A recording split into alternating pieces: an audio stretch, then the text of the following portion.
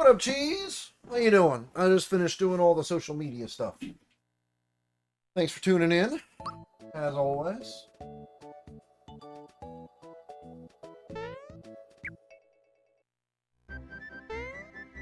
I am super excited that we are getting close to the conclusion here. How many coins do I have?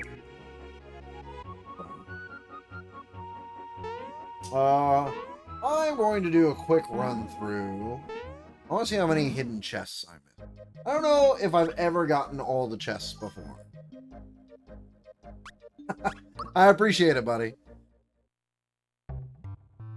I actually don't know if you get anything for getting all the chests. Which kind of tells me that I've never gotten all the chests.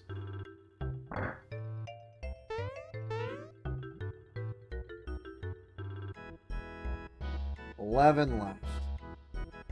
Huh. Well, I know there's like some of the factory and stuff.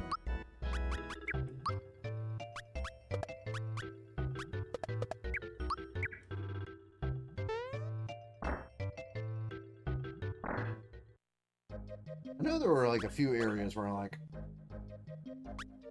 oh man, there's not one in the Great Guy Casino, is there? Hey Google, there's not a hidden chest in the Great Guy Casino in Super Mario RPG, is there?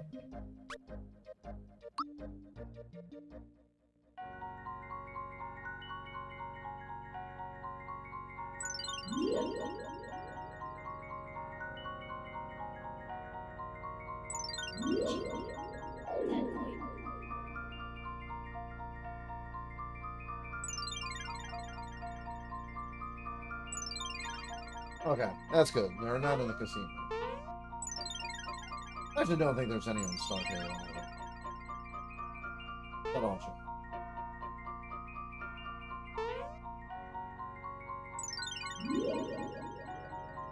Star Hill was always like such a weird level to me. Because like, you just have a star that's here.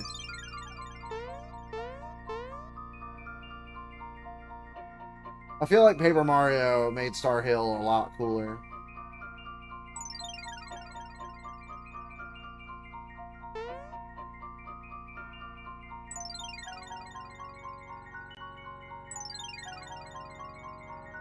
Yeah, Paper Mario is such a tight game.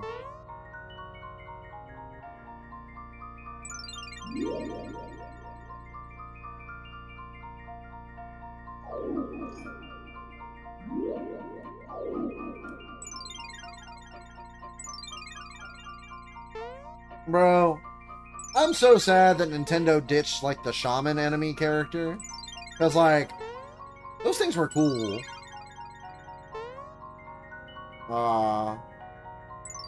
And, like, they had, like, a really good bit going through the Paper Mario series.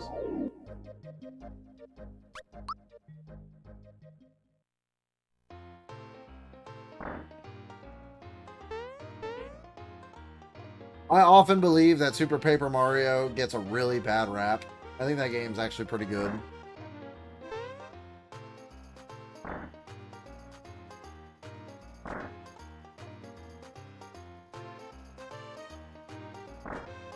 Yeah, I don't understand why, like, don't get me wrong, Thousand Year Door is a great game, but, like, Nintendo just ignores the first Paper Mario. It's very weird. I think it has, like, a really interesting story / cast. Like, I think Bleck is actually really, really dope villain. Plus, you have, like, Mr. L and shit.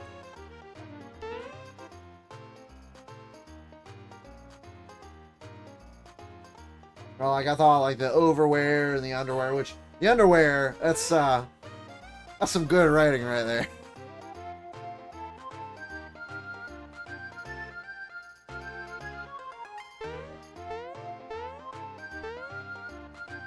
It had a really good thing going, and then Miyamoto happened.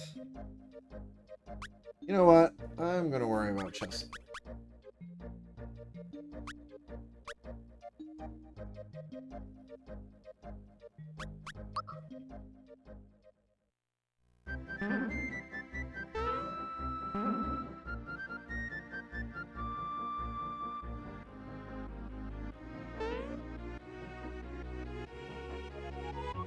Bro, Mr. L is... That was pretty tight.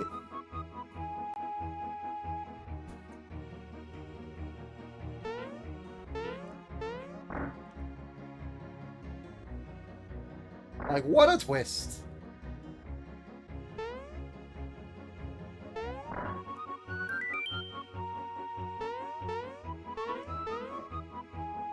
think it's in the corner.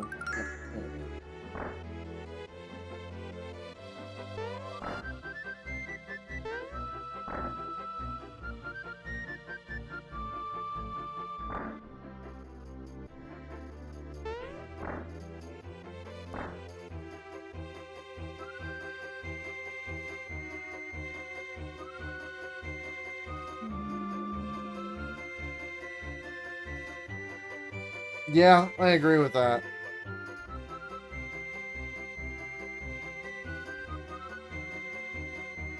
I feel like there's, like, a certain group at Intelligent Systems that's just, like, wants to do some, like, pretty good stuff with these. Because, like, I don't understand what happened between Super Paper Mario and Sticker Star. But, like, something just vastly changed between that team. Because, like, Sticker Star is just God, it's an embarrassment. Really.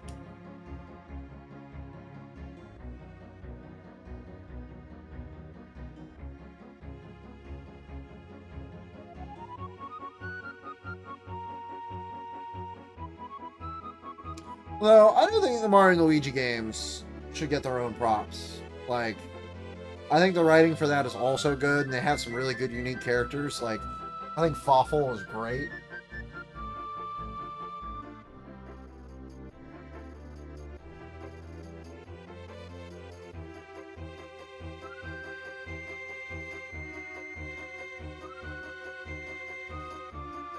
Bro, like, completely different vibe. Entirely. I tried to like Sticker Star, and I couldn't.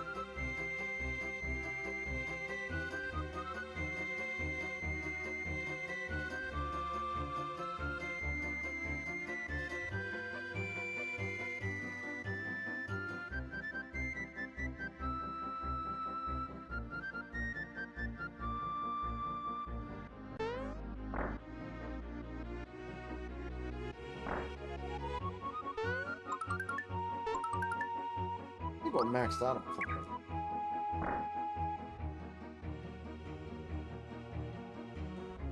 I mean, I'll be honest. Like, Bowser's Inside Story is probably the close second for me. Bowser's Inside Story is fucking fantastic. Are you kidding me? That game is sick.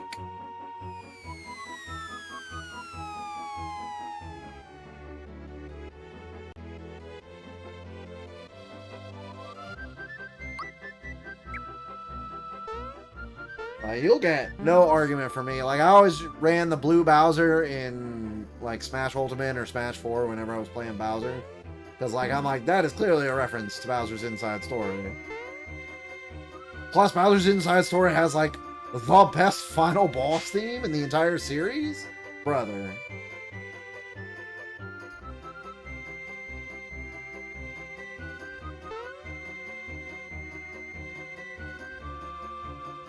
Bro, it's... Yogo Shimomura fucking putting out fire bangers is one thing, but putting out that banger, bro...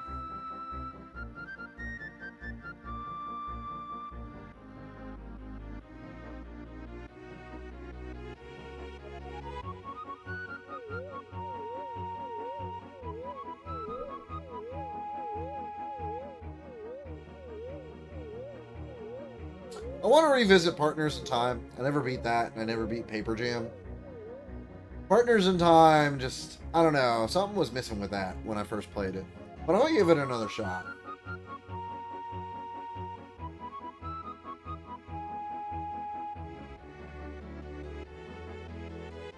But I feel like they knew that, though.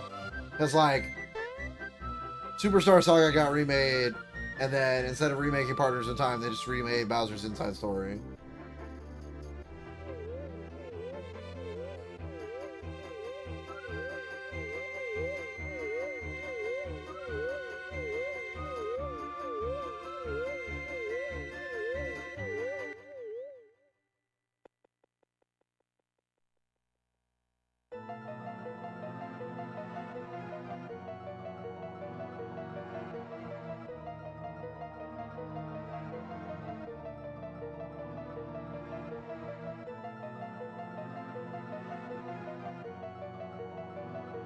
I've been looking for an excuse. Like, I never beat...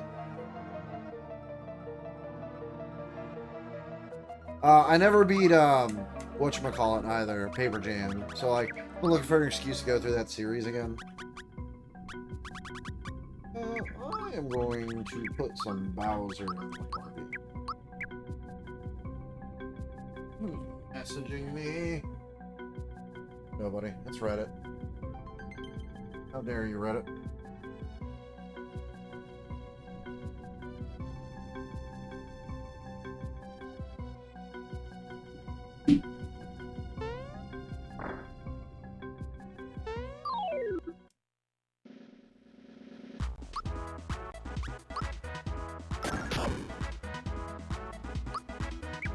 Huh.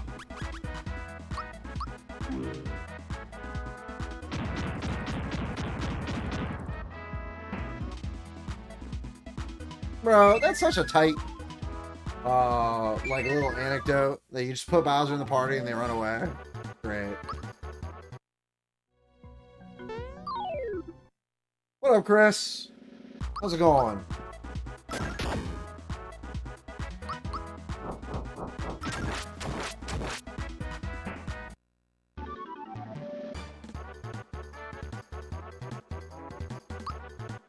Another day in the life. Another day in the life.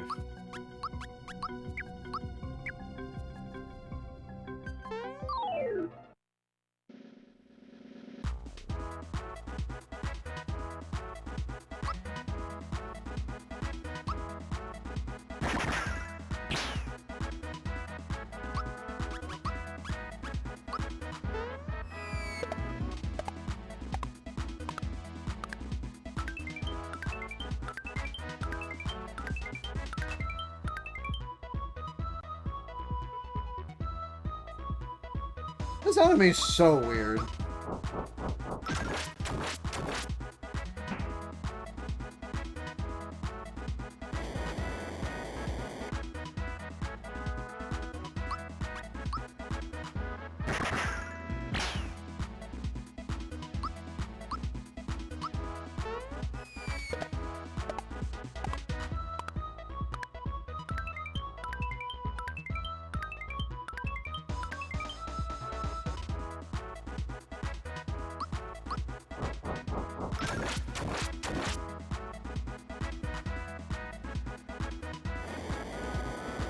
This is not good. Well, he's dead.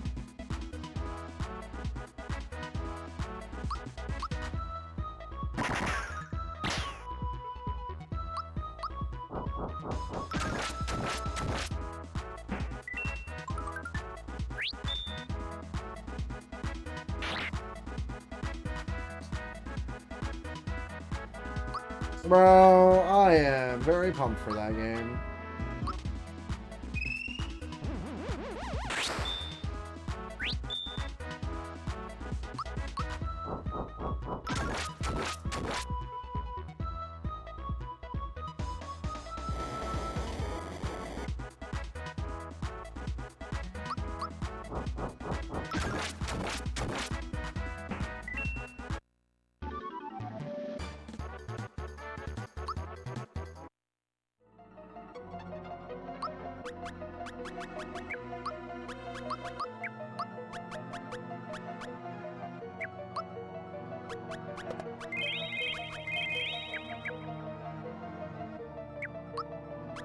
I want to replay through both of them before Revelation comes out. I know I got some time, but that don't mean shit.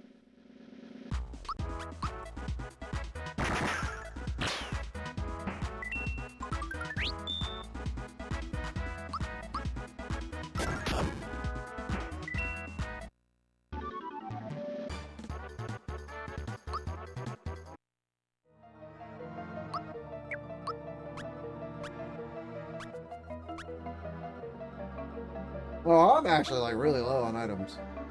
Did not realize this. Oh.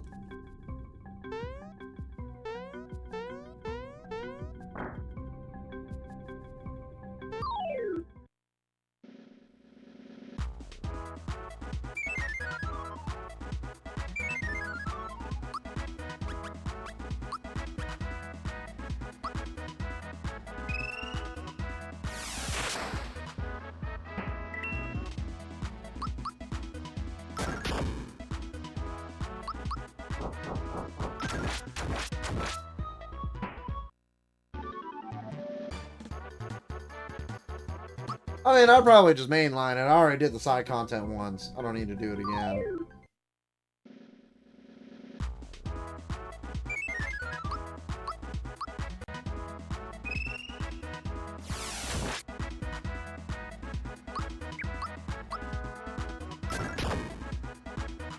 Honestly, if I have any issue with Rebirth, it's the side content.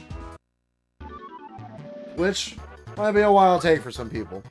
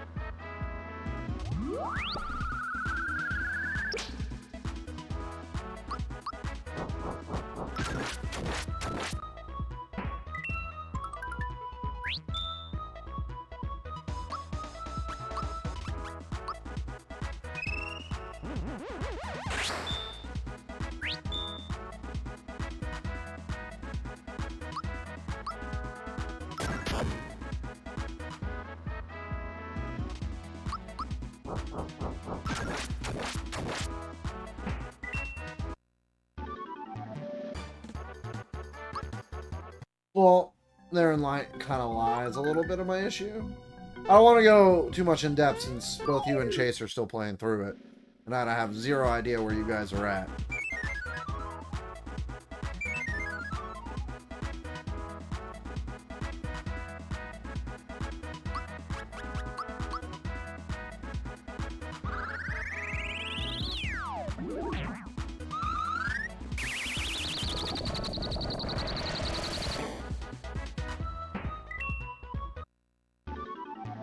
Yeah, you got a minute.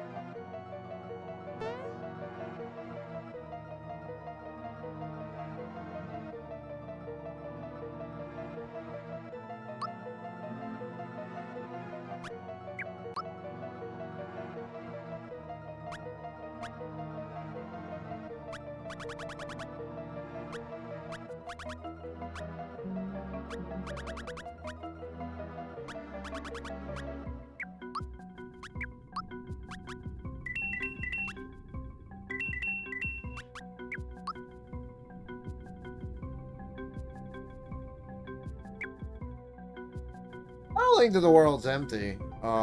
It definitely does not have the issues that Breath of the Wild has. I think my issue is that a lot of the side content gets repetitive.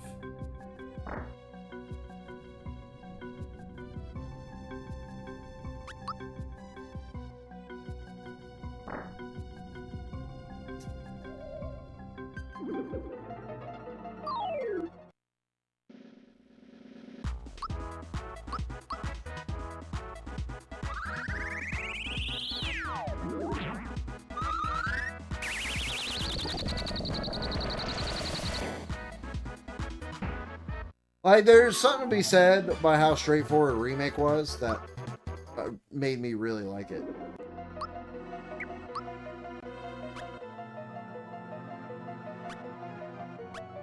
Oh, whoops. It was a mistake. Do I have a Carol?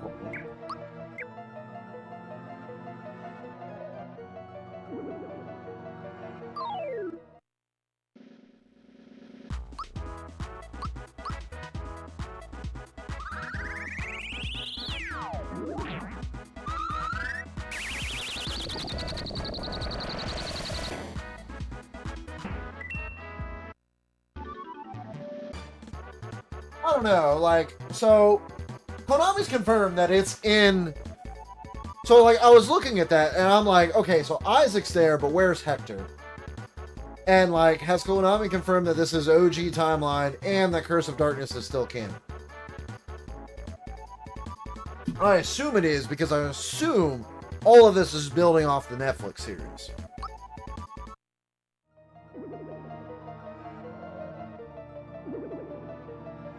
But, like, I expect the werewolf to be Cornell, right?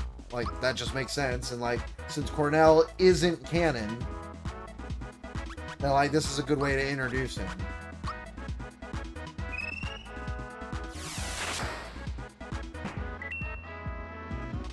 That's my thought, anyway.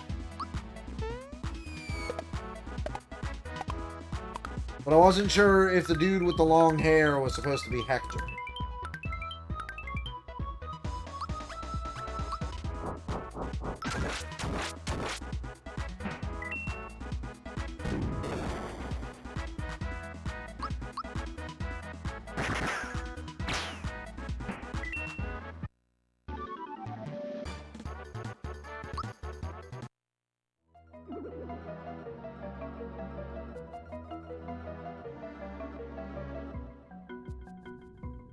Fair.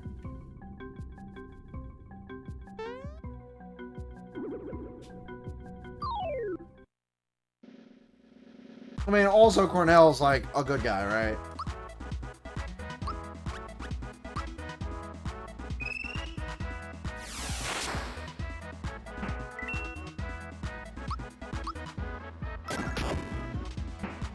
Actually, I haven't beaten his game, so I'm not entirely sure.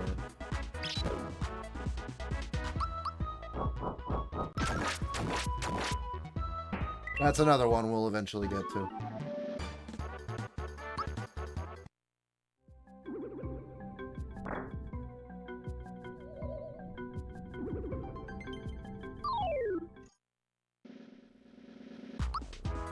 Well, the truth is, like, the second game is just the first game plus DLC, right?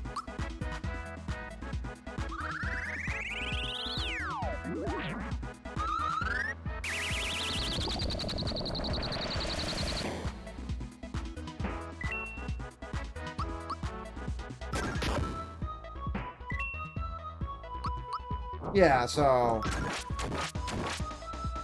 I think they were probably pretty ambitious, but yeah, failed in execution. And then you also just have Symphony of the Night sitting over there like, well, we're just way better.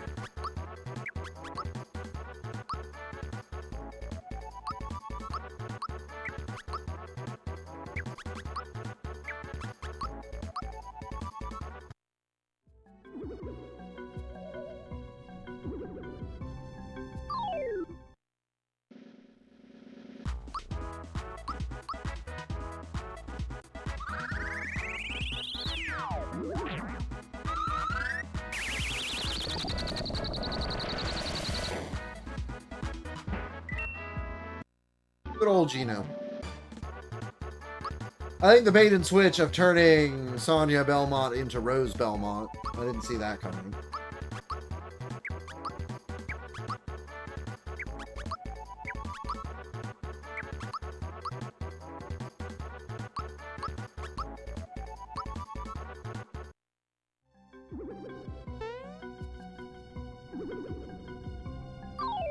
Well, the game itself looks pretty freaking sick. I did too.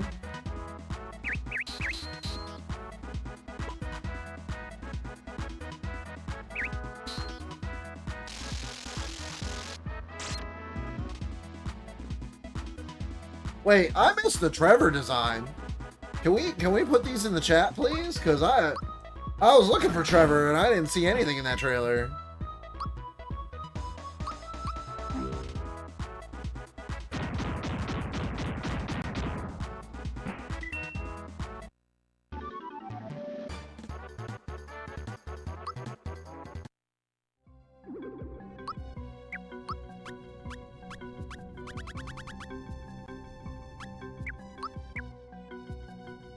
Alright, let me see this. Yeah.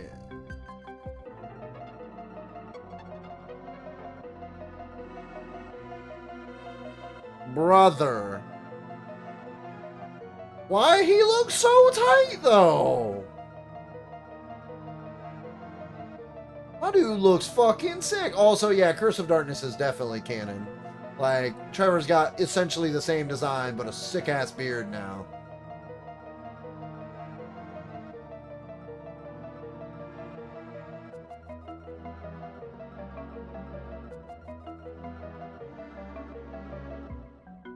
Like, I am about that.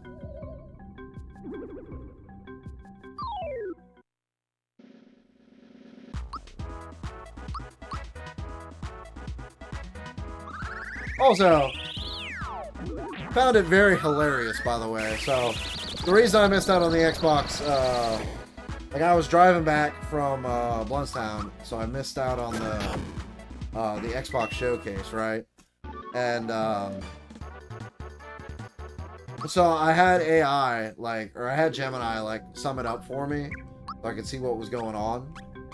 And, I asked AI, I'm like, hey, where does this fit in the timeline, blah, blah, blah, blah. And they're like, oh, well, you have Dracula's Curse, where Trevor, Sypha, and Alucard team up to defeat Dracula. And then you have Curse of Darkness, which is Hector's story. And I'm just like, damn, y'all motherfuckers forgot about Grant again. And this is just the AI doing it. That's fucked up. How are you just gonna do Grant like that?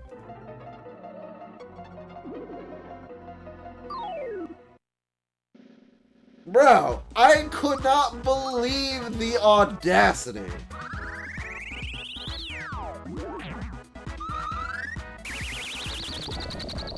People care so little about Grant that the AI was just like, yeah, this information is just not important.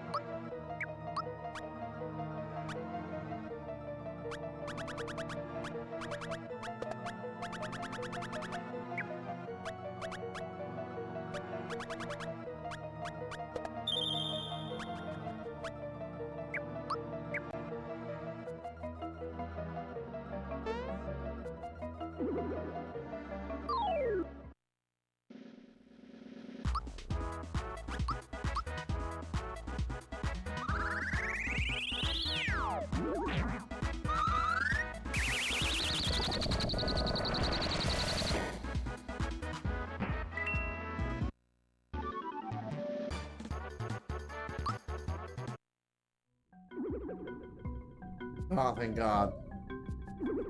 Ah, I knew it was this one.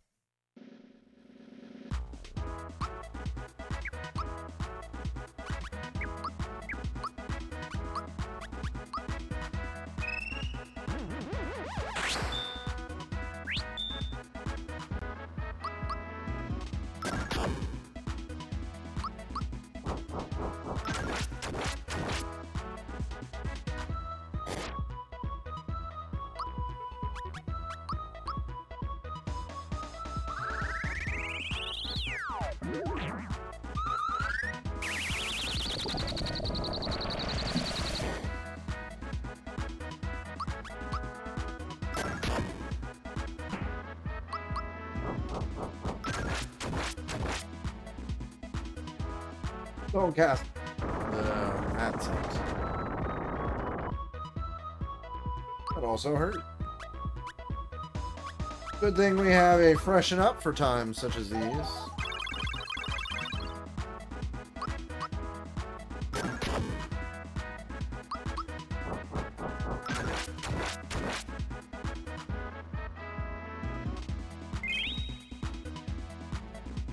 Oh, that was a little fucked up.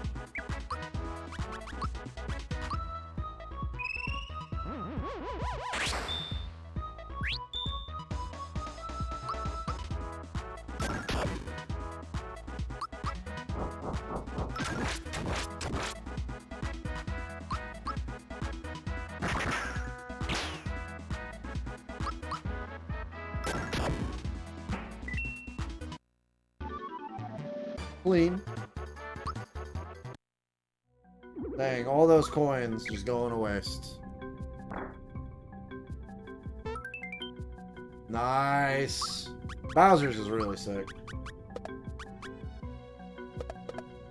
I like Bowser's ultimate weapon a lot.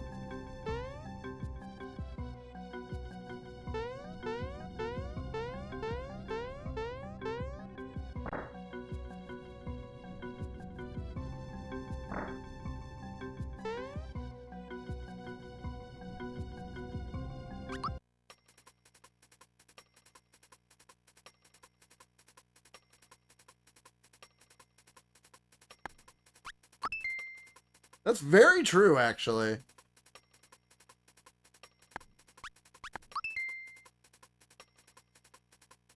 Is Grant not in the anime? Like, at all? I've only watched the first 2 seasons. Which I guess the last 2 is Hector's story. So no! Grant's not even fucking in that!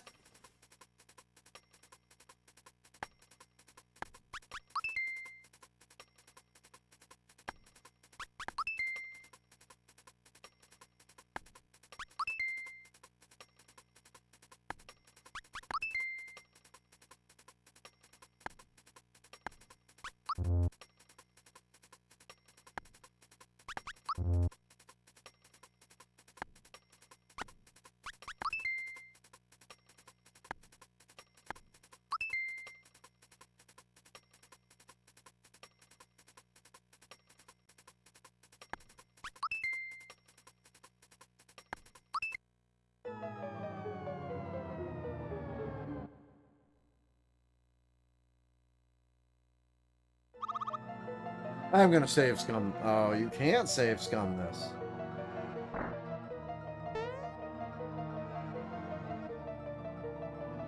Alright, hang on. And see which, in the interest of time, which ones give weapon, which ones don't.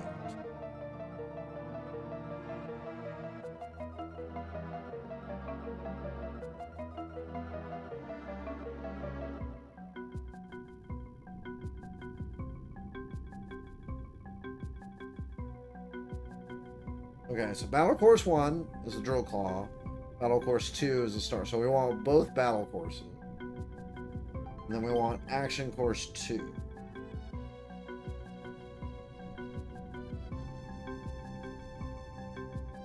We don't care about the Super Slap. The Puzzle Course is... So Dr. T is just...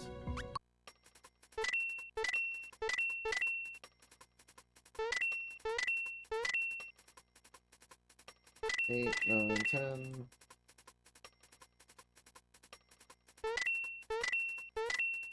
14, 15, 13, 20.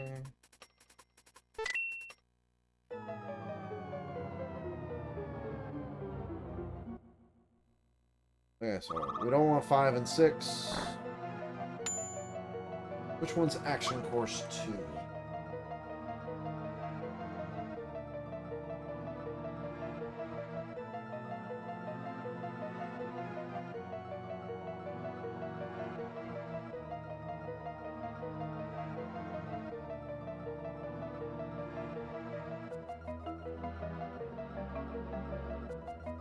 Okay, the second room requires to balance a roll on top of giant.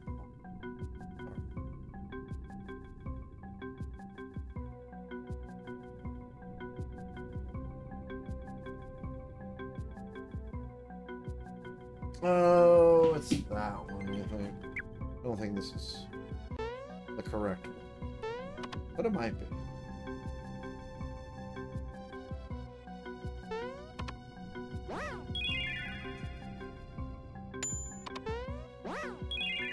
I always hated this.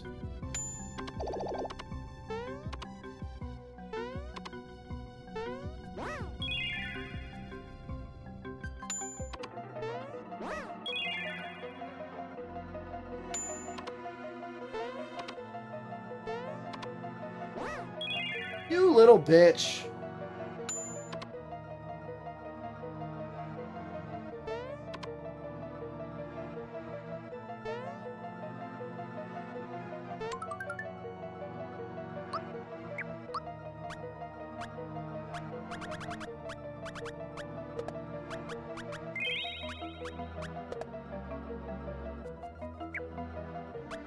Oh, wait. Yeah, no, that's fine.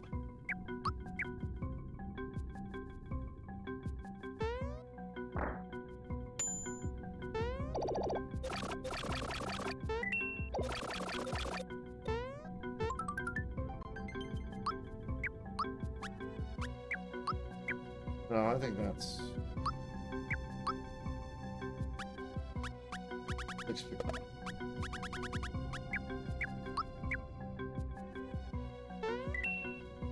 That was weird.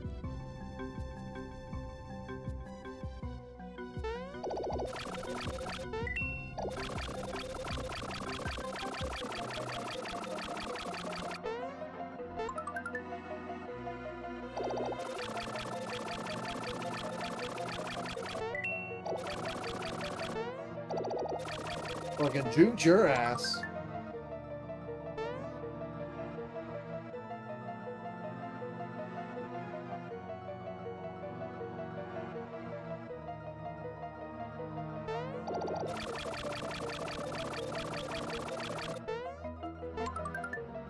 Ooh, that's a keeper.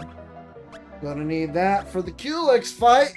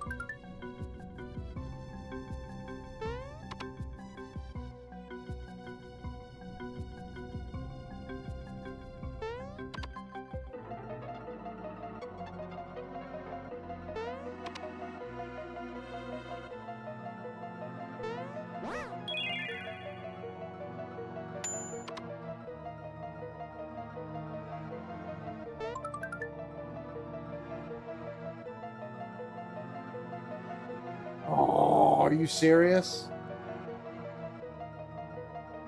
Can't open up my menu.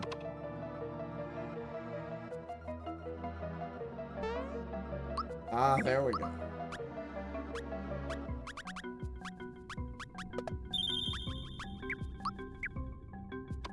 Just can't open up my menu while on that platform. That seems stupid, but...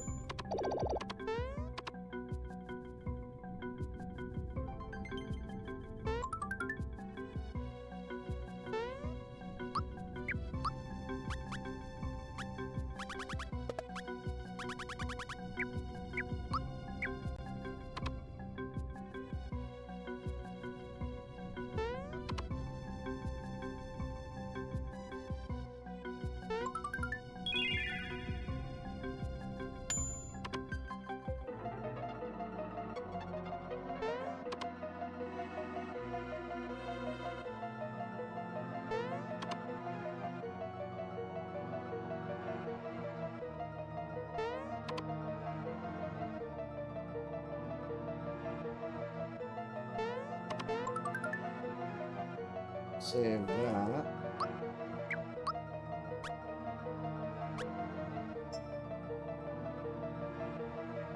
Although, actually, I do need to toss. Put firebomb, like, bomb items. Yeah.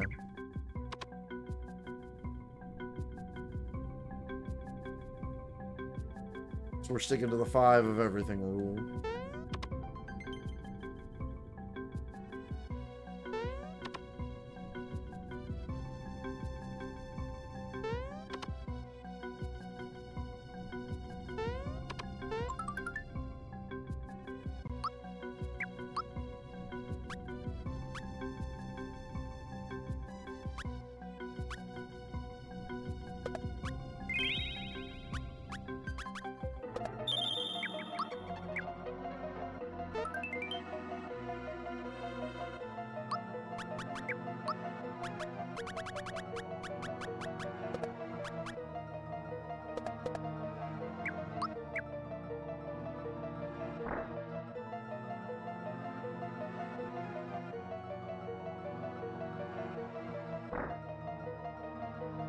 Nice. Got lucky.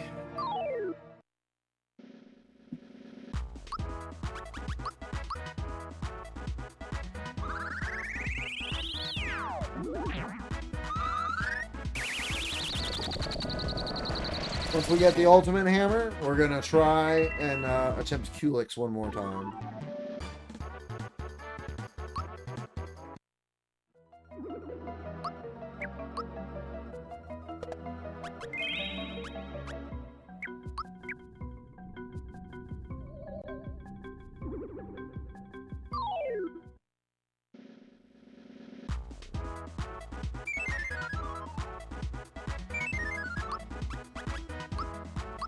This guy's fat. He doesn't give a shit about anything. He doesn't give a shit about his health. Why would he care about fucking Bowser?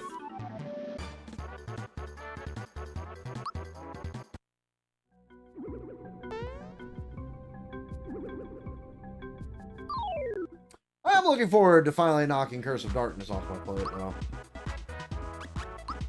That game has been a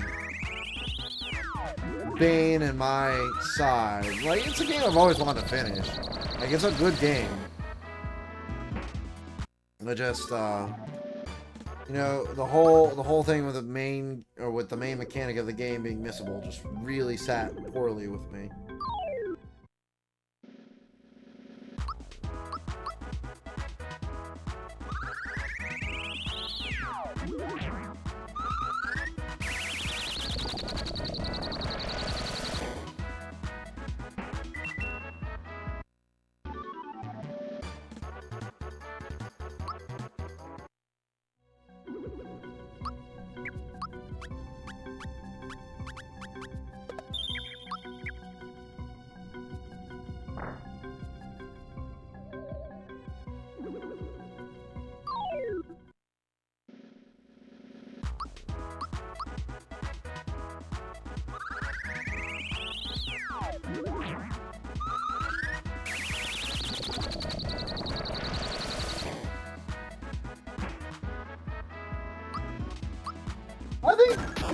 I think Curse of Darkness is very ambitious.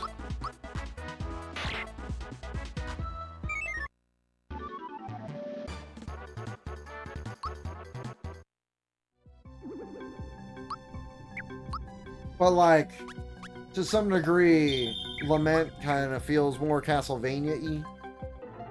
One second, hold that thought. I'll be right back.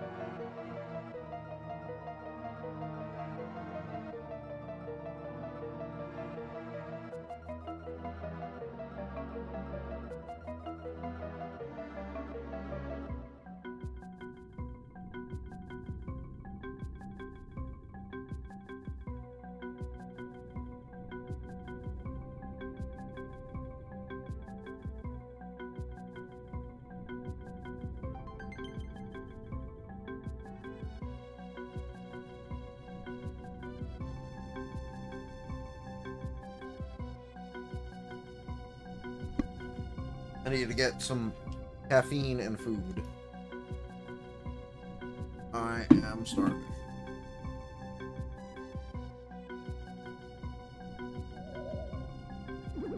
Although, ain't no way this shit isn't heinous. Like, there's no fucking way. I bought this straight on curiosity. But, like, I have to try it. But this shit is gonna be heinous as fuck. Is it really? What up, Billy?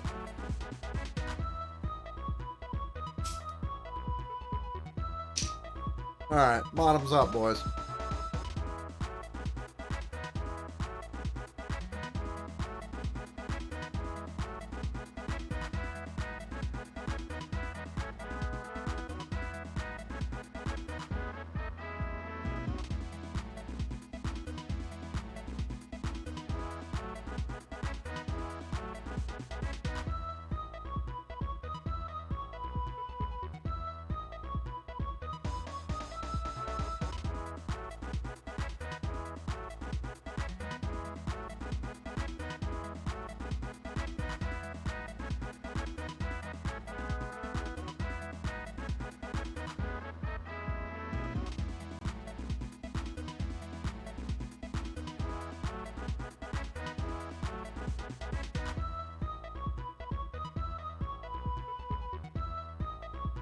It is the zero sugar. I should put that out there. So that probably hinders it a bit. Oh no, it's aggressively fine. It definitely has, like, that same bad aftertaste that every fucking zero sugar soda has. But, like, in some sodas, it's far more pronounced than others.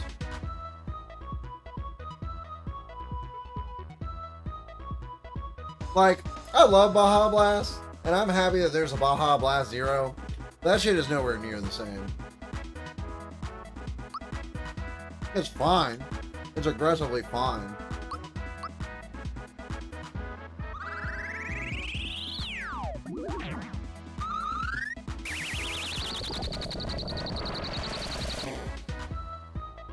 Also, garlic parm Doritos. Also aggressively fine, but I bought the bag.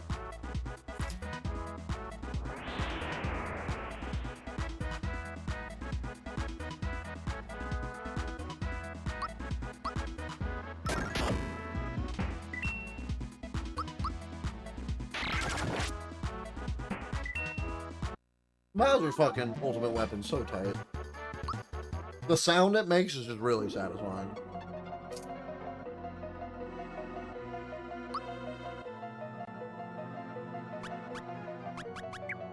Is that like his normal attack animation? I forgot.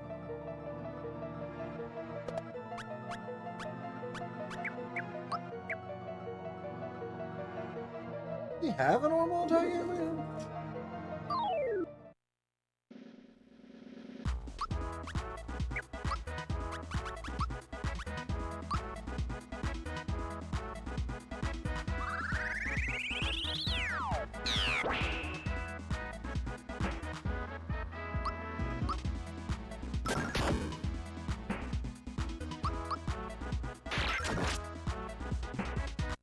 Oh yeah, yeah.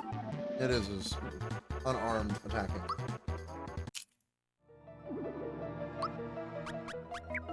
Well, like, slightly tweaked.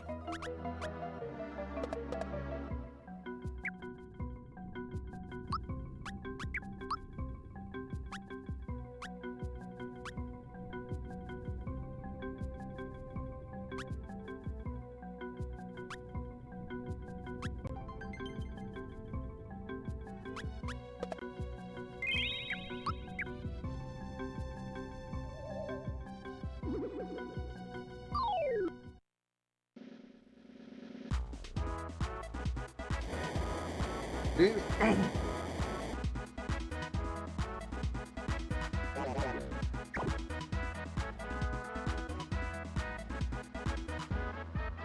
The fucker came out swinging.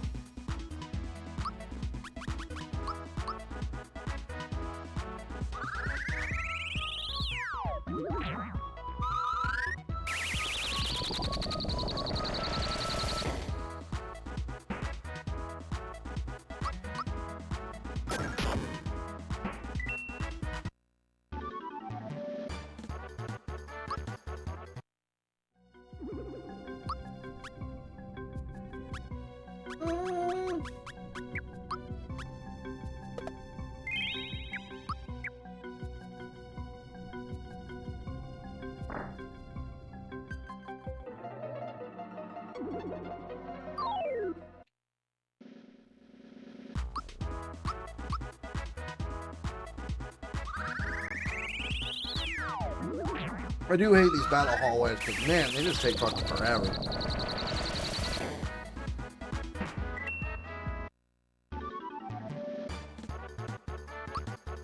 It's really you're just fighting a bunch of weak enemies.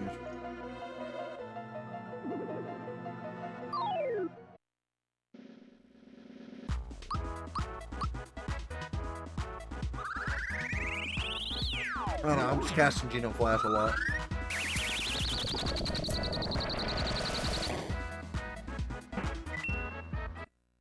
That seems to be working.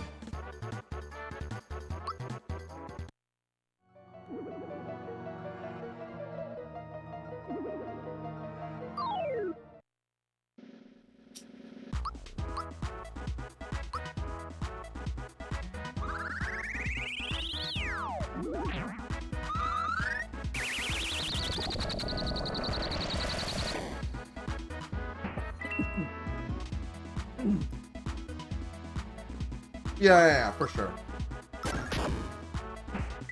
Like, when I was younger, I would definitely skip the battle rooms. Because one, you have Mario and Peach in your party, who, their best items are not from here. Hell, even Mario's, like, second best item isn't from here. And then Peach's Frying Pan you get from Moleville. But really, you just need Bowser's Drill Claw, which you get from... Well, I guess you do get that from the other battle room.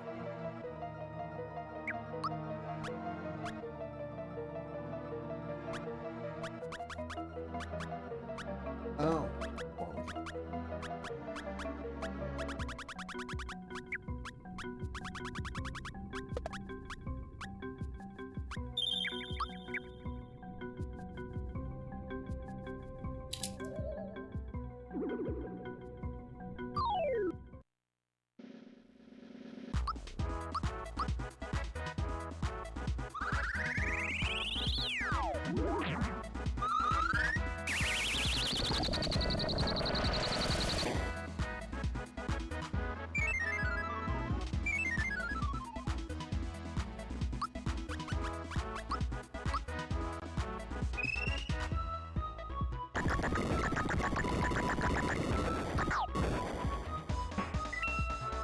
I hate how bad Mario's ultimate spells are.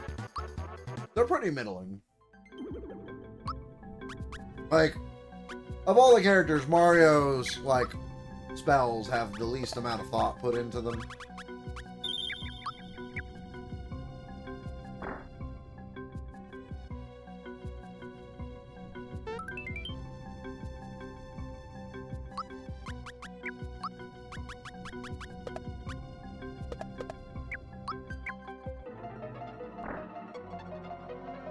Oh, you have to do 4? Fuck.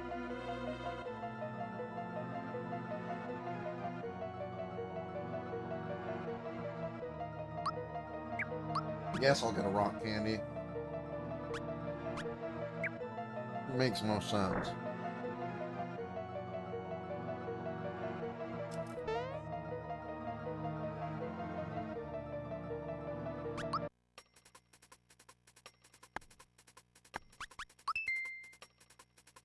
I hate mowing the lawn on Sundays, too.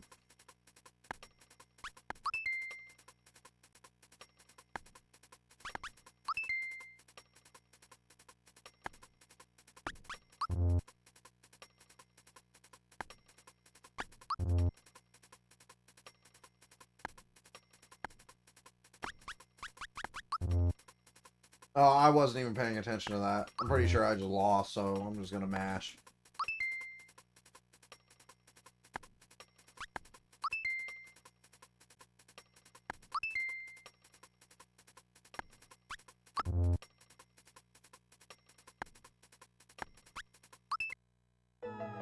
They could all potentially like bratwurst, to be fair.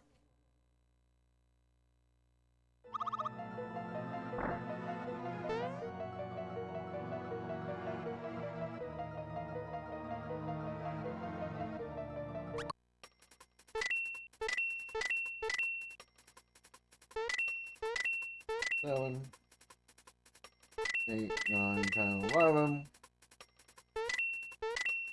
14.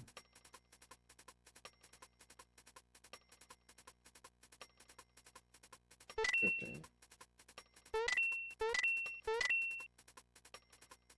19, 20. All yours, boss man.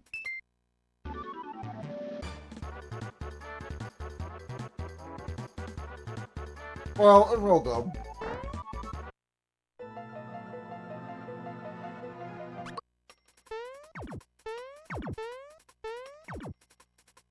I swear, it is like required by law that every JRPG have a puzzle like this.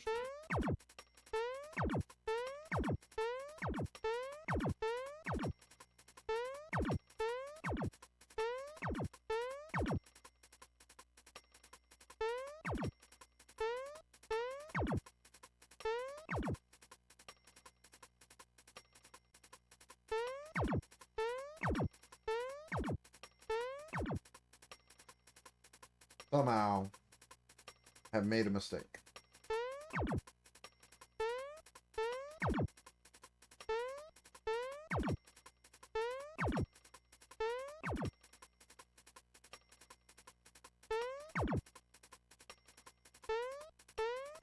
Oh, I got you, bitch. I got you, bitch. I'm fucking genius.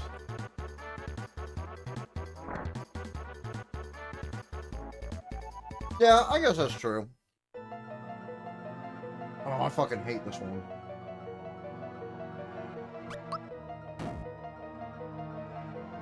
This one's actually really tough.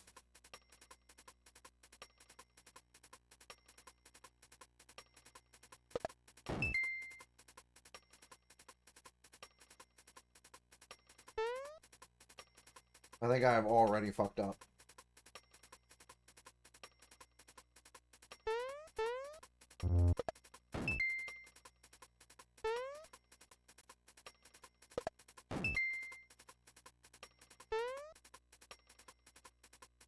I'm quite certain I have already fucked up.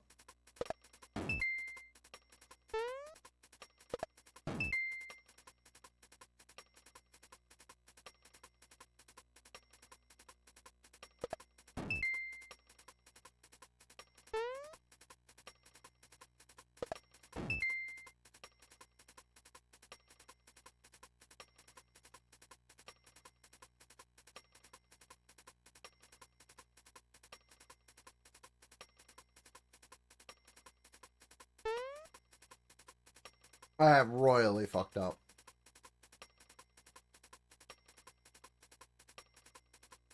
Just completely, utterly, foolishly fucked up.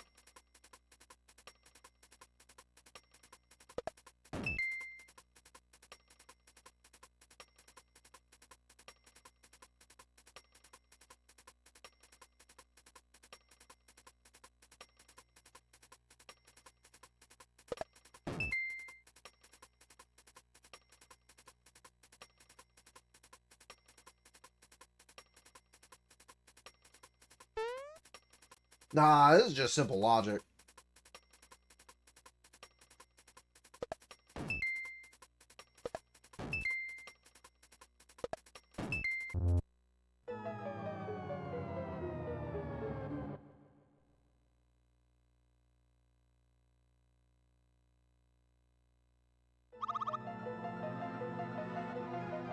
Yeah, you gotta think that one out. Oh, damn it. I mean, it doesn't matter which one we do.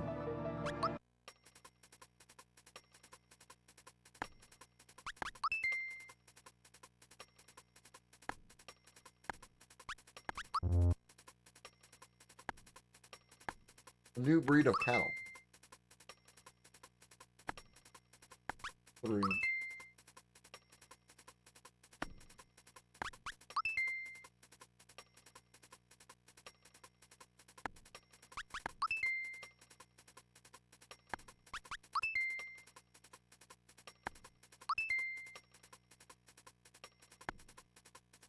They all like bratwurst. Should be the answer. You bitch!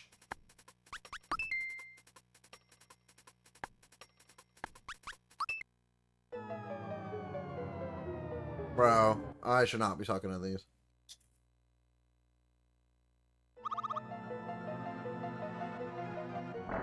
Bro, I'm saying? Bro, I was at Publix earlier today. I saw Publix is now selling Argentinian sausage. Let me tell you guys, that junk is delicious.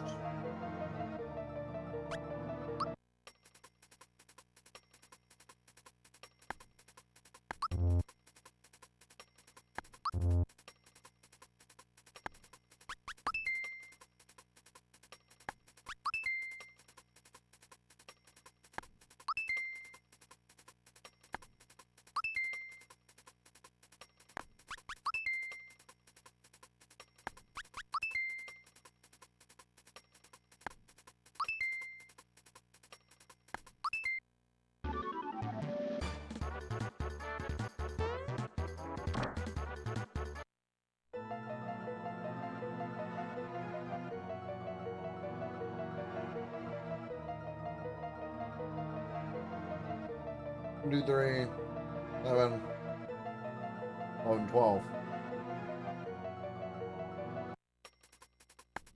2, 4, 6, 8, 10, 13, 16.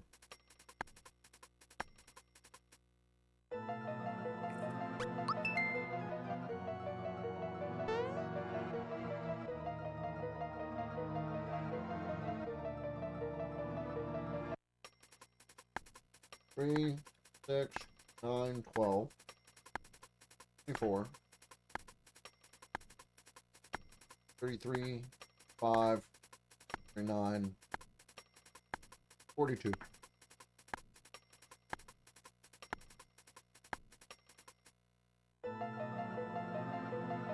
Dang, I was fucking wrong.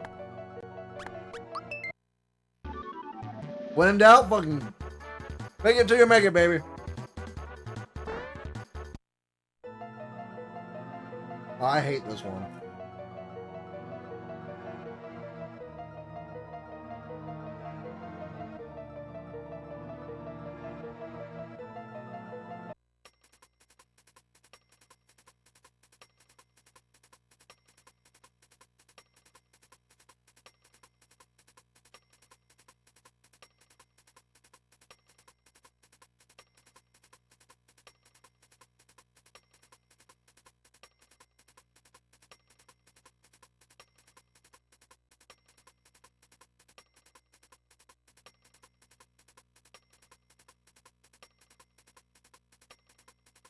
I rode Kip on my bike, and Kip was never able to pass me.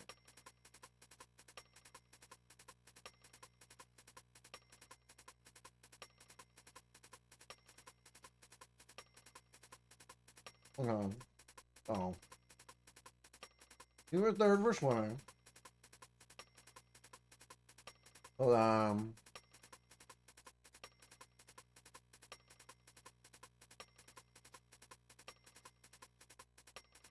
Oh yeah, so it's definitely Boo, Kip, Goomba, Dry Bones, right? We're all in agreement here. I feel like that's correct.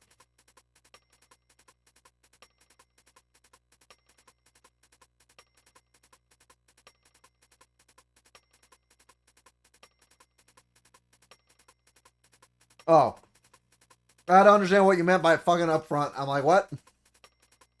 He was in third. So, Boo, Kip, Goomba, Dry Bones.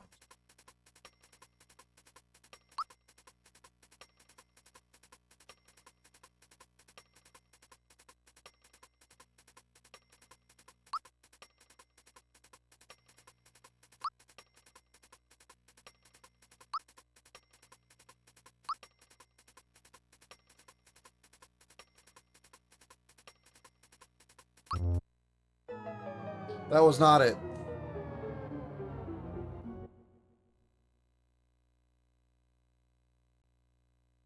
Only 2 other people beat him in the marathon. Yeah. Damn it. Damn it, damn it, damn it. We are struggling on like what is supposed to be the easiest part of the game.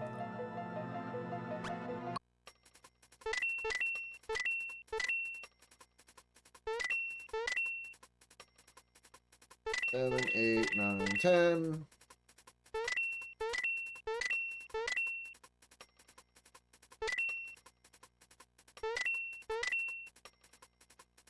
$18, 19, 20. I never said I was a smart man.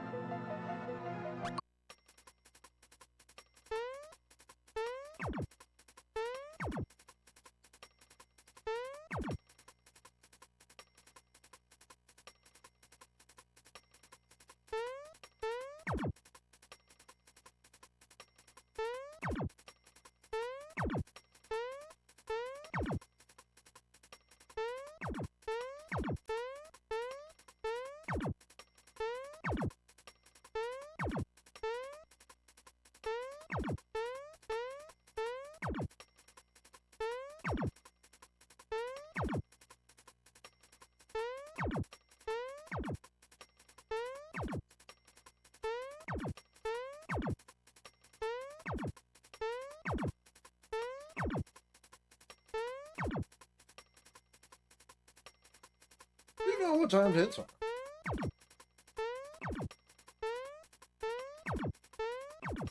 Timed hits are more of like a life skill than a life lesson.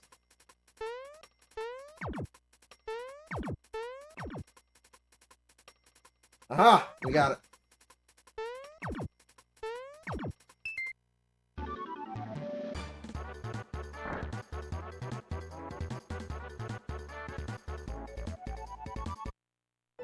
Alright.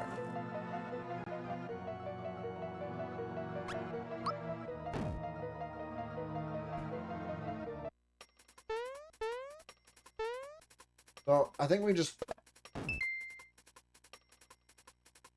already fucked up.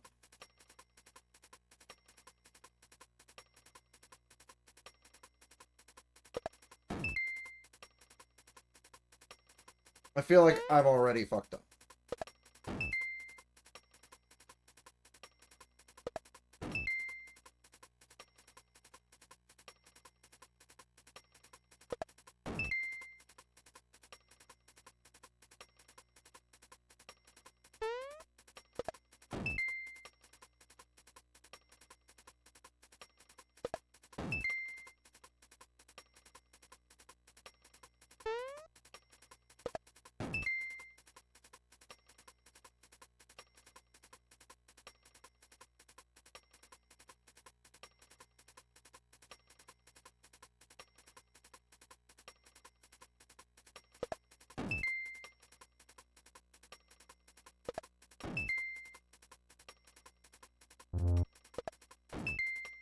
Oh, we were so close!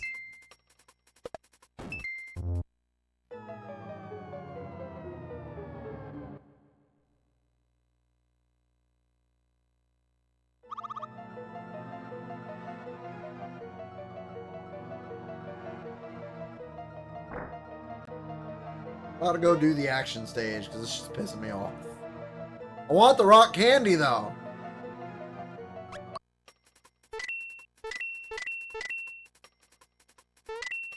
Six, 7, 8, 9, 10. Damn it. 11.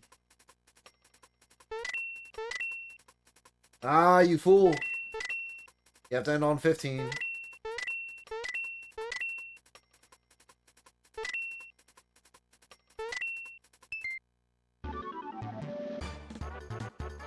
Gotten that one down. You just have to end on 15 and you win.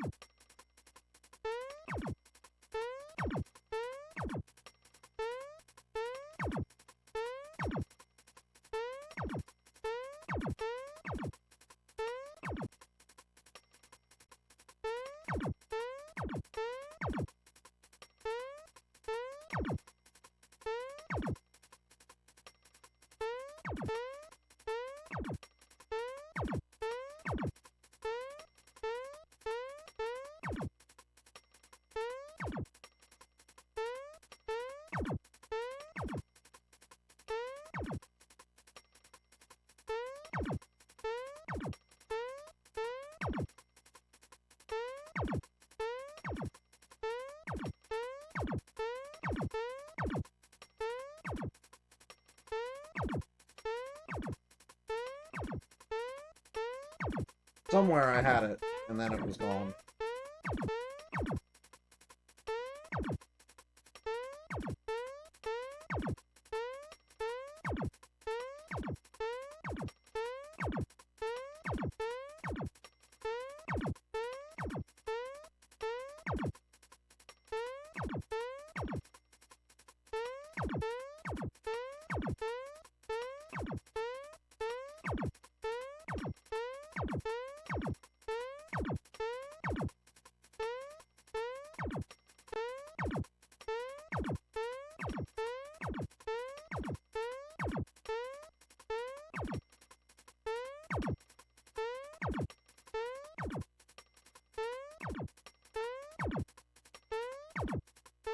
All right. Let's think about this.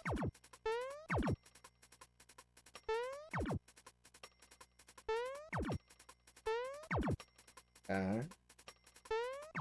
Okay. Okay.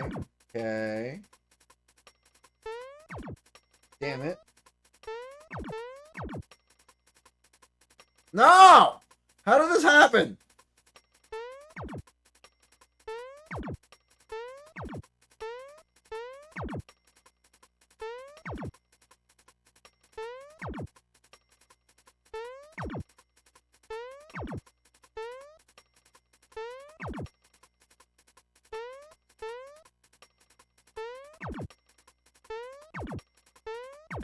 Okay.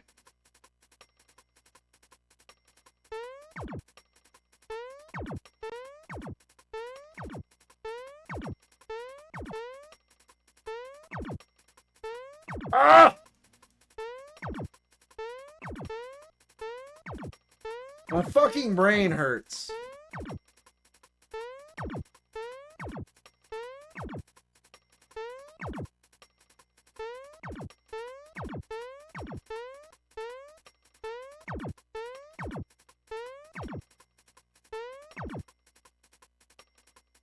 All right.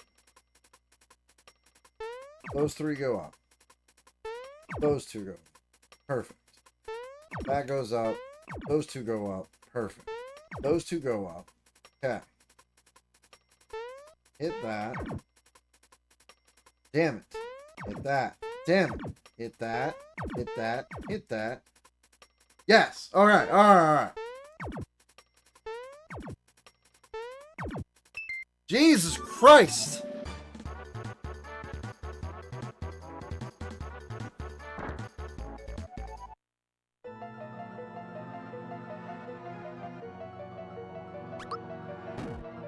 Alright. Let's think about this. Think. We do that.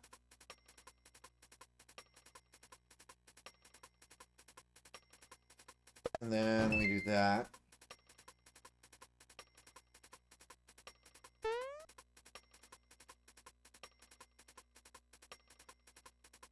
And then we do that.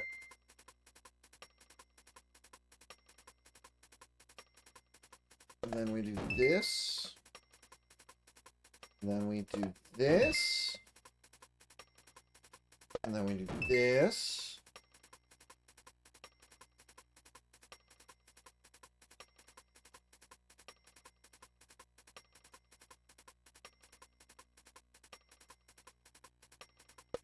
This. This. This. This. This. This. This. Hallelujah!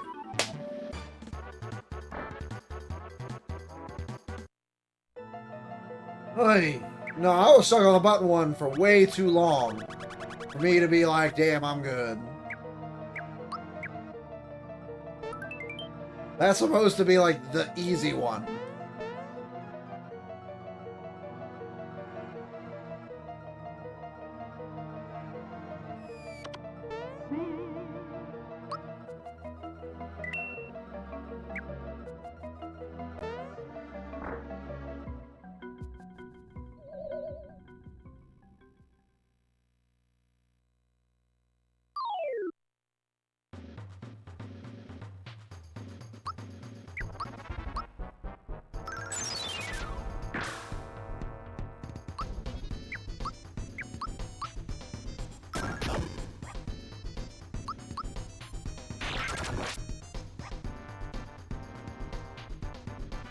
Ooh.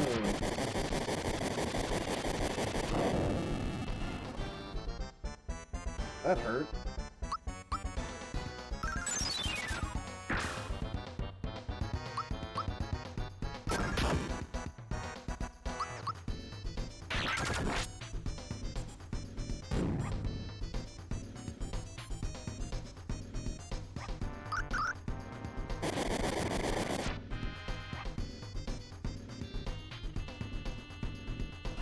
Okay, can we talk about this for a second?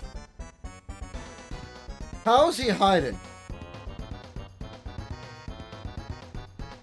I need somebody to answer that for me, like, right the fuck now. In what manner is this man hiding?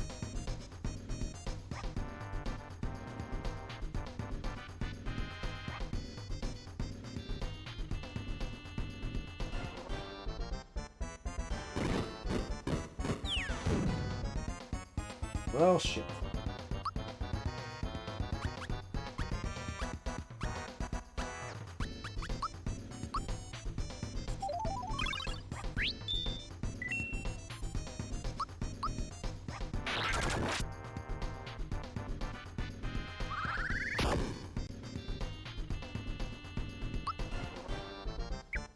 Good thing I fucking mastered that boss fight.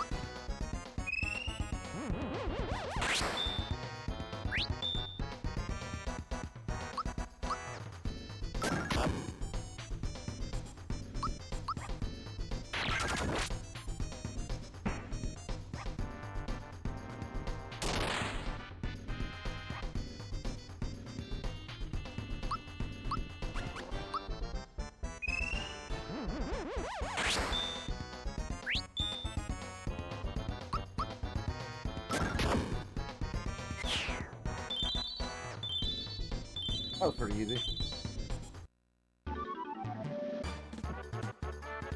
I mean, he's not even a real ball.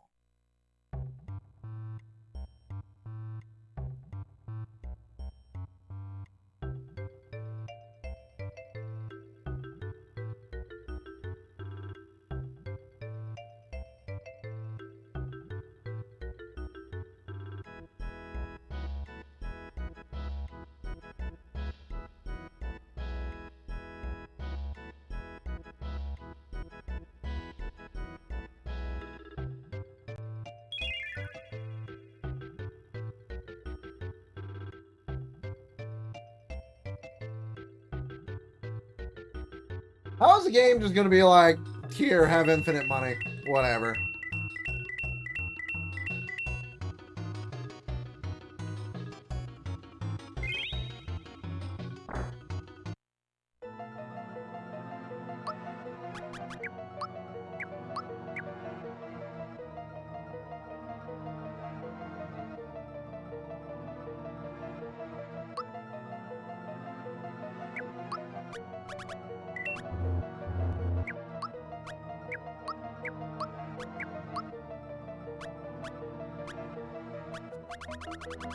Dang.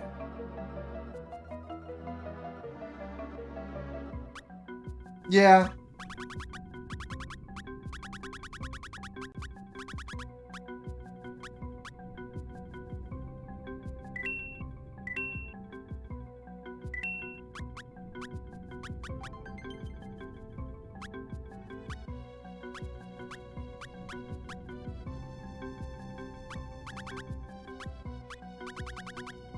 We don't need 5 Zoom shoes. Really, we only ever need 3.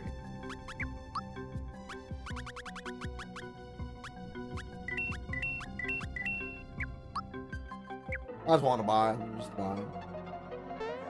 Also, this is like so weird.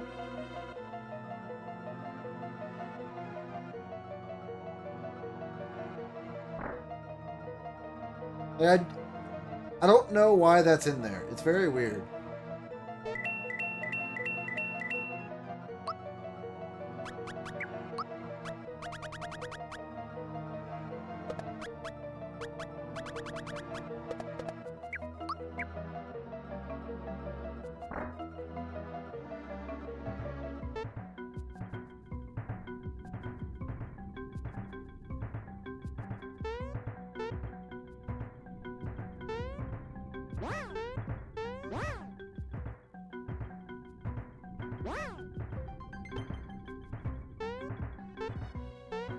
You son of a bitch, I didn't know they did that.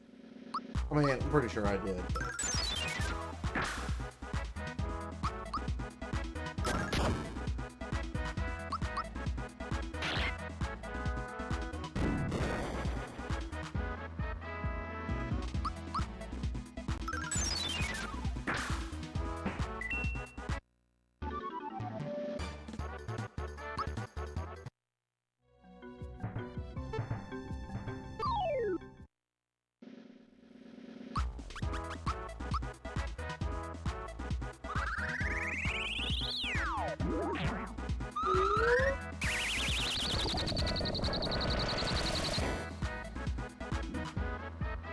That was a lot of damage. And I didn't kill him.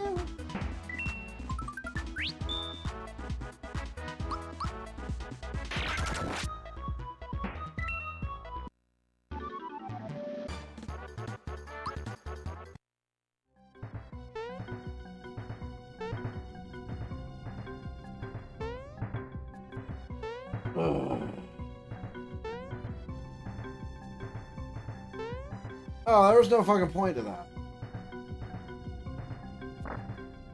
Alright, well.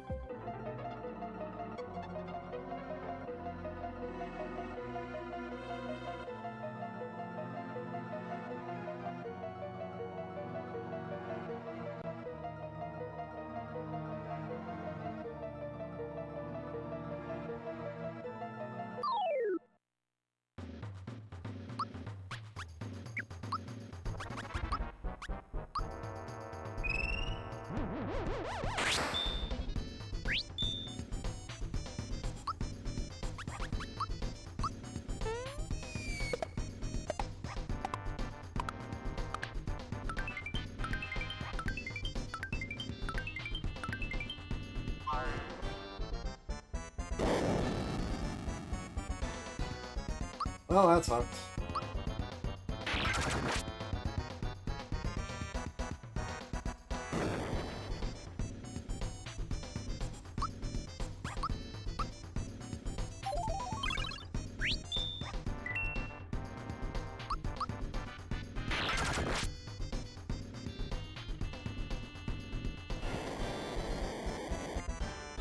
Nice.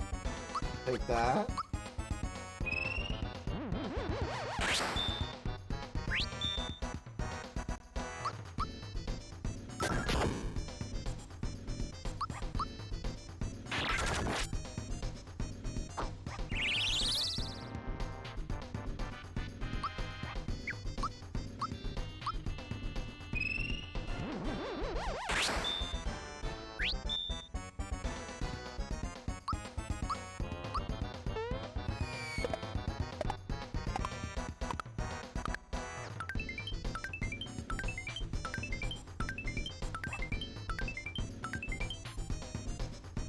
Thought I'd figured it out.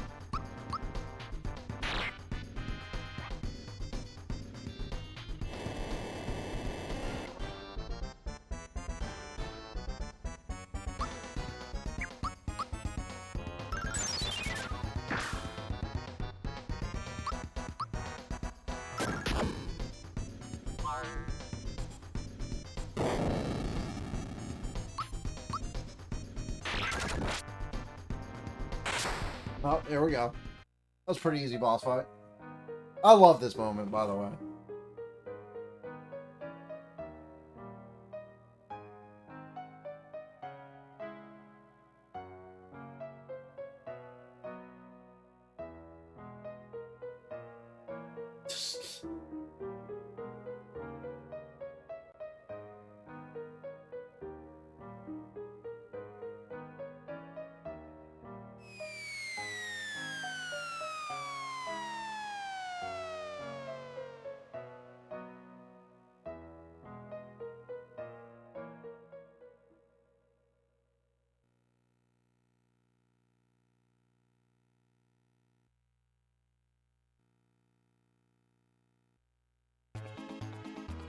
Such a weird...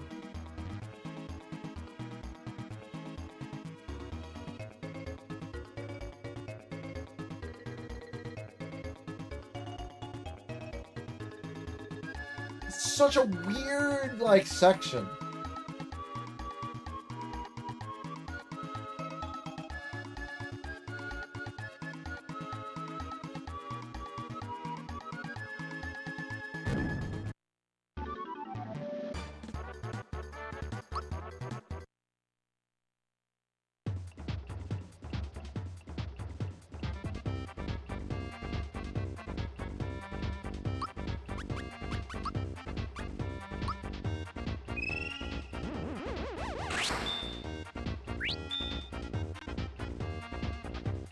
My fair game to do it, Chase.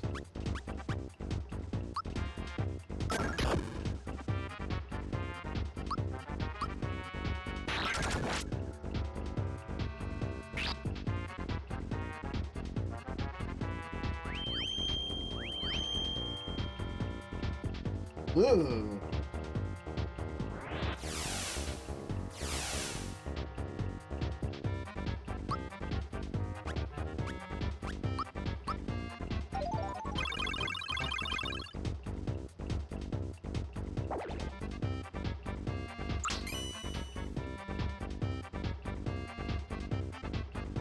Please stop doing that.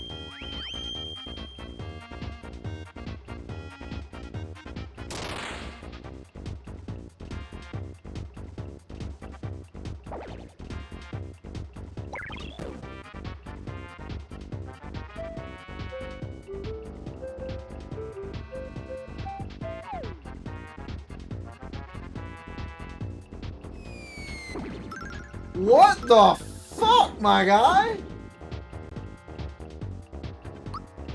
Alright, hold on.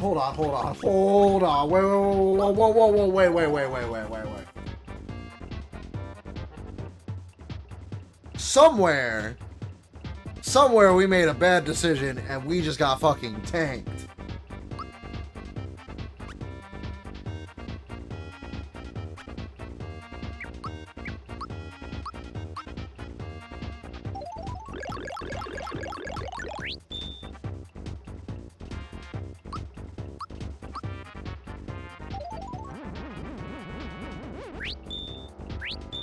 Nice. Take that.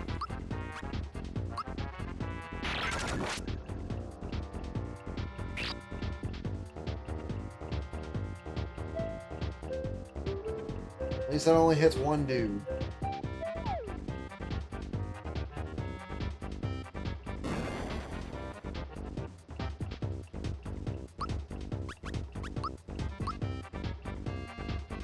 Actually, I guess I have to do it for Chris.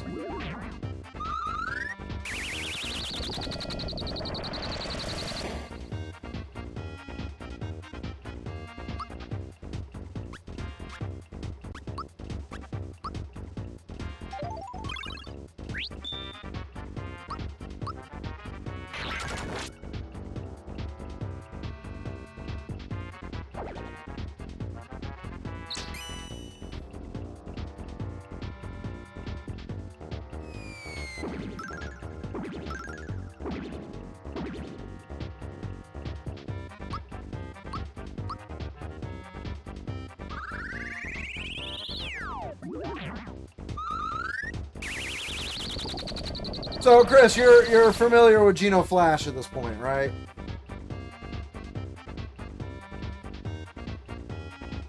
Alright, before I continue.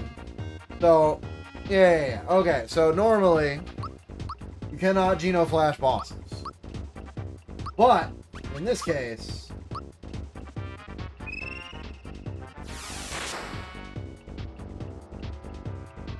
you can Geno Flash Exor.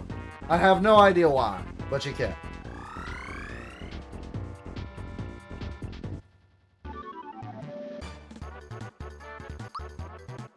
It's actually pretty tight that you can.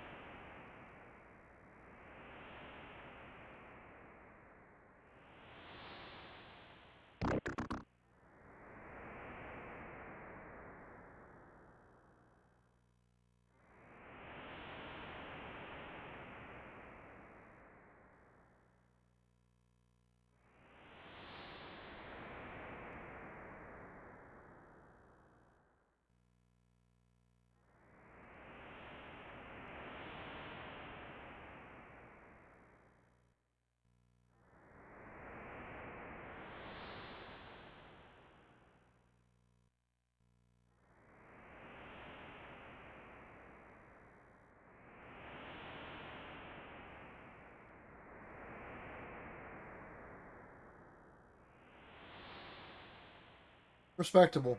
Privacy is important.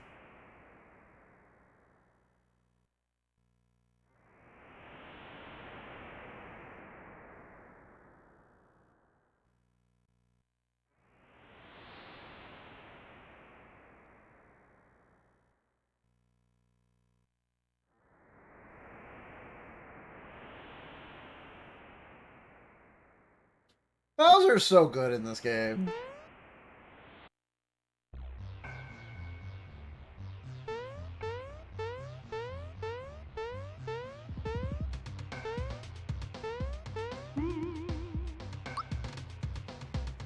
They really did. They just nailed it.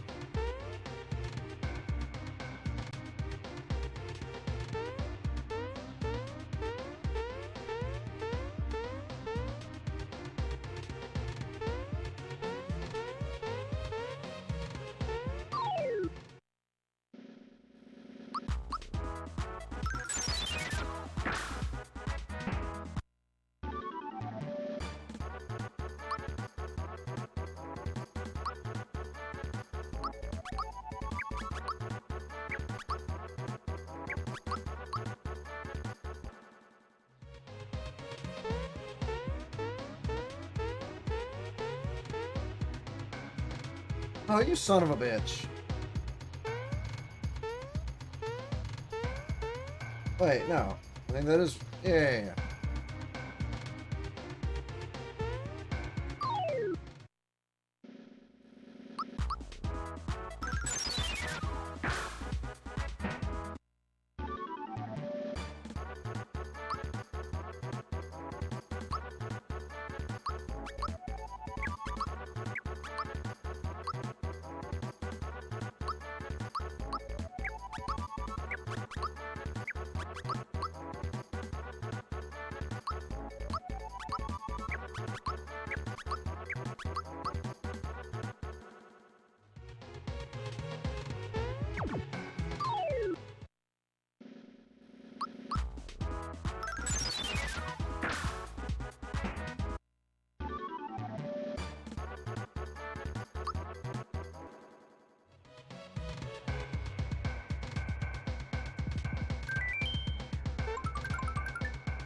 nice. Do you think that means I need to toss that royal syrup?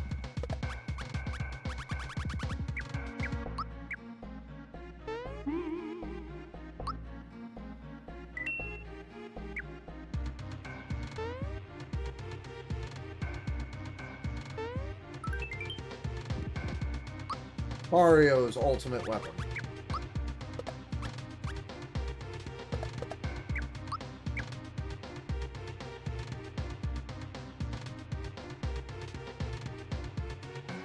Now, I would like to point out,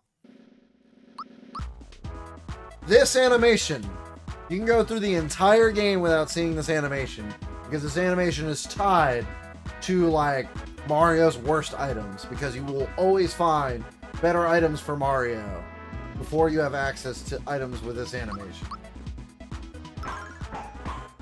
And that's the side hammer swing. Only two weapons do that, and that's the Ultra Hammer and the Super Hammer. The problem with that is that you get the masher before you get the Super Hammer. But you can miss the masher, right? But if you get the masher, it uses the normal hammer animation. And then by here, you should have had the lazy shell like a million years ago. Now, why would you ever use the Ultra Hammer? But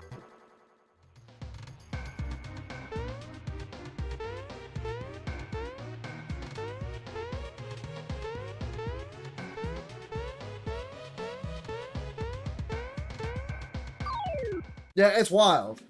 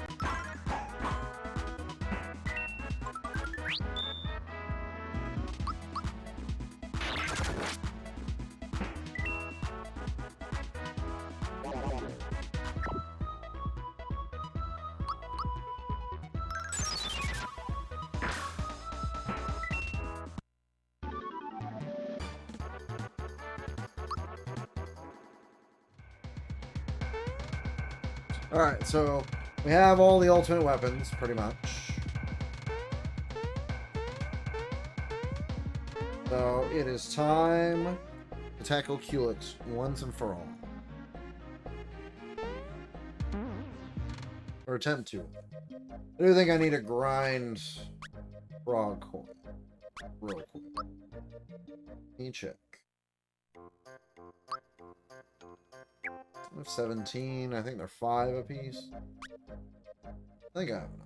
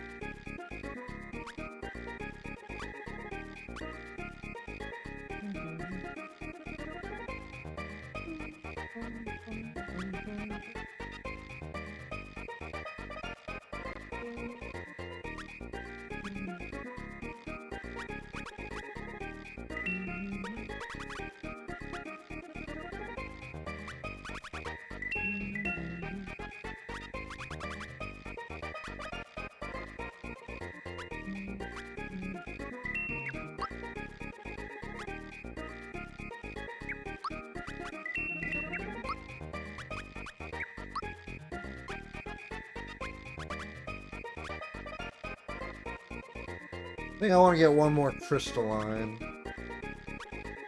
And then some freshen ups.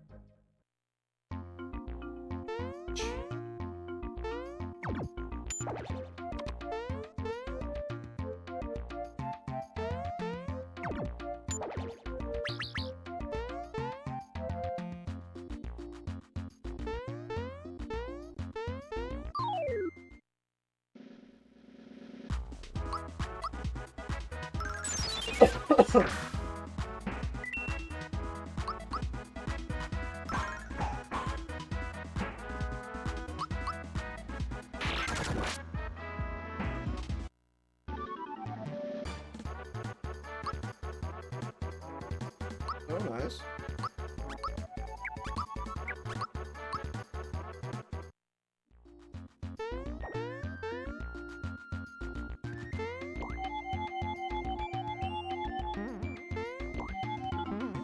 Damn it.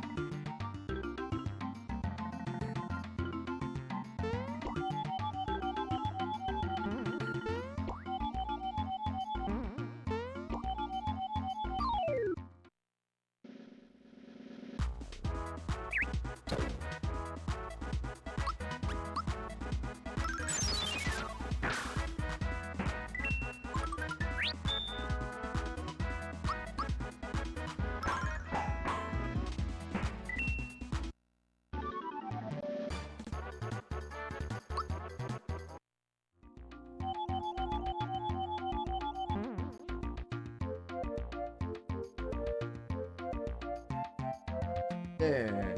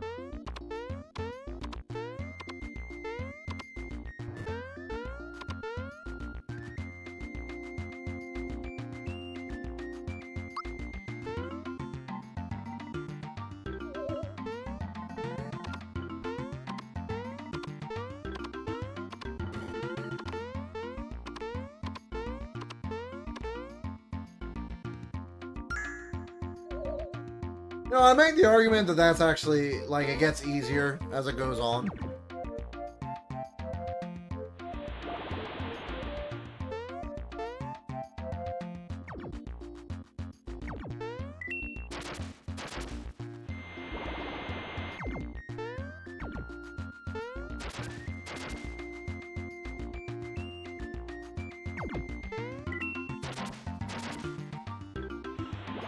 But, yeah.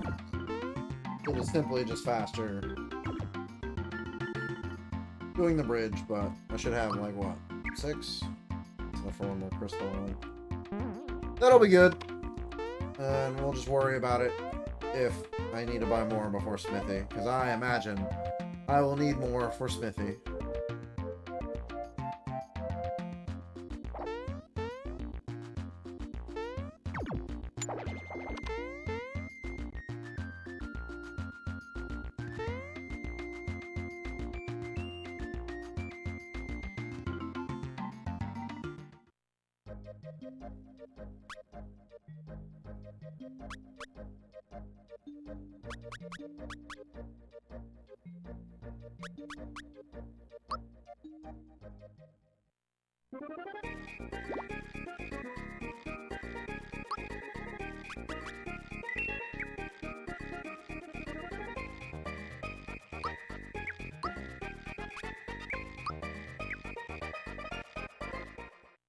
Let's see how we do.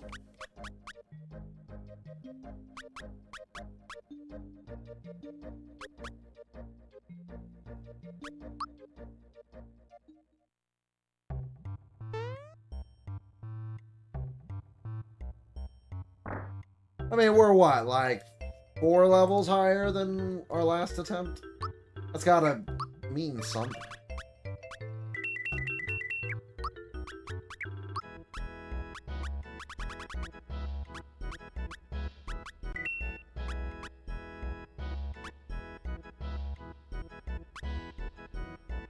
It's actually annoying.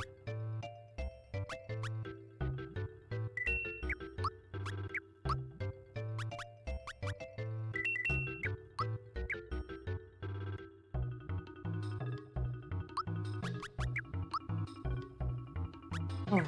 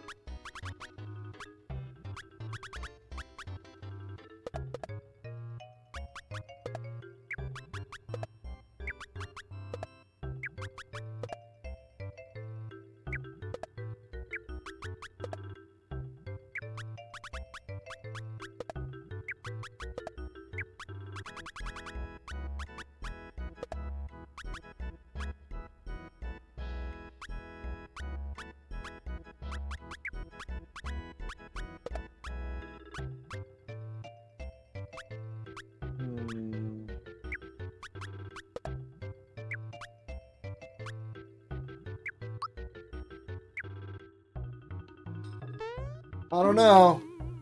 I don't know.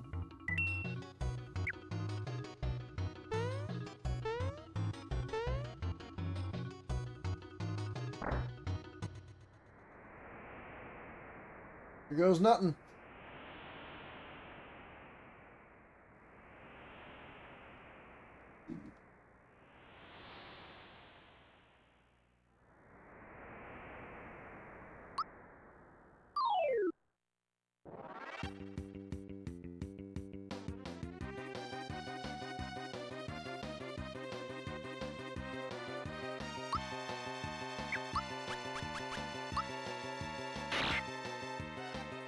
All right. So we're not gonna start with that. Out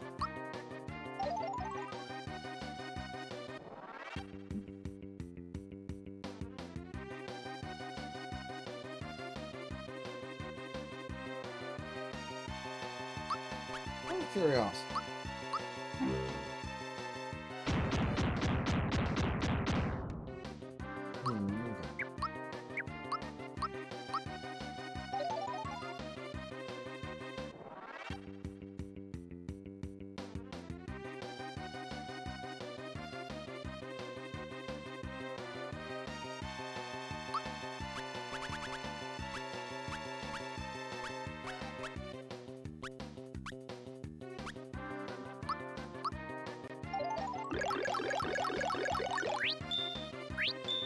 Nice.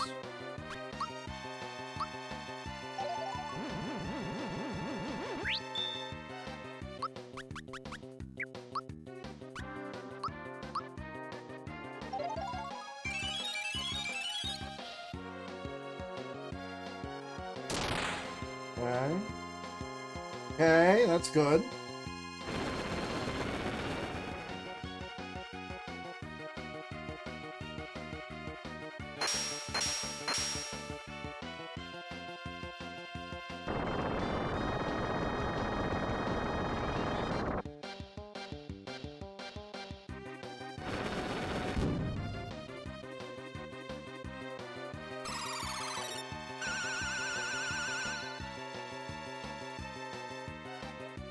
Alright, good roll, good roll, good roll.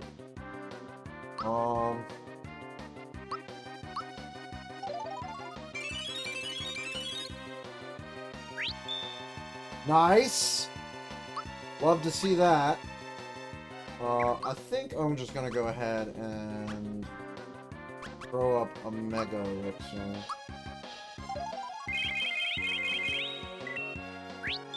Nice!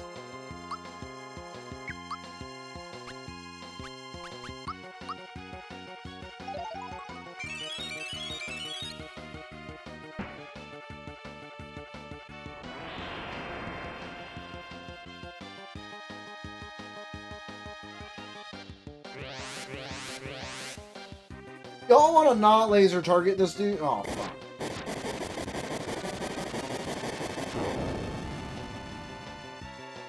Oh, alright.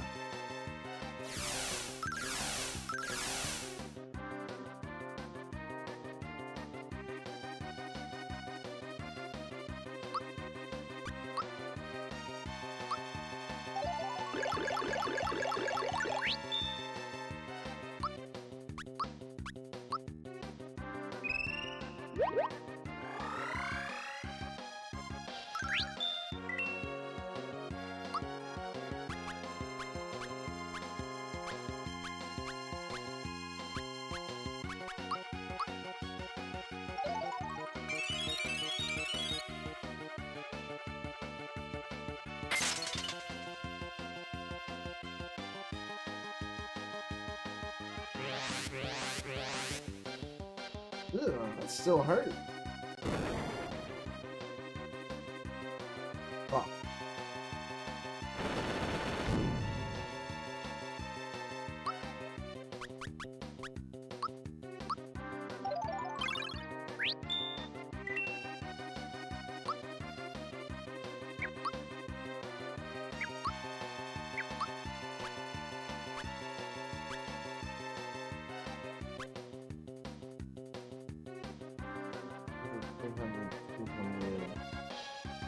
No. We got 300, 300, 300, 300. We might kill one.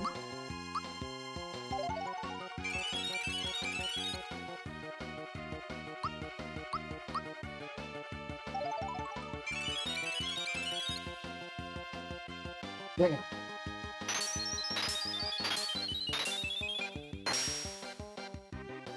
Ugh. Aim for Mario!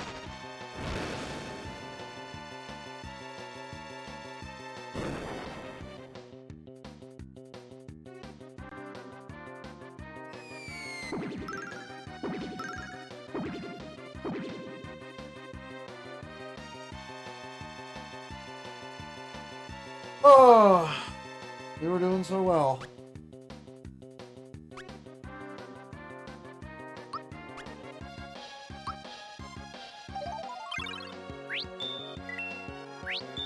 Nice. Aim for Mario! Damn it. Damn it! Can we not laser target this dude?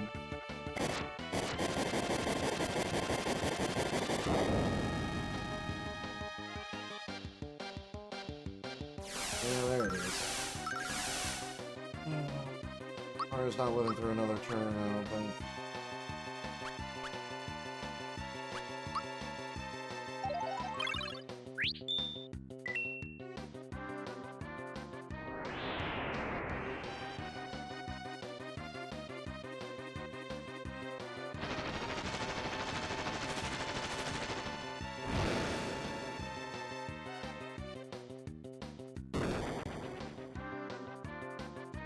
There it is.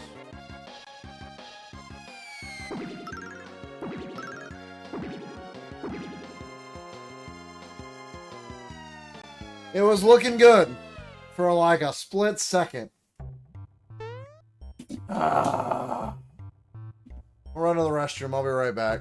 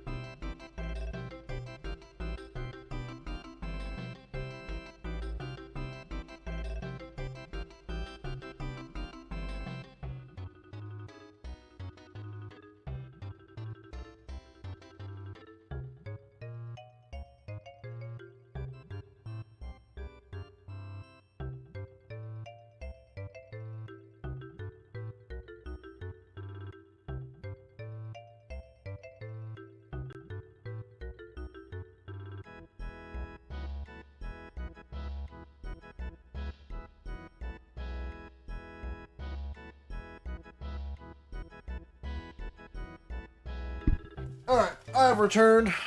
I brought a drink. Alright, so I need to test some things. Because I feel like maybe I'm going around this in the wrong way. Let's see if we can figure out some information.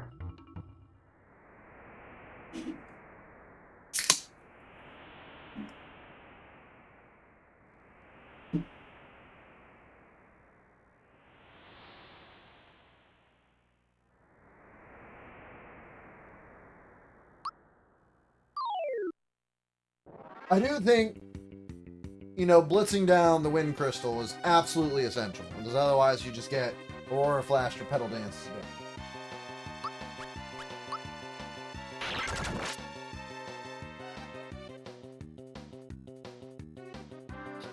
Okay.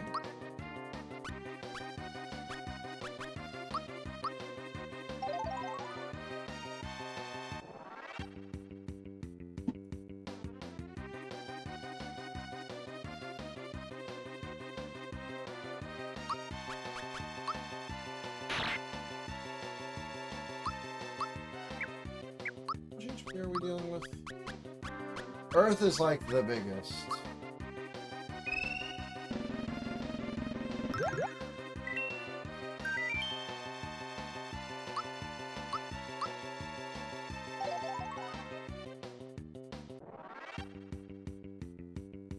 That's like 1770.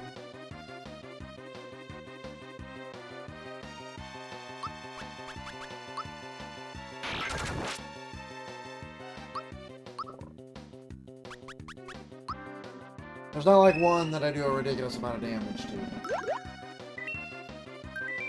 Alright. So those two are...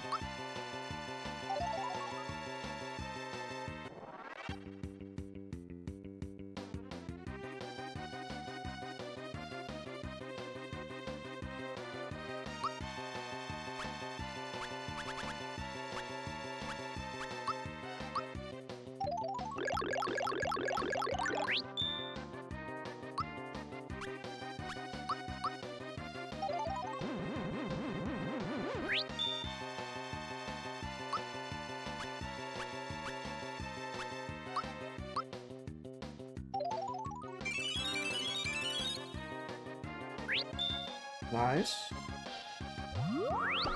Fuck me!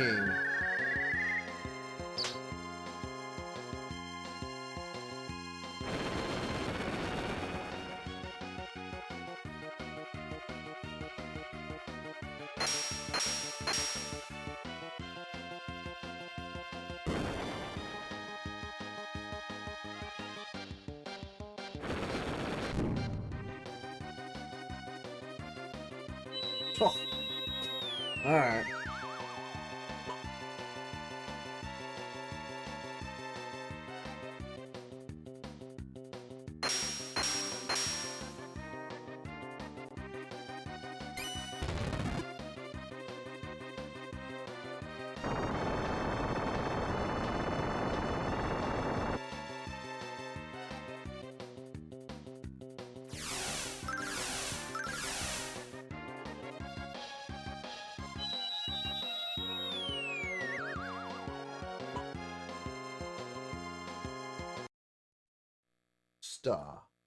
Go ahead and skip to the end there. That's all. That went pretty poorly.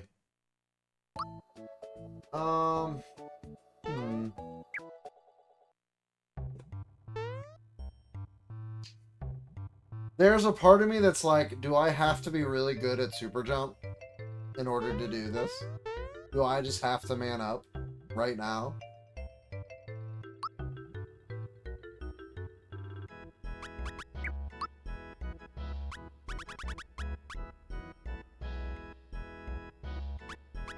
Take it easy, Chris. Thanks for tuning in.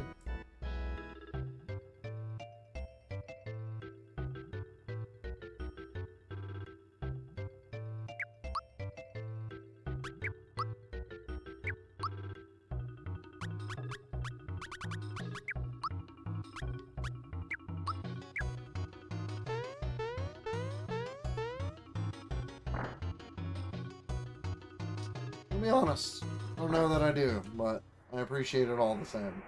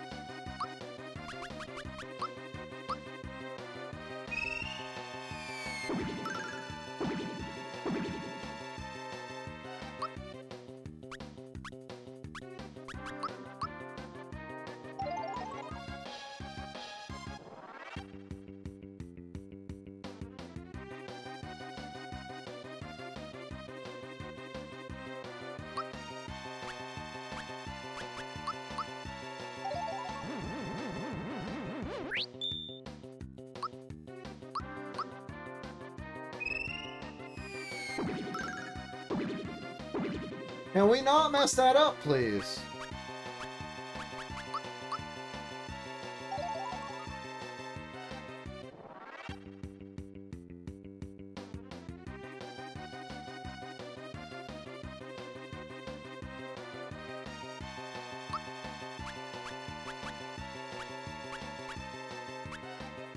Oh! Earlier times does not refresh items. That's good to fucking know. I thought it did.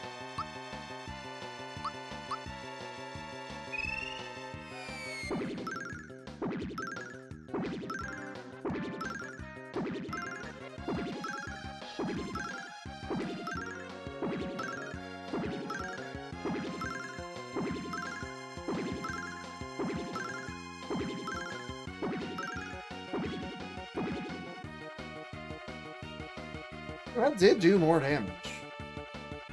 I have to admit, that did do more damage than Rock Candy.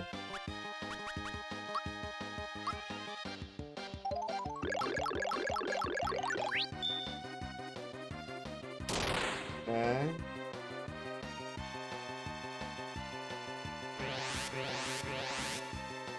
Okay.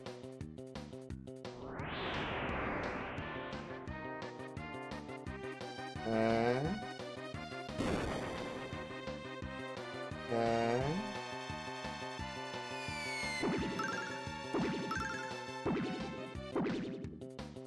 You dick. You big fucking dick.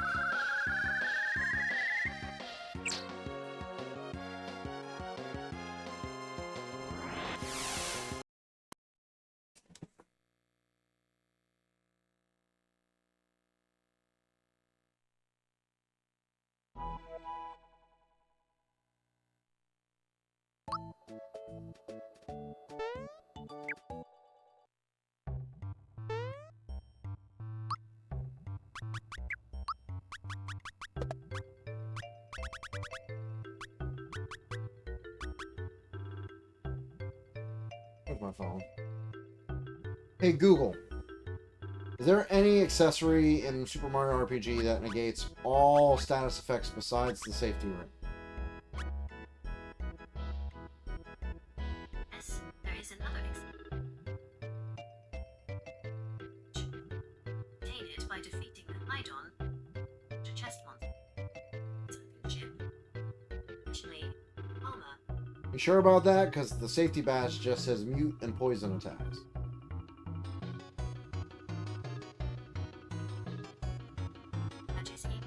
Description note. Immense poison attack. However, that description is a combination of the antidote. Wake up. Mexican mushroom. Holy scripture.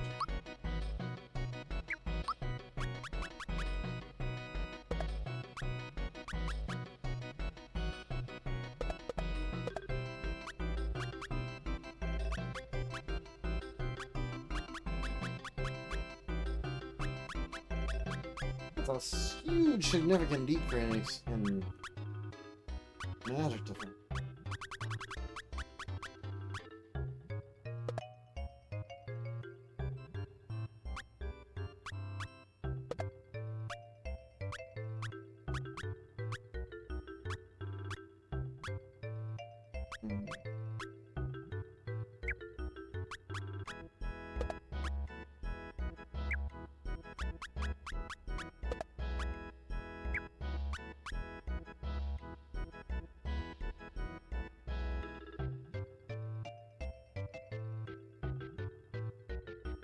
That way Bowser uses Freshen Up, since he's the fastest. Oh, is he the fastest after I take off Jinx Spell? That's actually something worth noting. I mean, I'll talk on your phone if you want me to.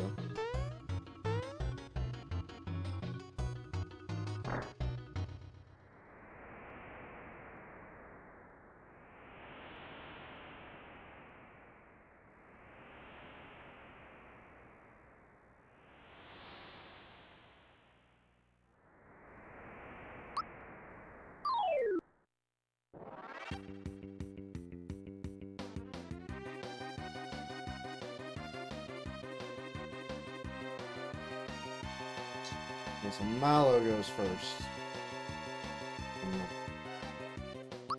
Kind of screws things for me.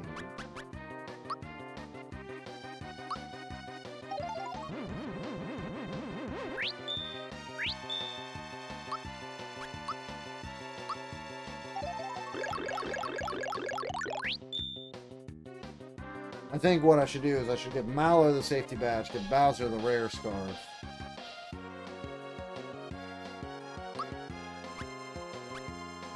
Well, we'll see how this goes.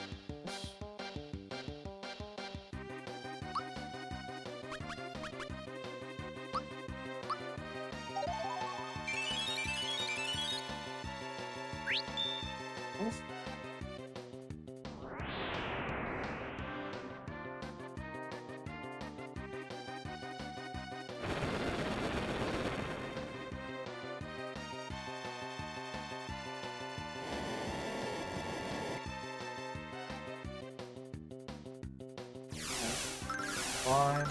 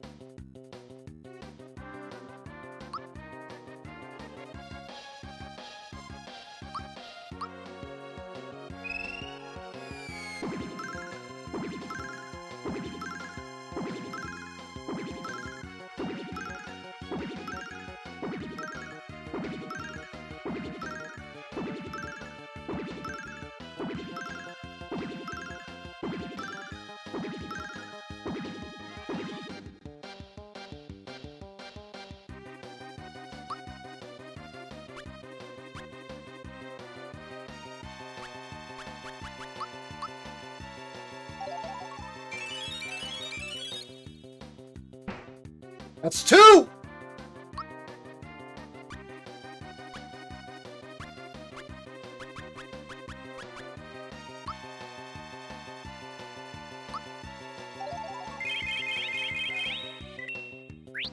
Nice!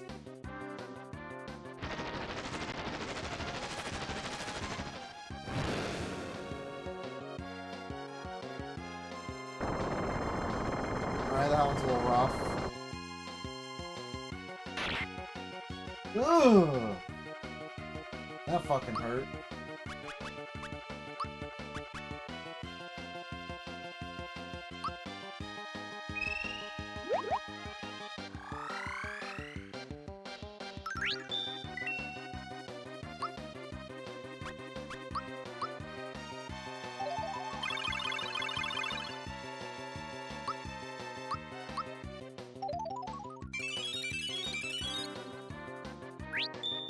Nice.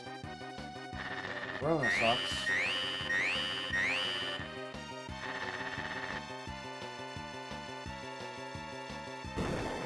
Okay, that's actually pretty good. Shredder?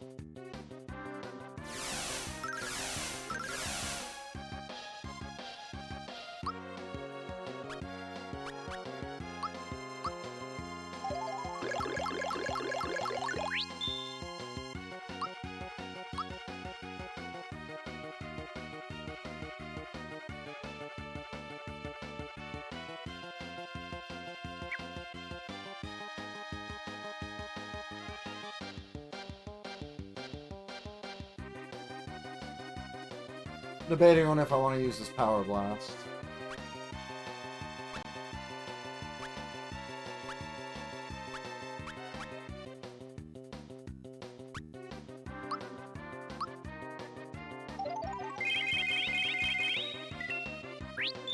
Nice. I could just rock Candy.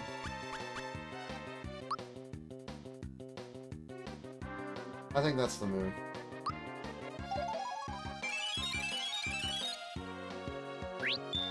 Nice. Alright. Okay. Dark Star sucks. Alright, that did suck a little, but I think we take the chance now. Same amount.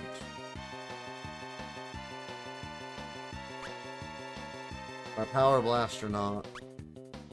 I'll only have 2 rock candies. Okay.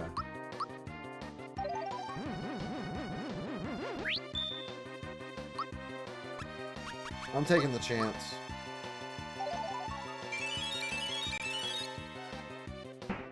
Boom!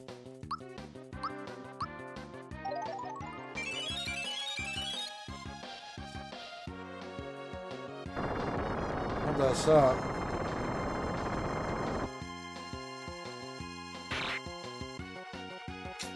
That also sucks.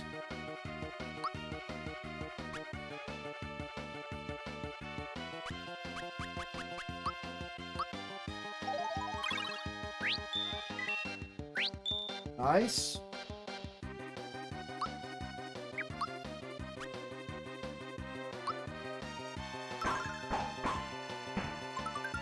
Let's fucking go!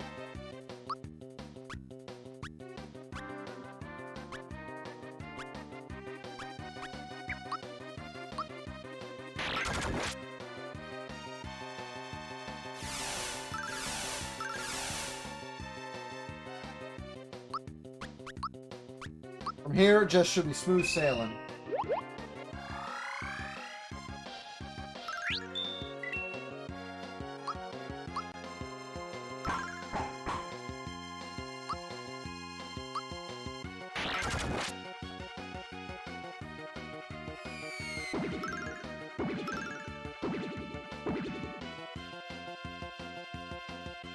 Theoretically.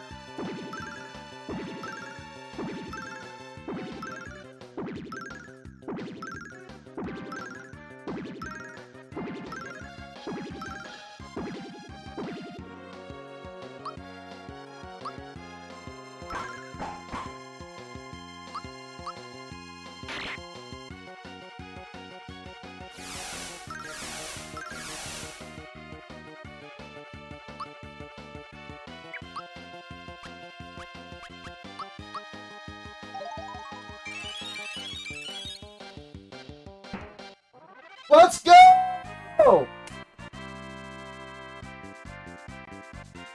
There you fucking go! No Lazy Shell, no Peach, Culex beat.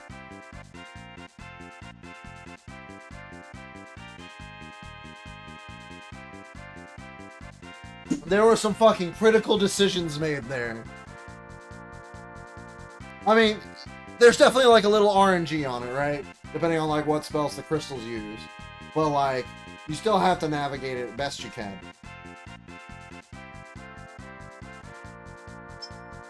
I'm so fucking proud of myself for that. I was thinking it wasn't possible.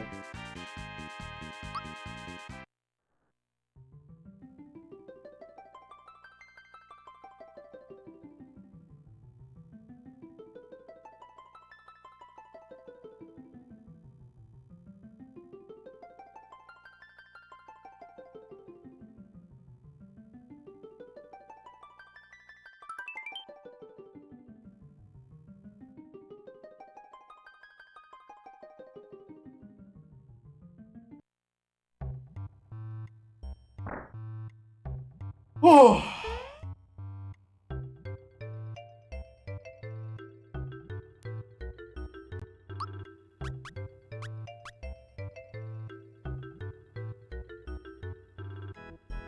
Yeah. Yeah. This has been a really fun playthrough of this game.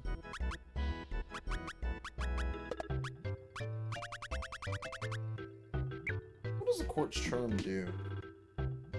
Hey Google, what does the Quartz Charm in Super Mario RPG do?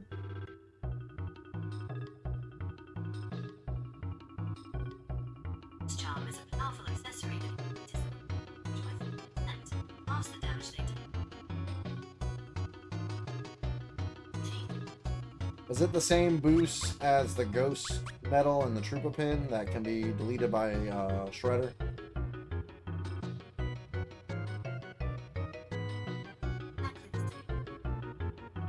What's charm goes? True. Unless that boost and mine. Okay. So the Quartz Arm actually sucks. I mean, I joke, but it does protect against instant death attacks.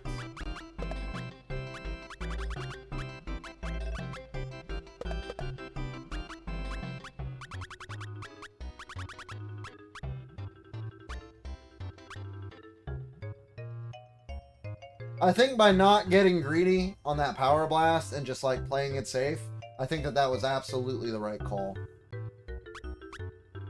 Because like, I feel like if I did do that, there was a chance I got fucked and there was like no recoup.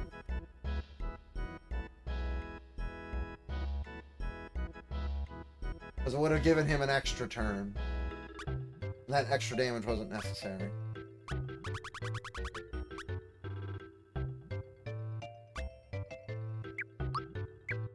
Oh, shit.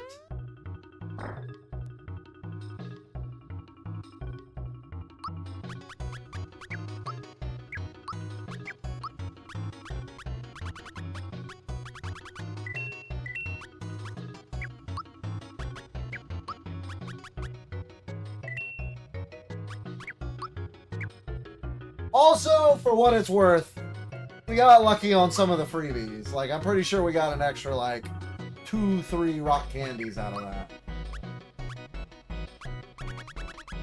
But you know what? I ain't complaining. Alright, so here's my actual, like, fucking theory, and I've always thought that this since I was a kid, is that it's not luck. It is just like a frame perfect timed hit. Because I do it every time. I will hit X after I use an item. Every time. Now, it might be completely luck, but I'm willing to bet that there's a frame perfect timed hit on that.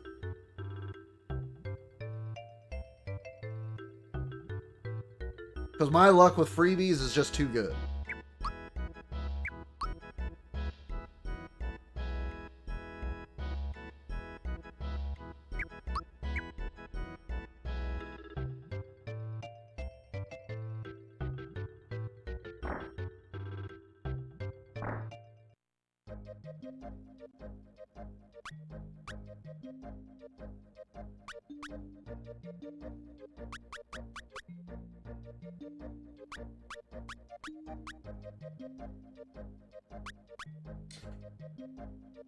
I'm debating on if I think I might just try to beat the game tonight.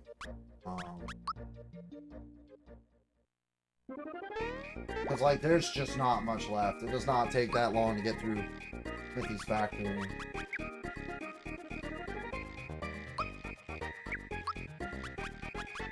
Then that way I can just start Curse of Darkness tomorrow.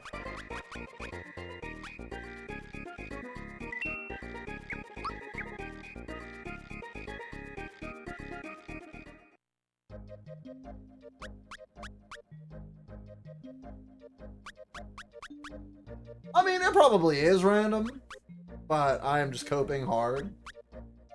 That's fine. I just choose to believe that I'm just that tight at timed hits.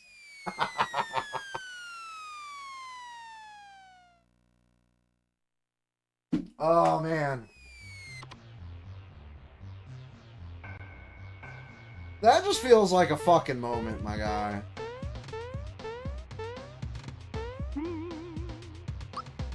I am so happy that I was able to do that.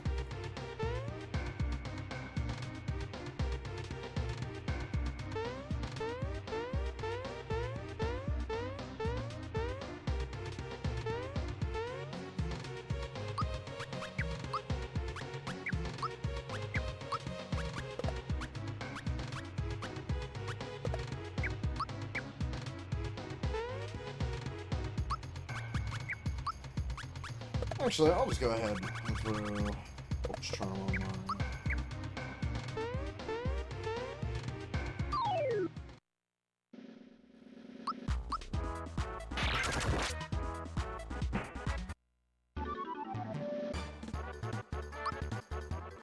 I bet I'm due some level ups, because I did get like 250 experience from Culex.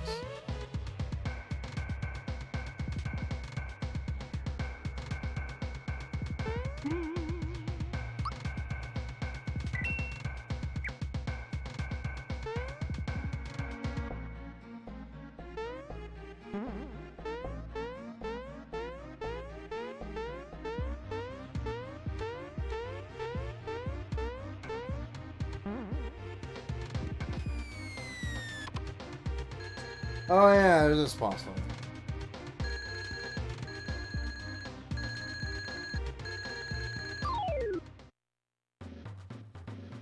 I feel like I'm gonna regret not keeping the safety badge on Bowser.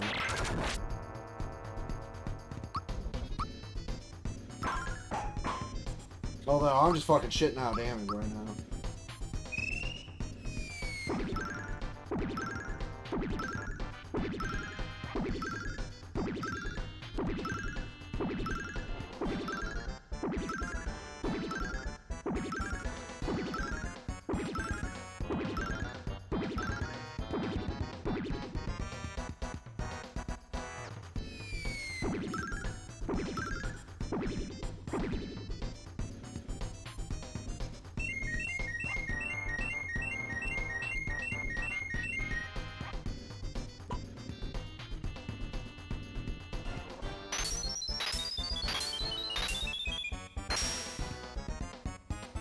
Jesus Christ!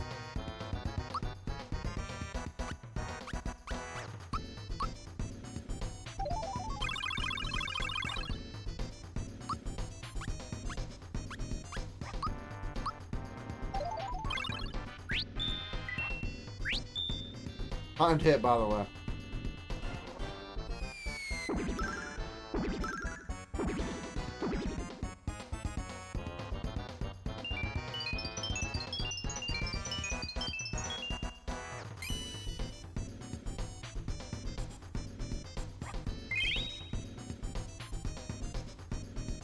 Alright, I think I need to take down the stupid bells.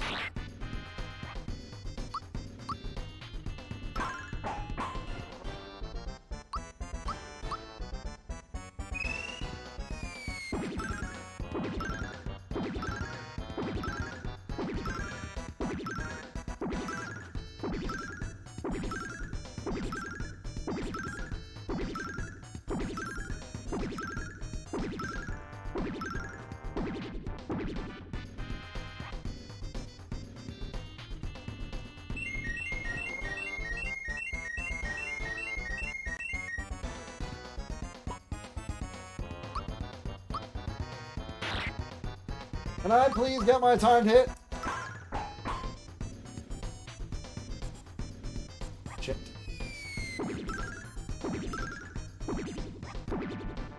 Ow.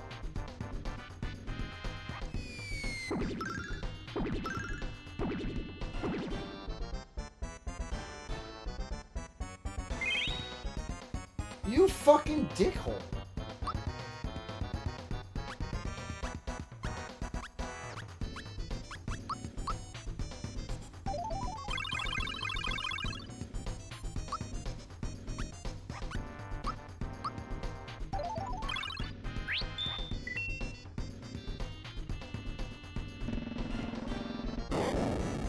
Whoa.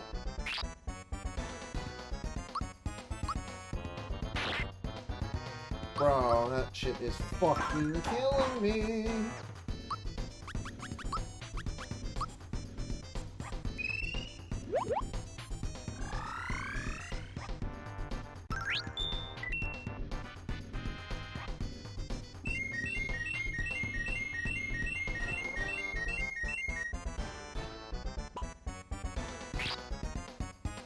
Ow.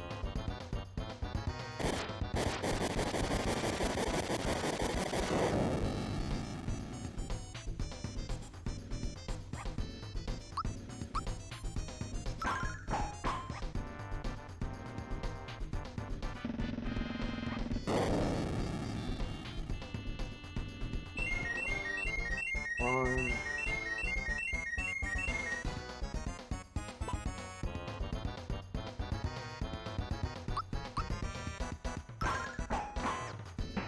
Thank you. Rude. Ah, fuck me. Nice. Let's go.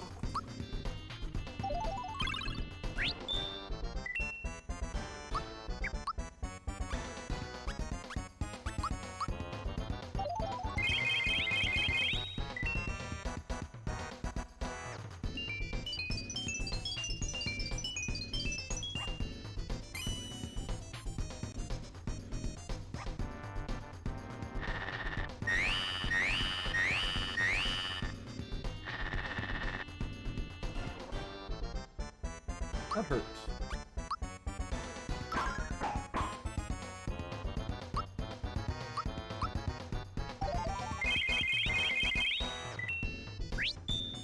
Timed hit.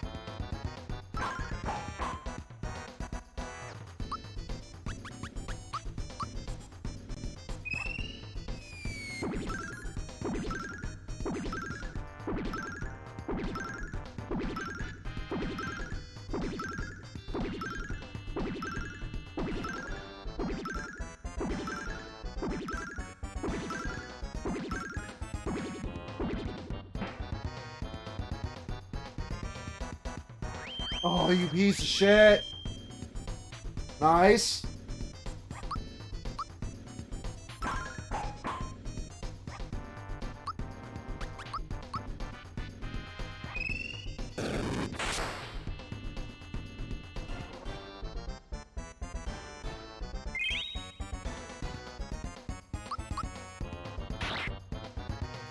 I am missing that for some reason.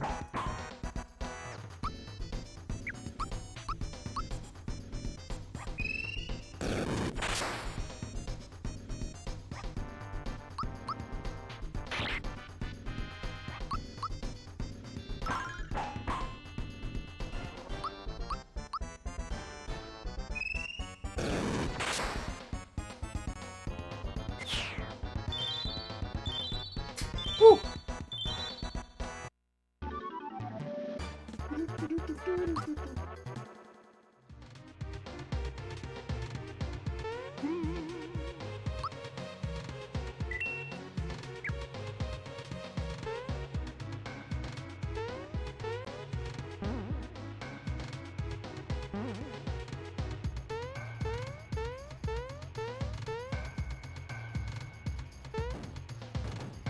Pretty sure there's one thing.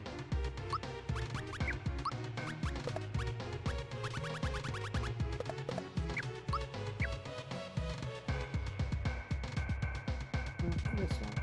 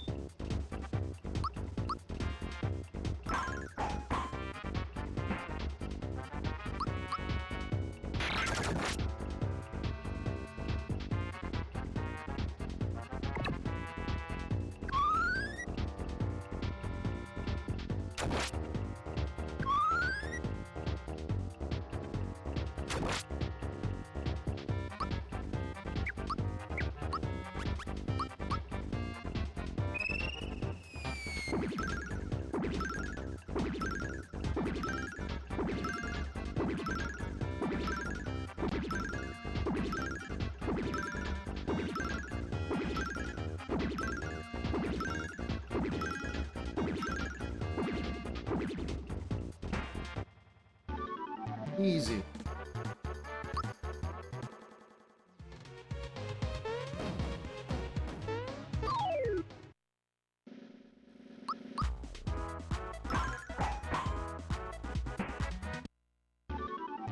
Hey Google, what does the signal ring do besides find treasure boxes?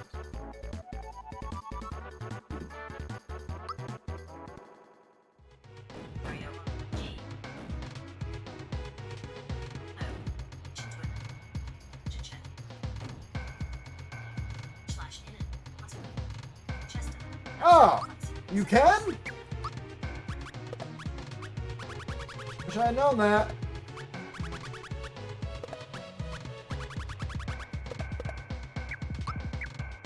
Since we're not using Peach anyway.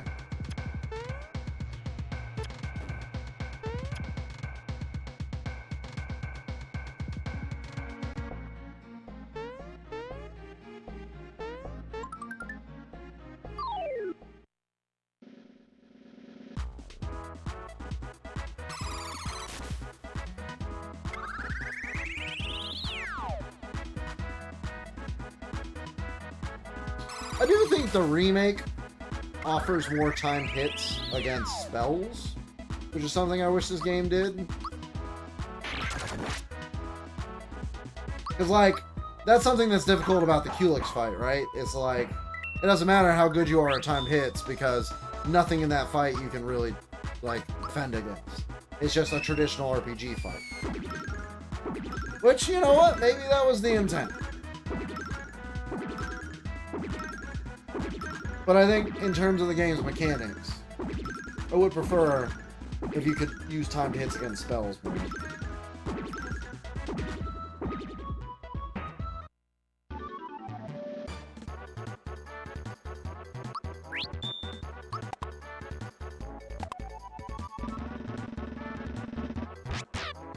Go! That's a lot of experience points. Somebody leveled up, yeah.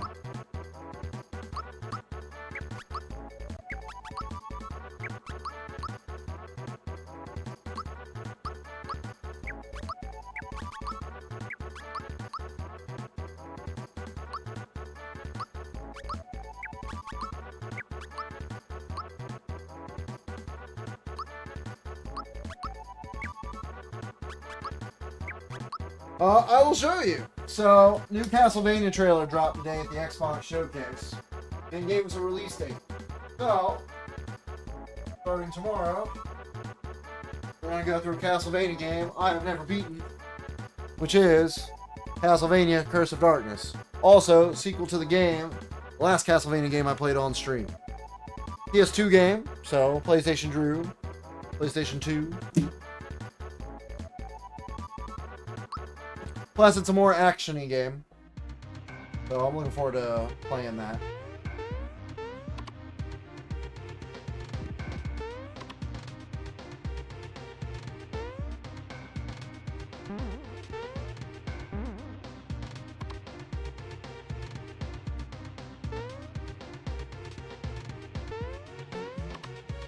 Yeah, man, once I saw that trailer, I'm like, oh, I really need to play Curse of Darkness.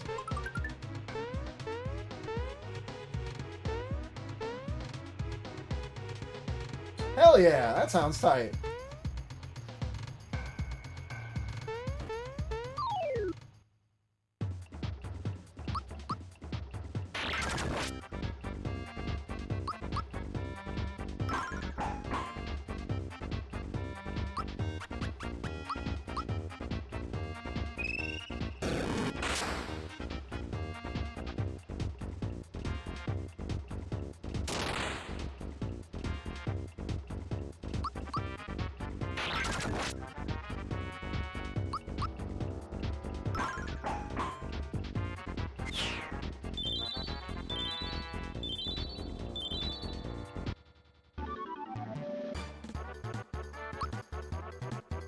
A lot of experience.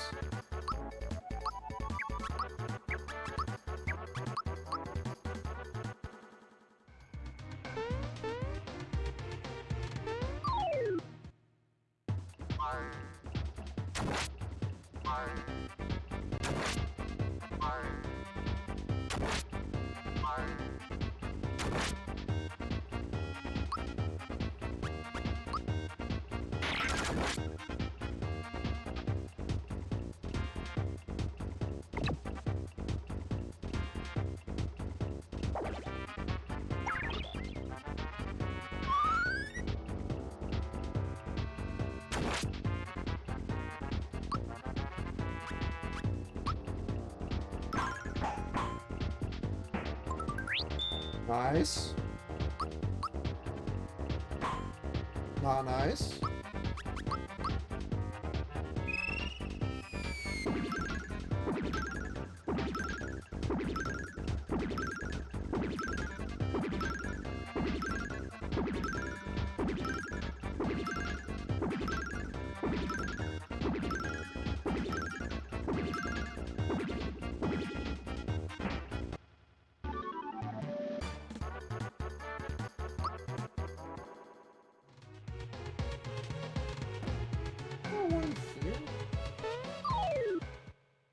Did not want to fight this person.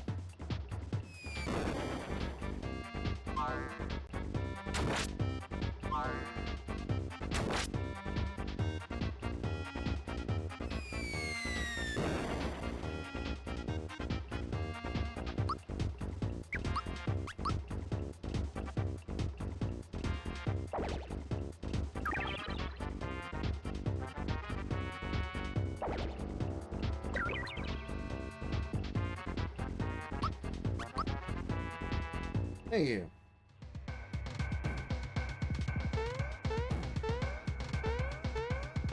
I was sworn there was a hidden chest here. Maybe I'm remembering.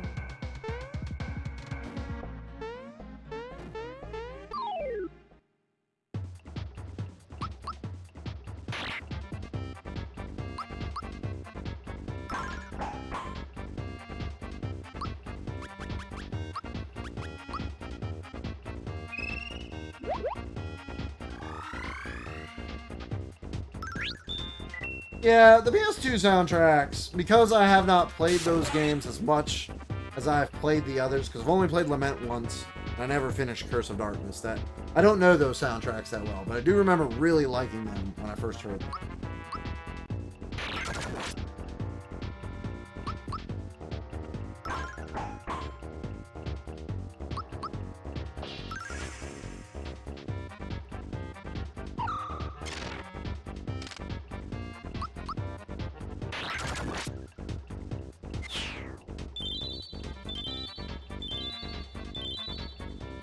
I do eventually want to stream Lament too, but I'm doing specifically Curse of Darkness because I haven't beaten it.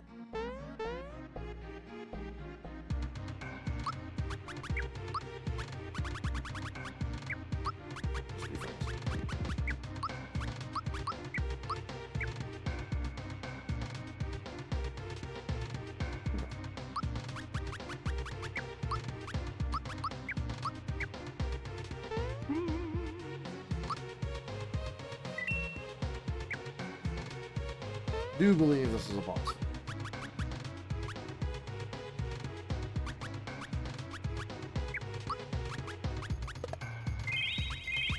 Yeah, I didn't want to just do Castlevania for Castlevania's sake. This is really just because, you know, we're right on the cusp of a new Castlevania game, but it's related to.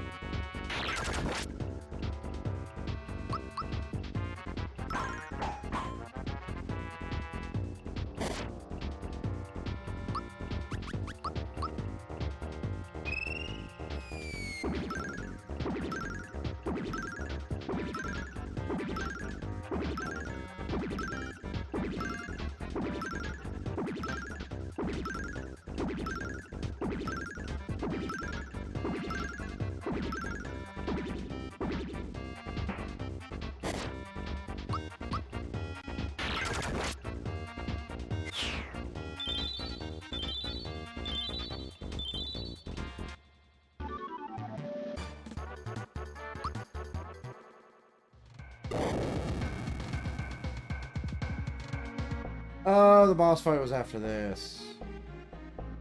Right.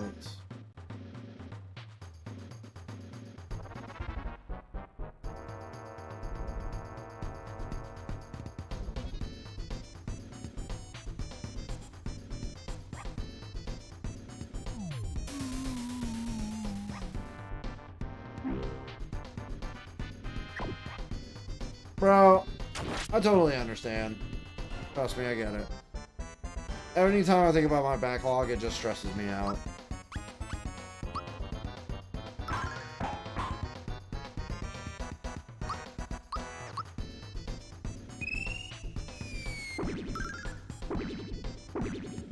Nice.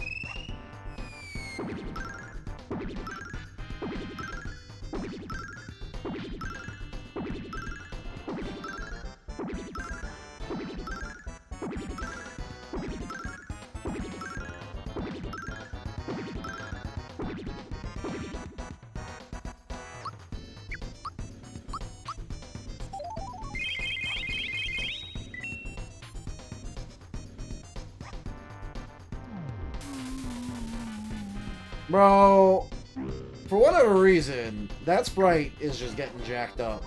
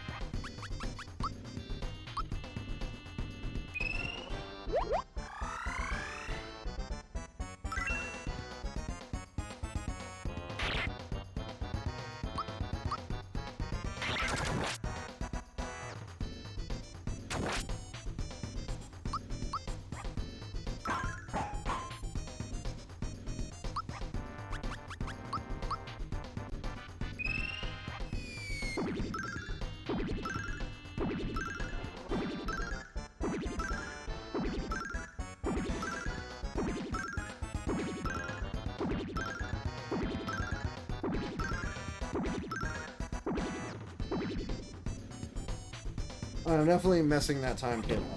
Or whatever. Ooh, Jesus!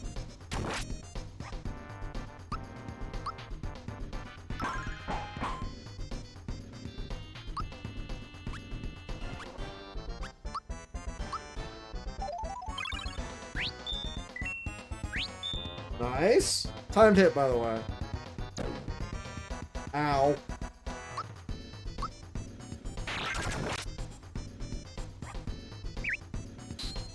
Rude.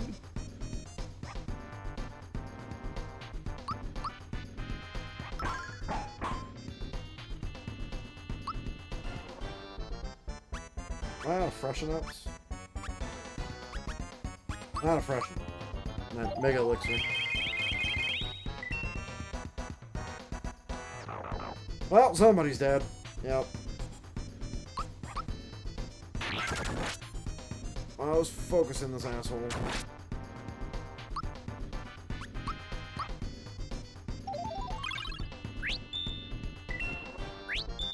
Nice.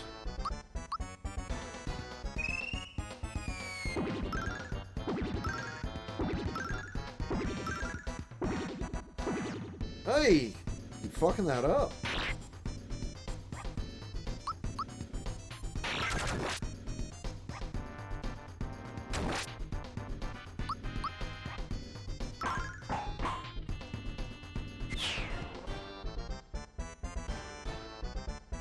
Nice. Almost there.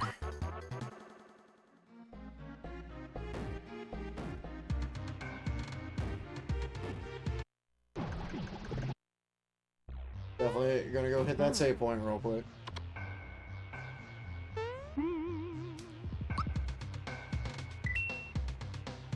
This is the last stretch.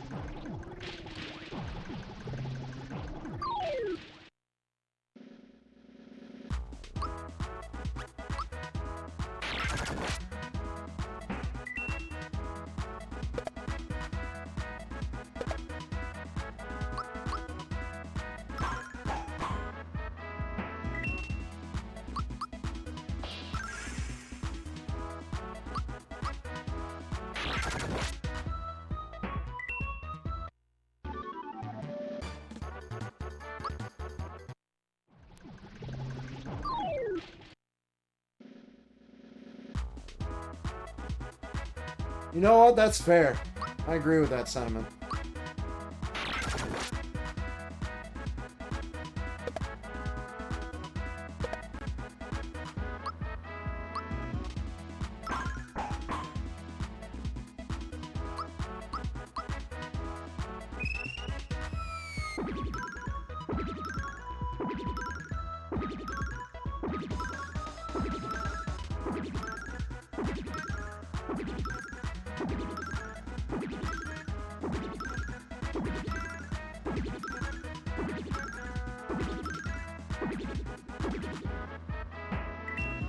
Nice.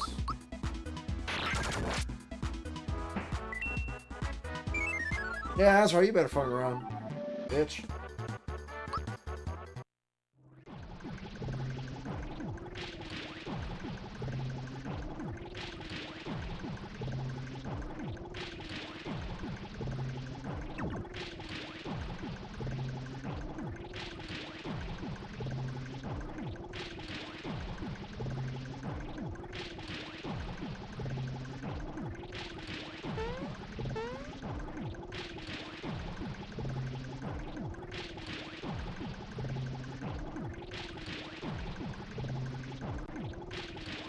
Oh, good.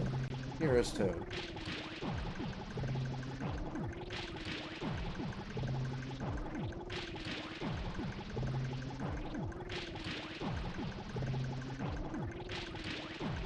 Like a true fighting game player.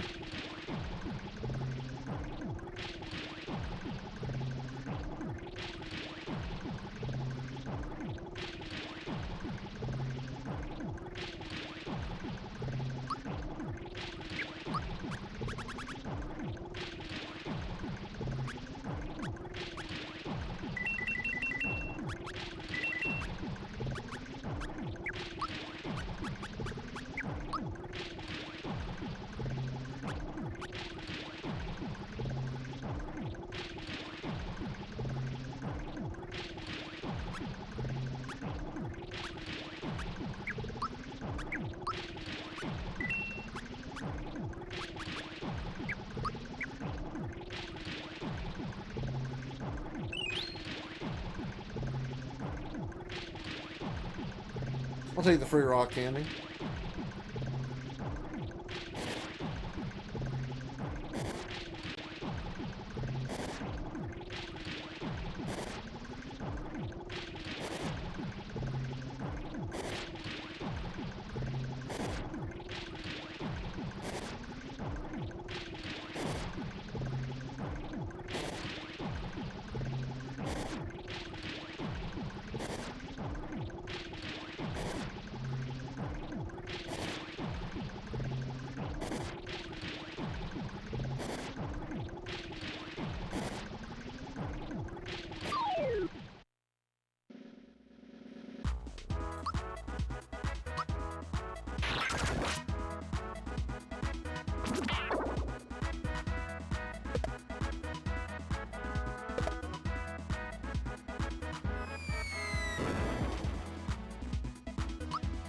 Nice.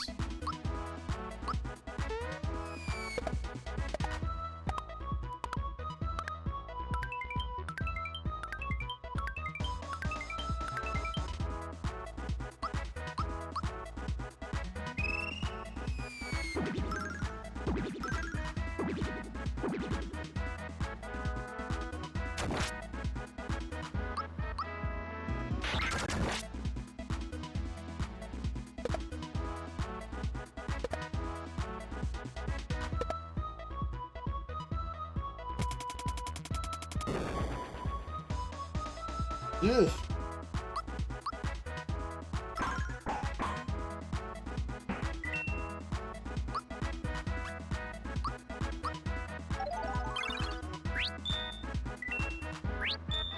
Nice.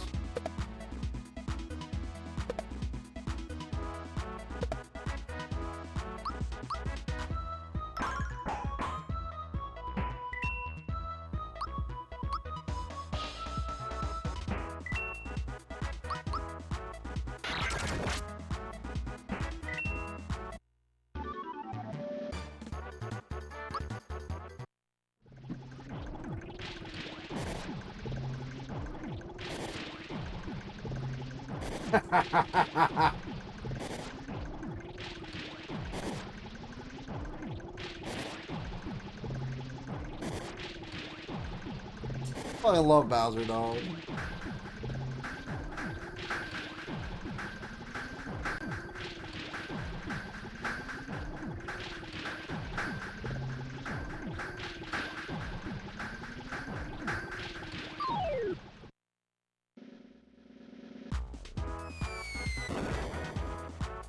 Guy came in fucking swinging.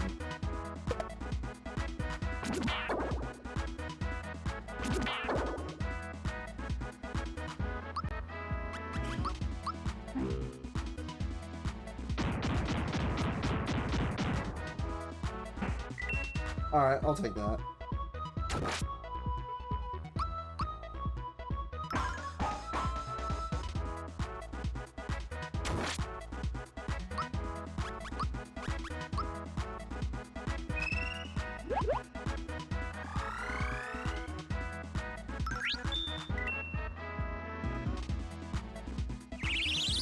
Why would you do such a thing?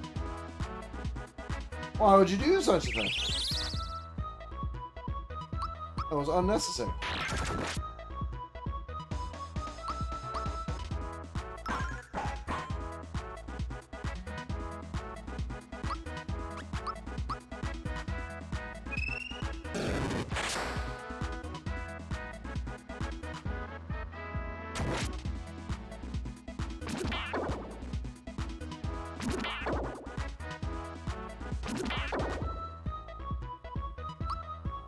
Might be heading down that way for Father's Day. Undetermined.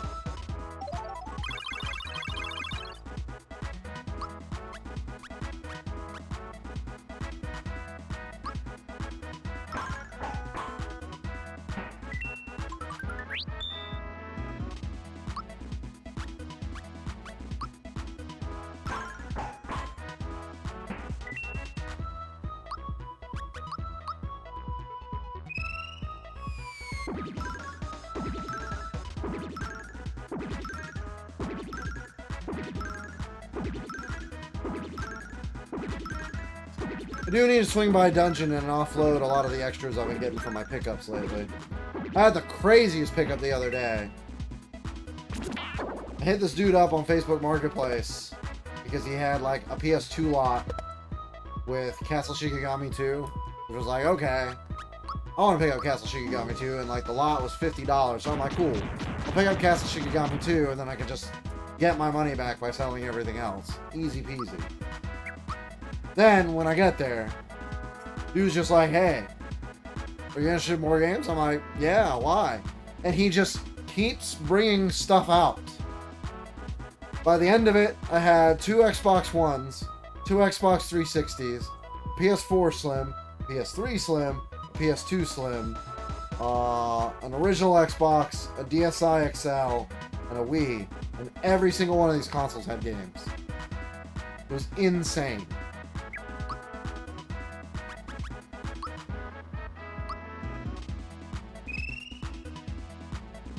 Been meaning to make a post about it on Instagram, but I had a pretty busy weekend.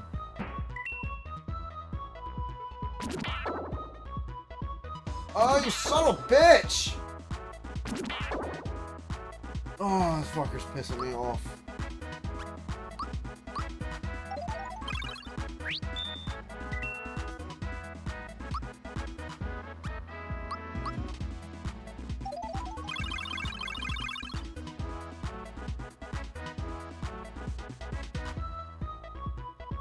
Yeah, that's kind of what happened. Essentially.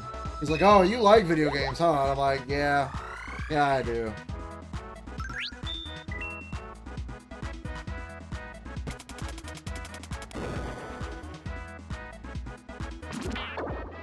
Oh my god! Why is this fight fucking jacking me up?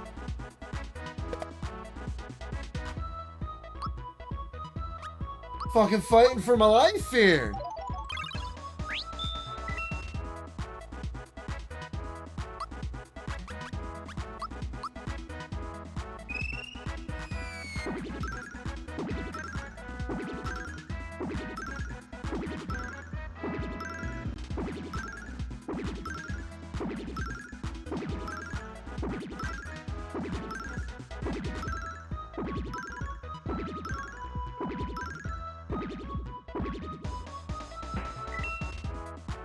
Brother.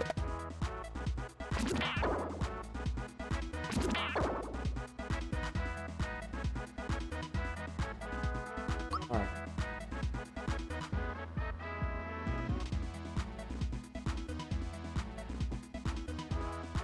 Yeah, that's true.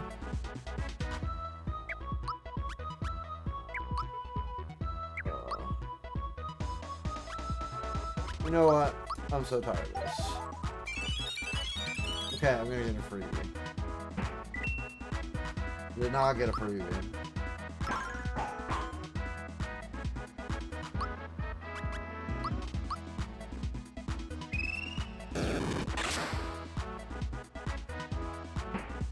Thank you. Fucking dead. Honestly, my luck has been insane as of late. Like, I don't know how it happened, but like I've just been getting hit after hit after hit. It pays to be vigilant, I guess.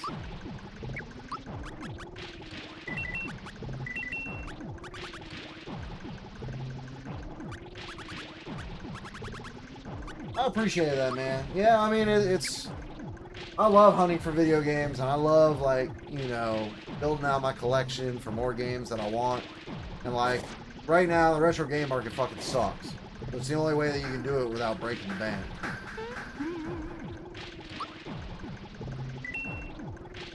Unfortunately.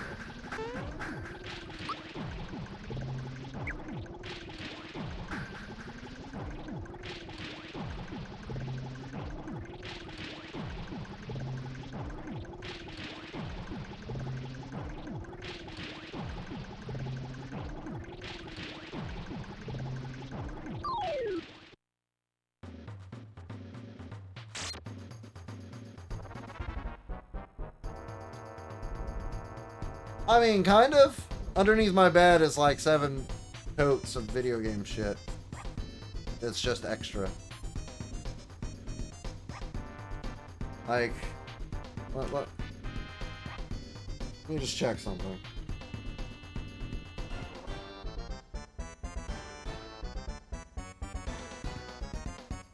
So, system-wise, but I have extra.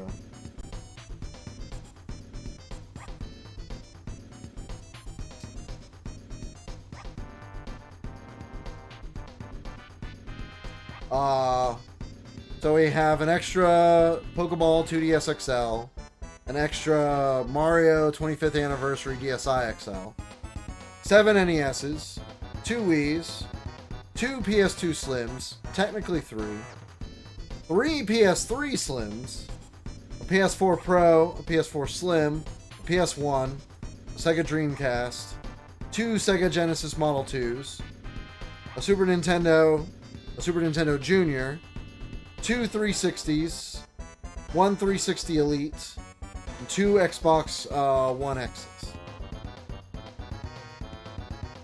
That's all just extra. And that's just the consoles. Because, like, the only way that I'm able to get a good deal is I have to buy these fucking lots. Like, if I could just buy the game I want for $5, I would. But instead, I have to, like, buy giant lots to cherry pick what I want and then just sell the rest.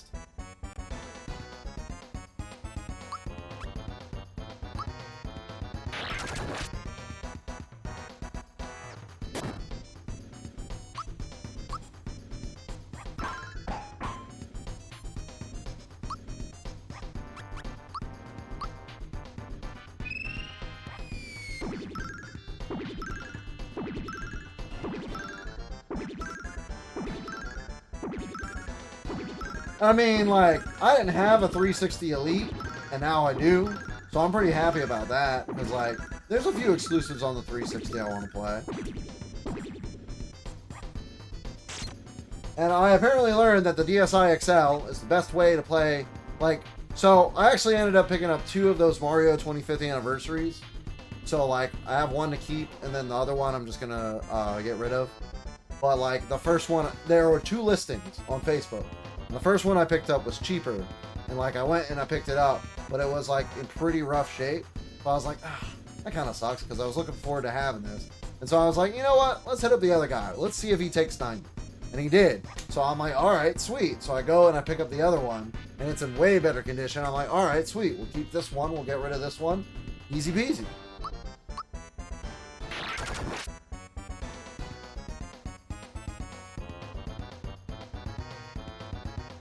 Oh, I forget that he can do this. Oh no.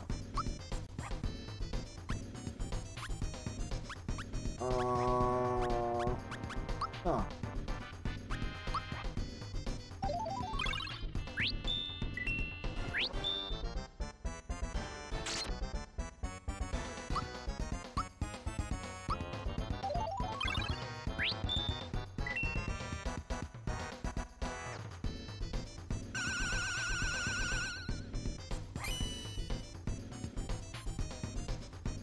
Shit, that sucks.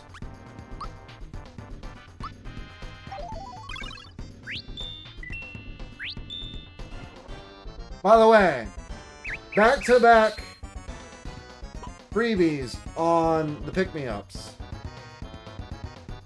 Oh, I'm pretty sure I'm just dead.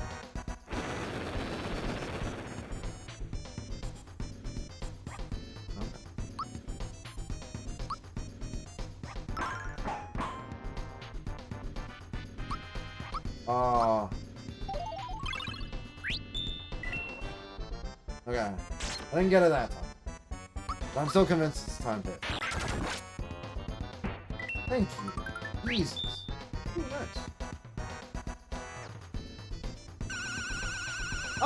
So selling on eBay sucks. They eat such a huge amount of your profits that, like, it never feels worth it. Honestly, what I do is, like, I'll end up just, like, trading stuff in to the game stores. Because, like, that way it still keeps it within the retro game ecosystem rather than taking it out of that to, like, resellers and whatnot. Even though, like, technically I am a reseller at this point. I try not to be. Like, I try not to be part of the problem that I hate, but I'm also just trying to play the game in order to, like, not get taken advantage of. So, like, typically what I'll do is I'll just take what I want from a lot that I have to pick up, and then just trade in the rest to a game store, and then let the game store deal with that. Because I don't want to be that guy who's, like, trying to, like, squeeze every dollar out of something, you know? Because, like, that's the part that I hate about the industry, or, like, the hobby to begin with.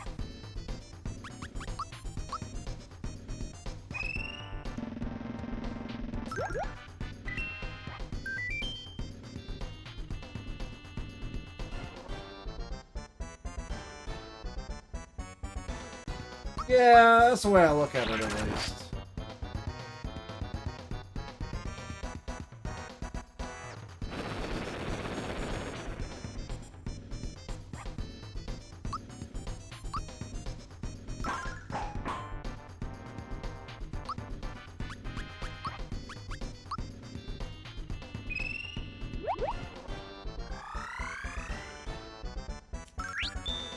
I just like video games, man. And I want to own all the ones that I want.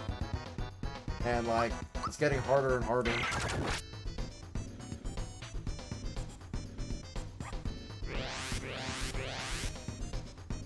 You would.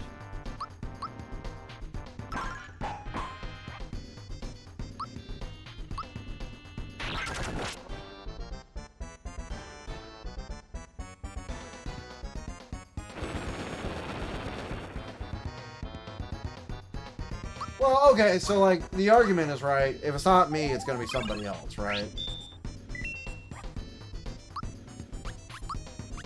So, like, why am I gonna let someone else profit off of it when I can do it?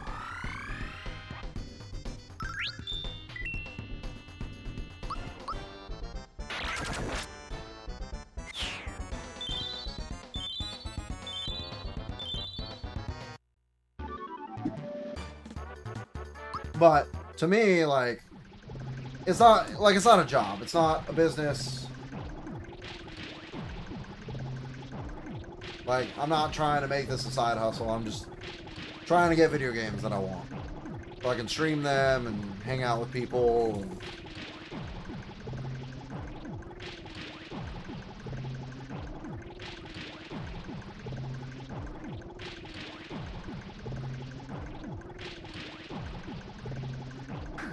So, like, in a sense, I guess the love of the craft is more what I enjoy. Like, but I also enjoy the hunt of, like, finding cool stuff.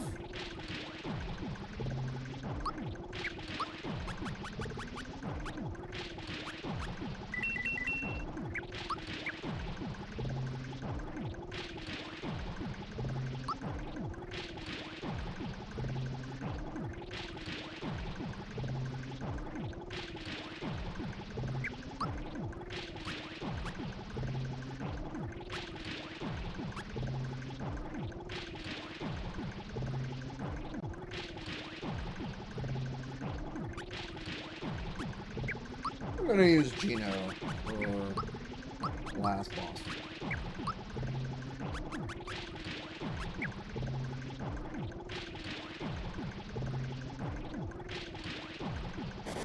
Yeah, I agree with you.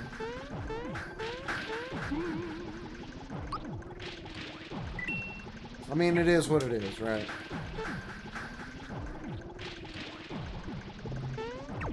Alright. See if we can not get jacked up.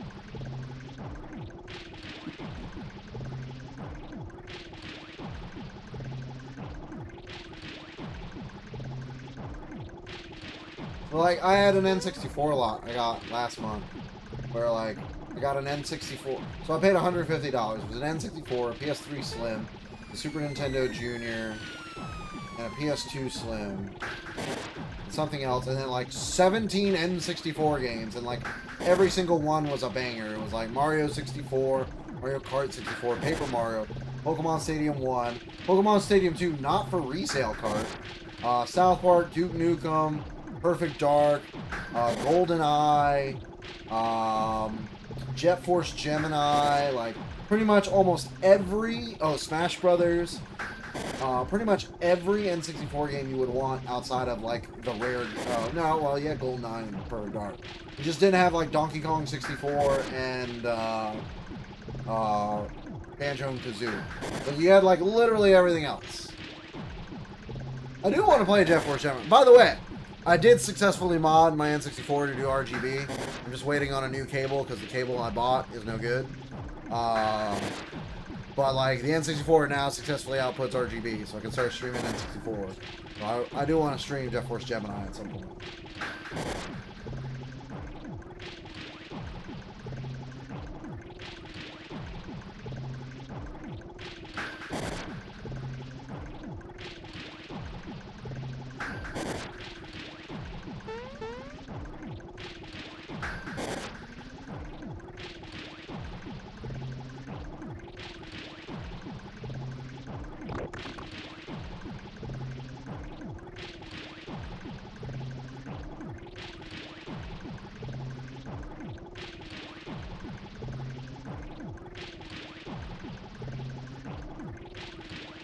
Yeah, that's what I've heard.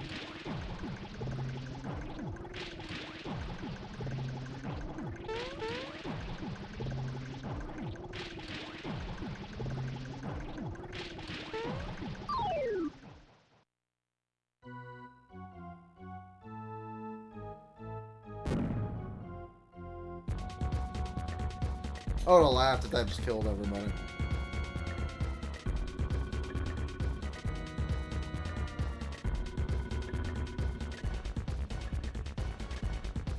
Yeah, that's pretty much how it is.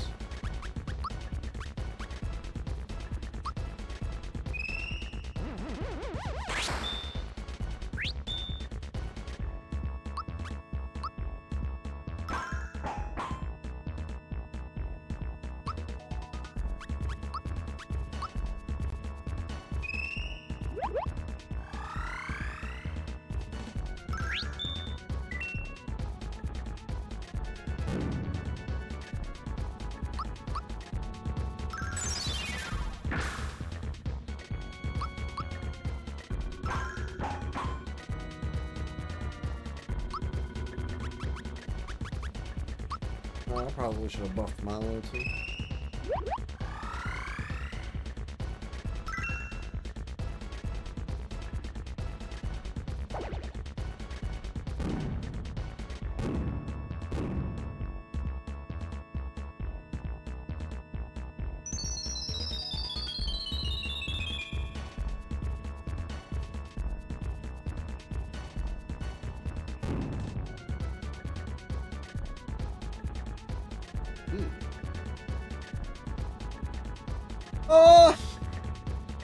I don't know. I'm kind of just getting what I want, which is less than before, but more than I have now. Like, I'm trying to complete certain series.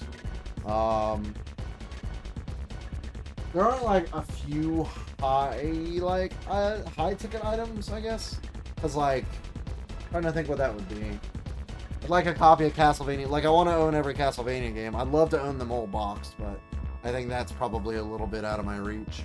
But like, I still need a copy of Castlevania Legends, Castlevania Legacy of Darkness. I want every Dragon Quest game, so I'm still searching for a copy of Dragon Quest 6, 7, 6 and 7. I'd like the 3DS version of 8. I want every Pokemon game, which now all I'm missing is Pokemon Pearl and Pokemon Heart Gold. But I want those CIB. What else? I need a copy of Metroid 2, Return of Samus. Like, I'm not going for full sets of anything, really. I'm just trying to get, like, every game that I want. Like, Fragile Dreams on Wii. Like, I'm just trying to cherry pick all the games I would want on Wii. And, like, some of that is completing series, some of it's not. Like, I think on GameCube, the only games that I want left is, like, I'm debating on if I want a copy of Double Dash. But I want to get Star Fox Adventures. I wish I had gotten that before the Star Fox 64 announcement. I want to get Lord of the Rings Return of the King because I have 2 Towers in Third Age. I'd love to get the Resident Evil games on GameCube, but that's just not fucking happening, dog. I do not have the capital for that.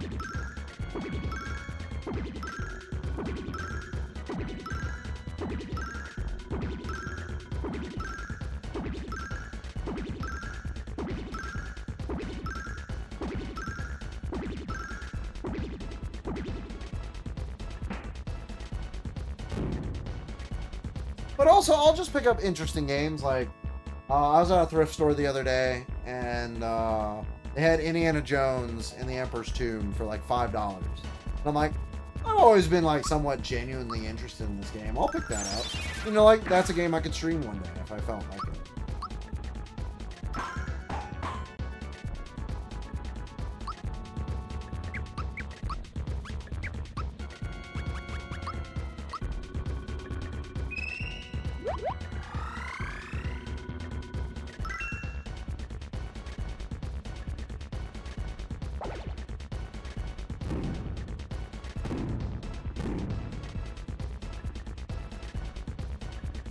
Please stop that.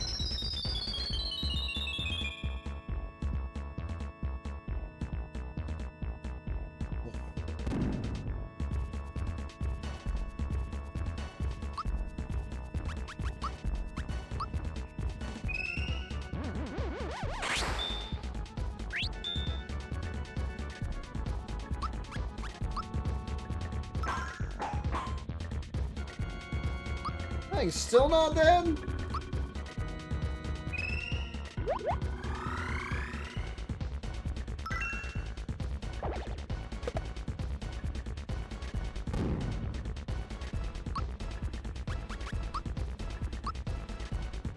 I think it's finally dead.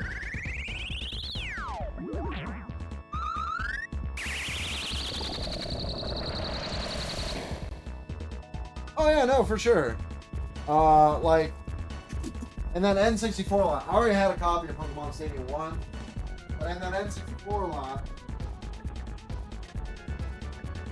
was also a copy of Pokemon Stadium, and on it, it had like the Blockbuster sticker and everything. And I'm just like, you know what? I'm gonna keep the one with the Blockbuster sticker on it because that's just really cool. Because like that's just reminds you of a time that just doesn't exist anymore.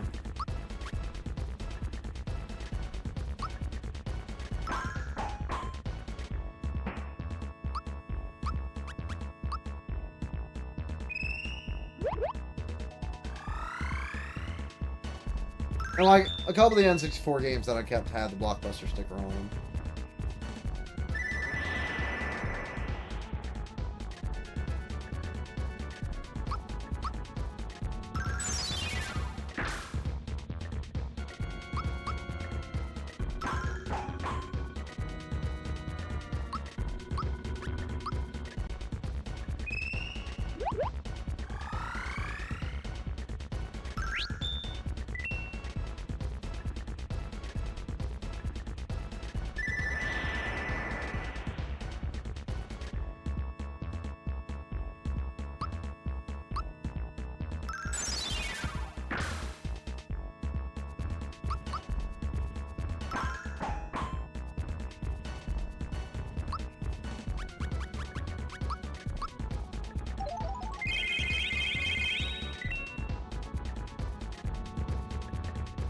Oh, is that all he's gonna cast now?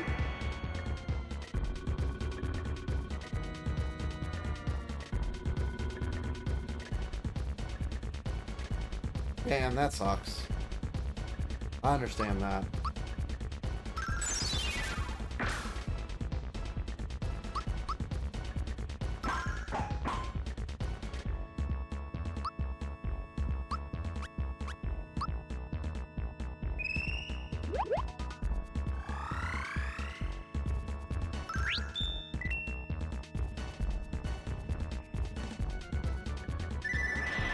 That is apparently all he's gonna cast now.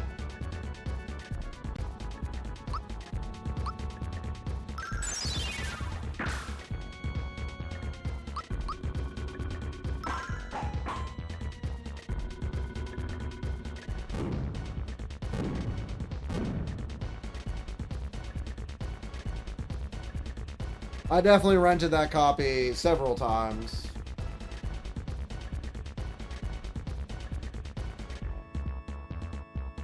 I mean, that's why I still have my copy of Super Mario RPG. Although I wish I hadn't ripped the Tropical Video sticker off of it.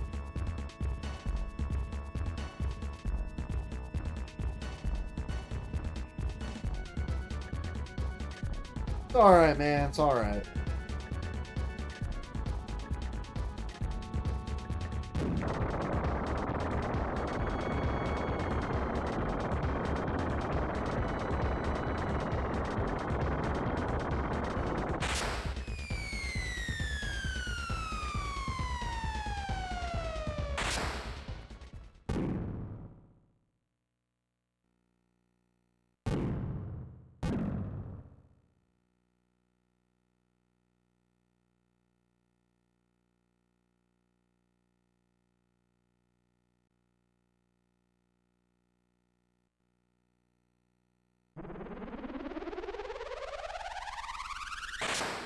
Final boss time.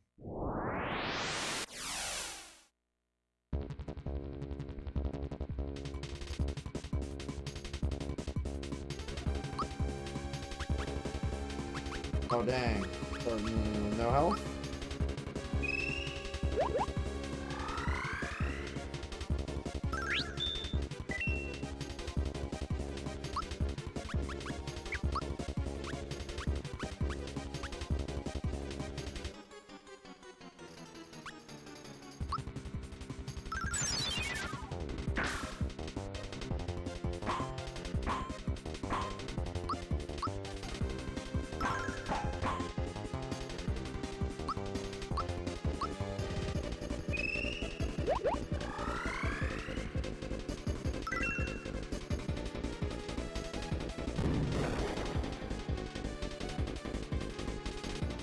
That's pretty sick. I rented that game a couple of times too. Rented that, rented Rogue Squadron.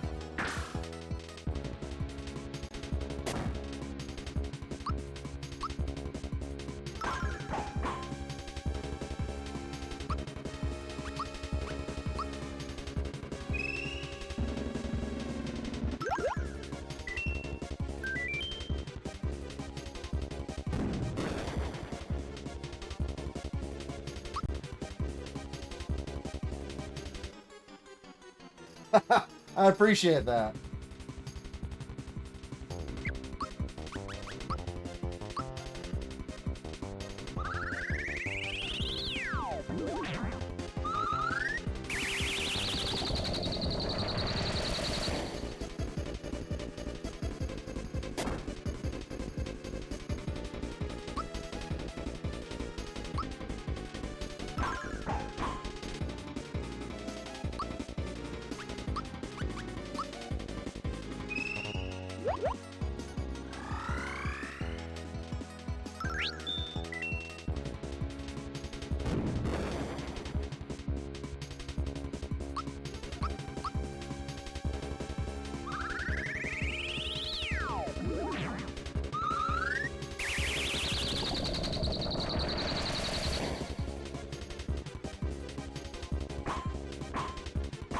Ah, shit. I did not want you to get to that head.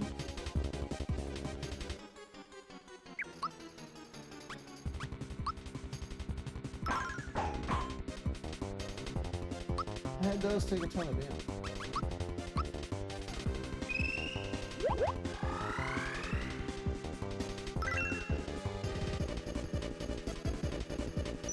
But it hurts like hell.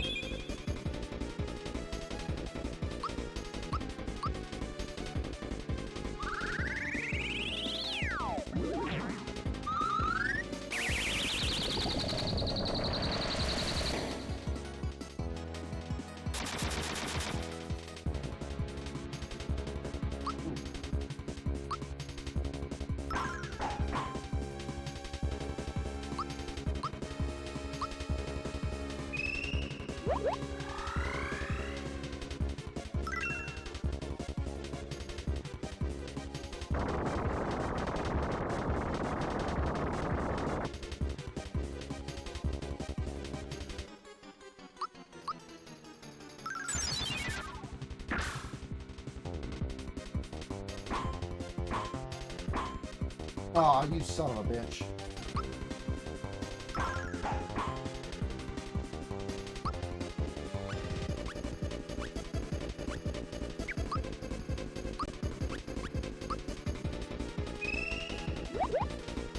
I fear this fight might have gotten away from me.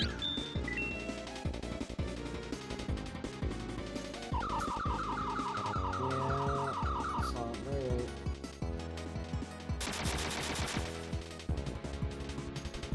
Not great.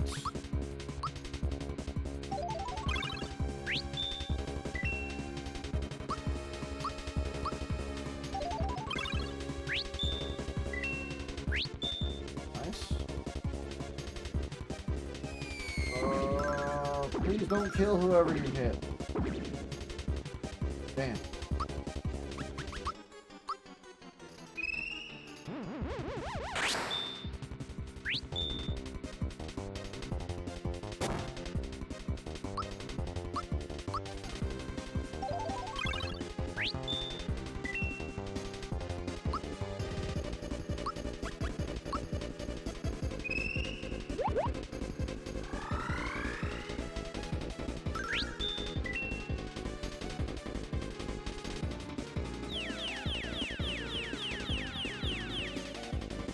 Range you got there, buddy?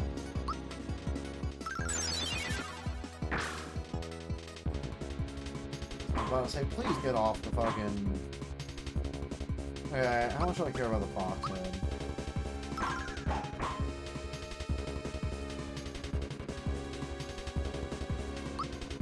This actually does give me a chance to heal.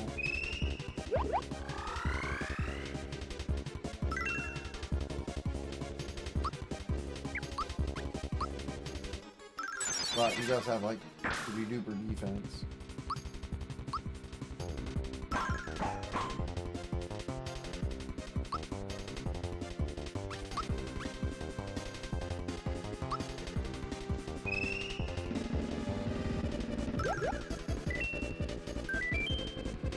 Oh, he's still got a lot of health.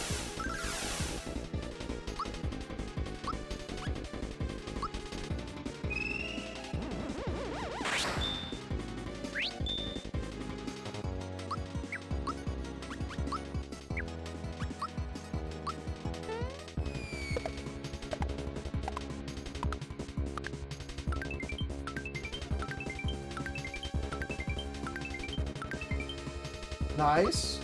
Pretty sick.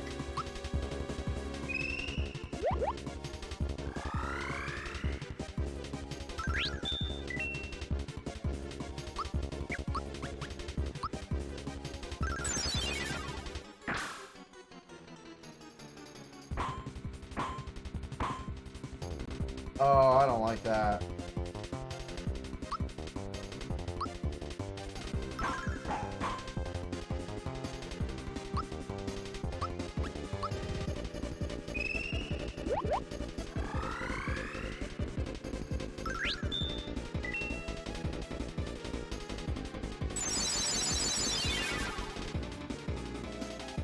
Oh, great.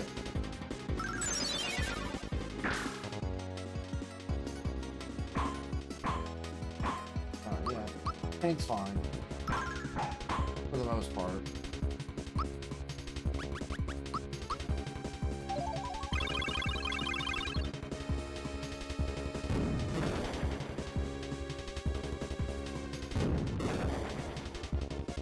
Can you block?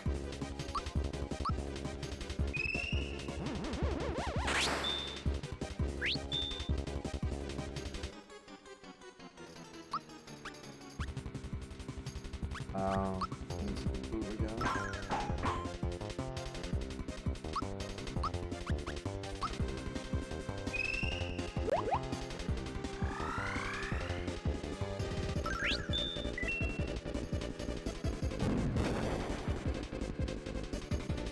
Someone post a comment? Am I crazy? Oh yeah, no, you did. You ever ran into Jeff? I did once, like 10 years ago, and he's with Spectrum. He's dead. Wow, that's crazy. I remember Jeff. Like, that fucking takes me back, dog. I see you creeping, Rob. See you lurking. God, I remember those guys, man. You're like taking me down memory fucking lane.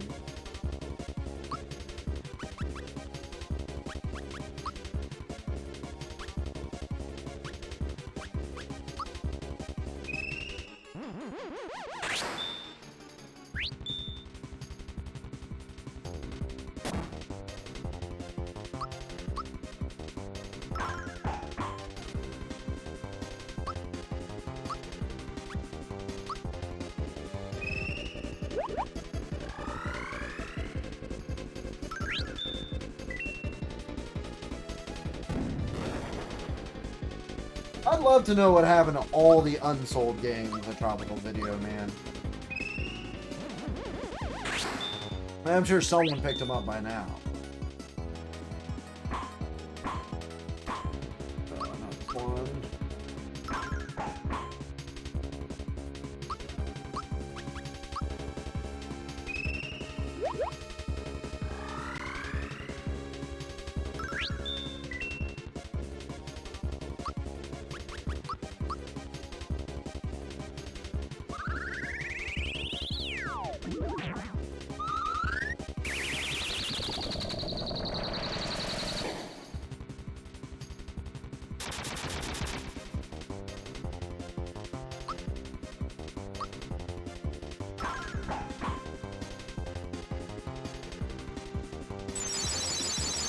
Poison?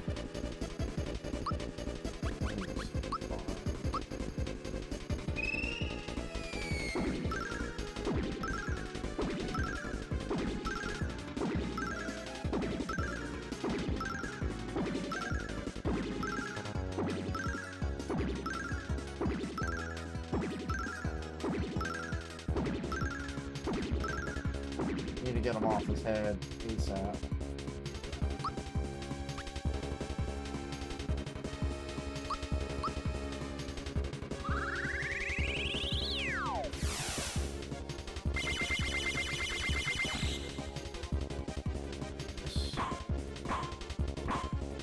I'm okay with this.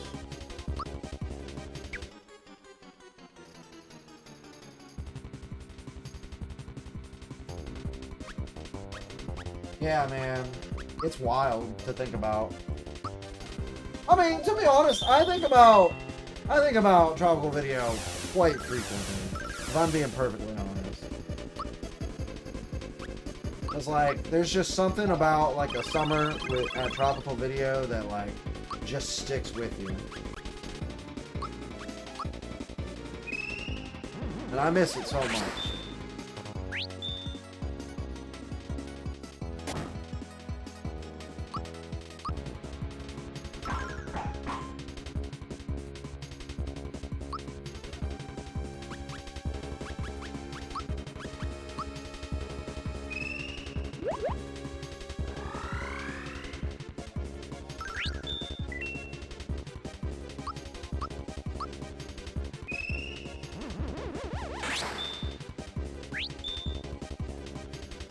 Oh, yeah.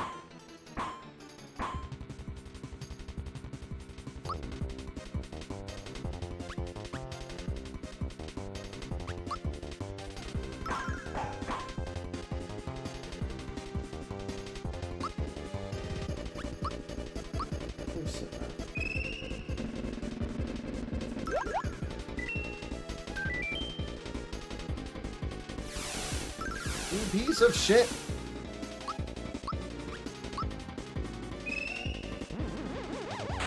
Nah, bro. For me, it was either Little Caesars or after Little Caesars and then when Dixie Plaza closed, the Hungry Howie's down over by Park Ave.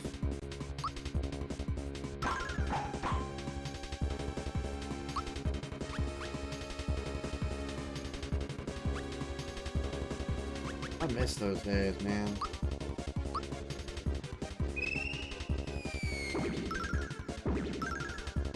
Take me back.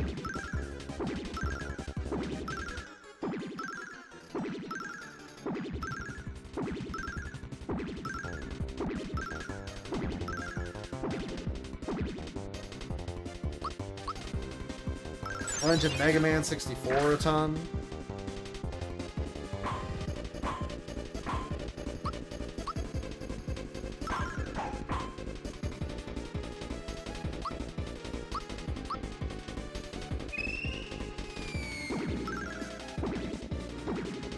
Oh, way to fuck that up. I don't think I can block that. Hey, that started going downhill real fast.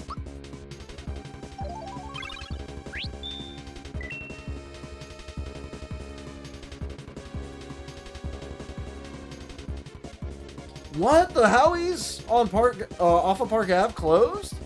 That's fucking awful.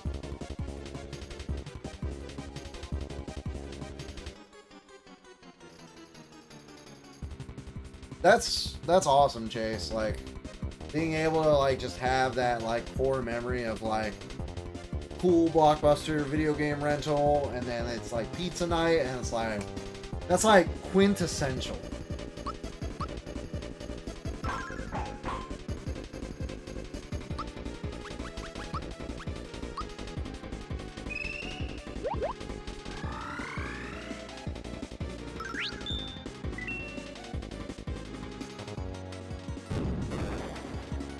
Admittedly, I have not had Hungry Howie's Pizza in quite a while.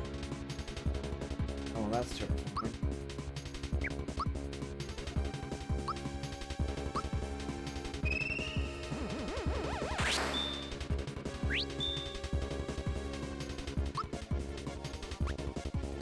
Two pick-me-ups left. Not great. Alright.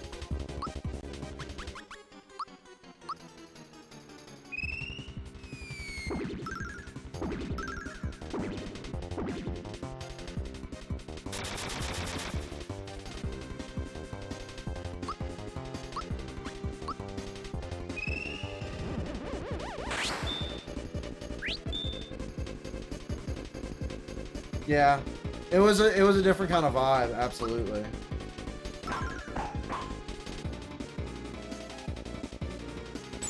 Violence.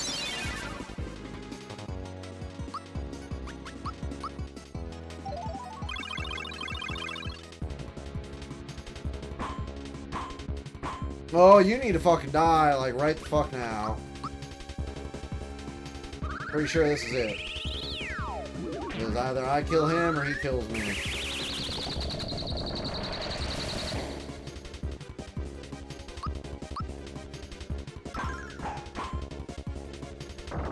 Oh yeah, let's go.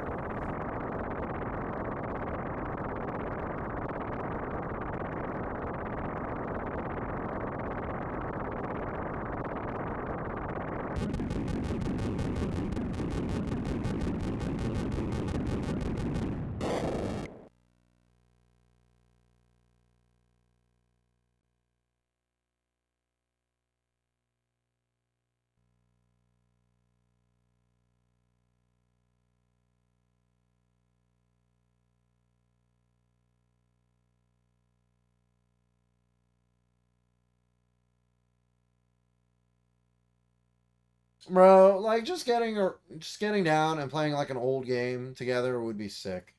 Like, I would love to do that with folks. Like if you guys ever want to come through, fucking post up. I'll order pizza, beer, we'll fucking just vibe, play some split screen GoldenEye or some shit. I'm fucking down.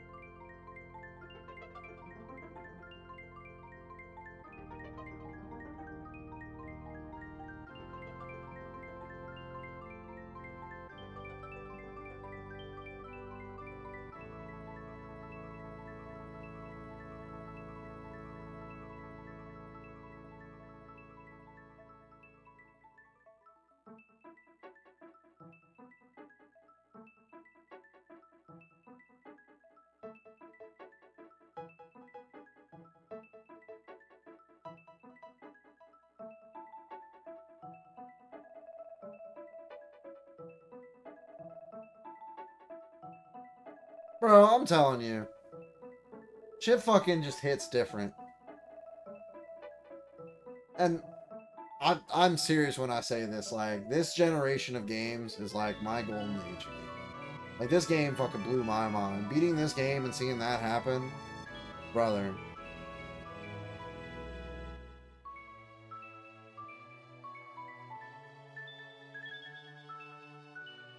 I don't know, something about games back then just hit different, man. I hate to be that guy, but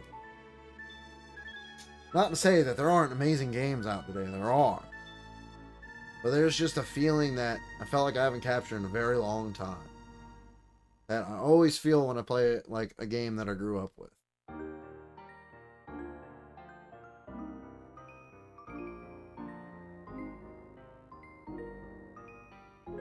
I'm telling you, man.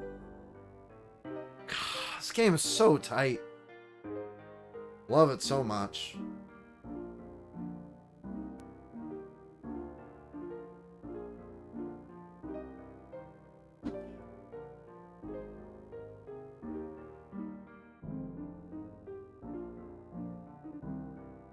That's awesome, man. I wish I could get my siblings to do that.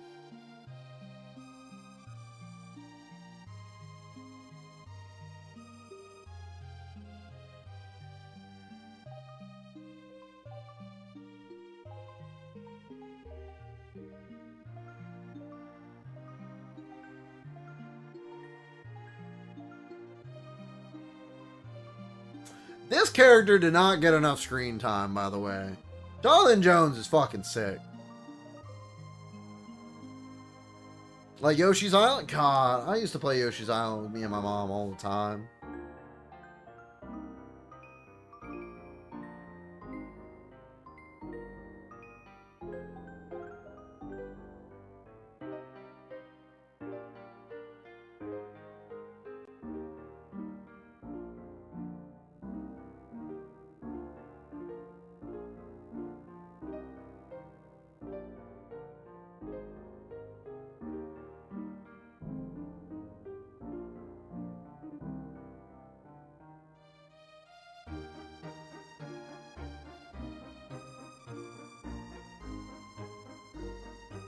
That's another game I'd love to stream. Some Yoshi's Island. I love that game.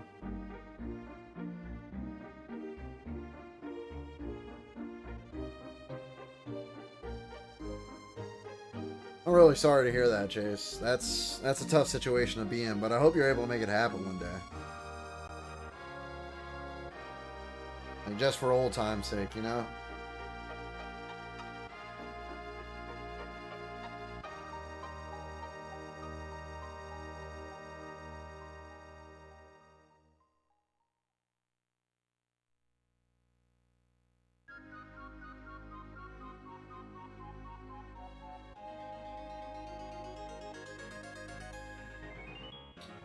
One sighting of Luigi.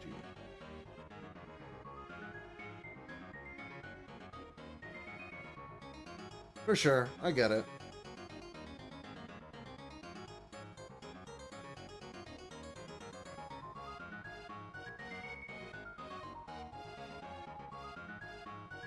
Oh no, I constantly tell Rob all the time. I'm like, man, please just take me back. Let me go back. Sit through those days, like, just for like a week. Let me just relive those days for a week. Instead, you have to wake up tomorrow for work. Great.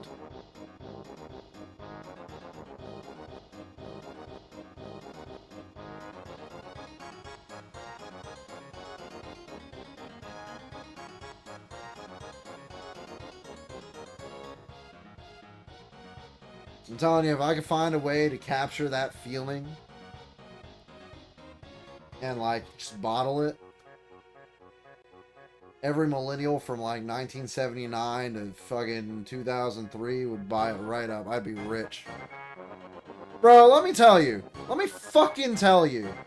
Me and my buddy Chris Kelly, we used to, when we were in college, after work, we'd get off work and we would go to the top of his parking garage of his apartment complex and just like shred a case of beer, like just a case of Yingling. We'd just sit up there and we would talk about how, you know, we can't wait until we graduate, and then all we have to worry about is our jobs. And then the rest of the time is ours. Turns out, that's not the fucking case. I was a fool. I had so much more time back then than I do now. And like, all my friends are spread across the country, and it's so tough. Like, good things happen too, but like, they spelled her name wrong. That is not how you spell that name. I never knew that.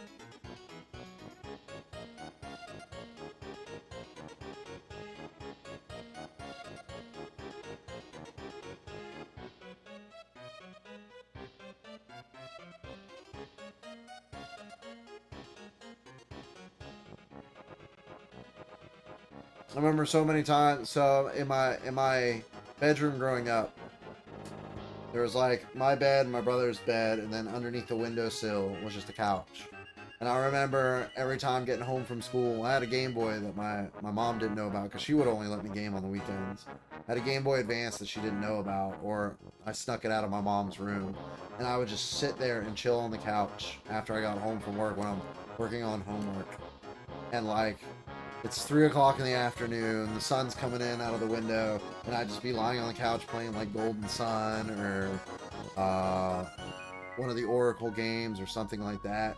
And like that feeling just wakes something up in me that like, I don't know, it's wild. And like you're so stressed out as an adult that like just having that casual feeling of like, yeah, I'm just gonna sit here, I'm gonna vibe, I'm gonna throw on a game, and I'm just gonna chill. Like, I haven't known what that's felt like in a long time. I don't know what it is. And it's not like I don't play games. Well, okay, I don't play games. Ask Rob. I haven't played a video game in like 5 months outside of the stream.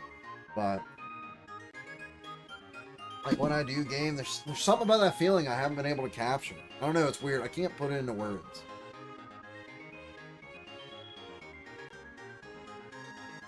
I sound like a crazy person, I'm sure.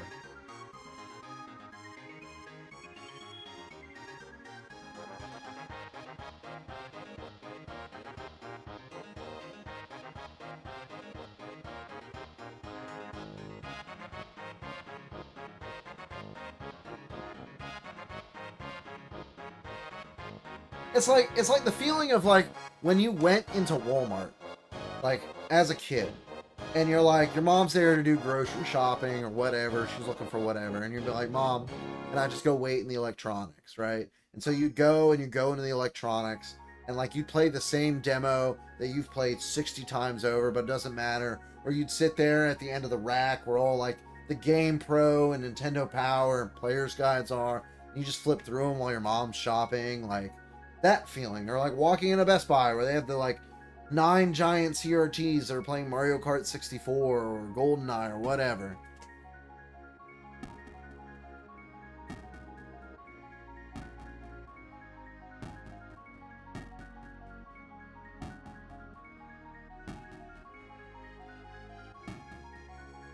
Yeah, I'm with you guys. I'm absolutely with you guys.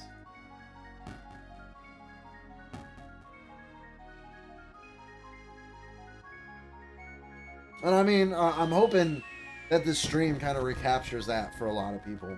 Because, like, I just get to come on here and just, like, vibe with my friends and play these games that I love, that I grew up with.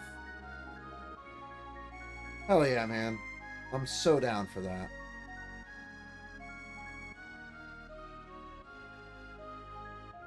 Absolutely down for that.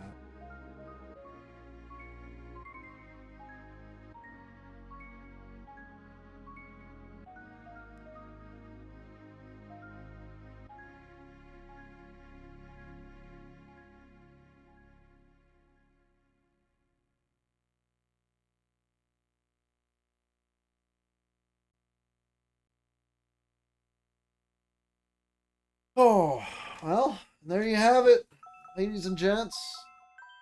That is Super Mario RPG, my favorite game of all time.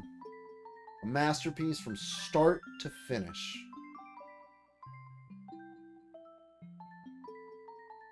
Let me tell you, and that's why I'm just letting it play. Like, I'm not in the stream right now. But what a game this was. What a game. It encapsulates everything that, like, made me the person that played, like, the gamer who I am today. Which is crazy to think about. Because, like, it took something that I loved as a kid and it introduced a whole new genre to me that I, like, kind of hesitant to go into. And, like, just this game being that much of a masterpiece just really broadened my horizons and, you know, told me, hey, maybe experiment with, you know, this thing that you love. And started to check out more games. And, you know, I developed my gaming taste from that. And, like, this game has such a special place in my heart. And I think about it fondly. This is like the first time I've played it in 10 years, something like that. I want to say like last time I played it was 2015, 2016. Which is crazy to think about it, because you never know, like, is this the last time I play this game? Probably not, but it could be.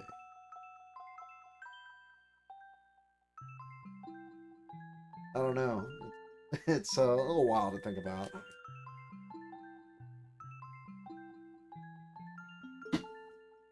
But no, I'll keep doing this.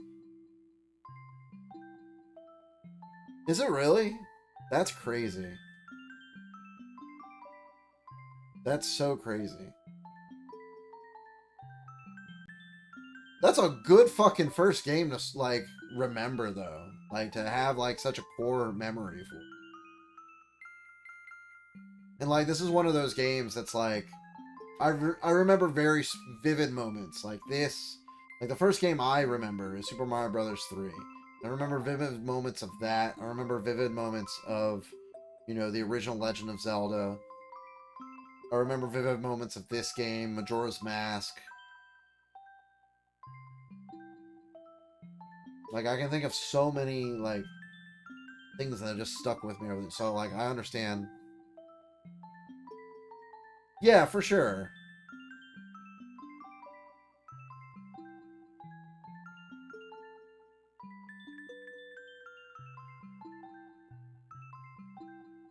I remember seeing the commercial for this game for the first time, and that has always stuck with me too.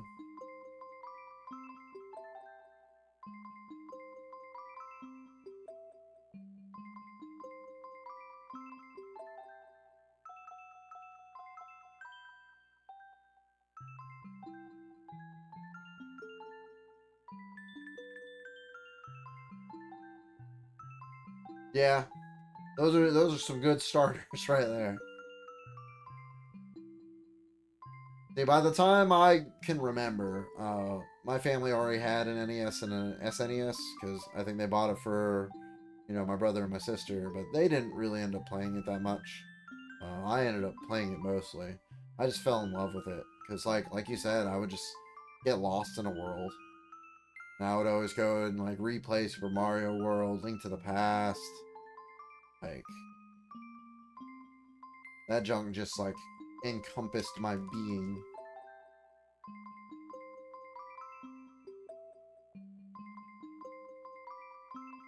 Mega Man X.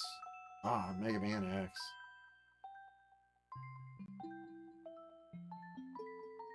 Man, we went through so many TVs.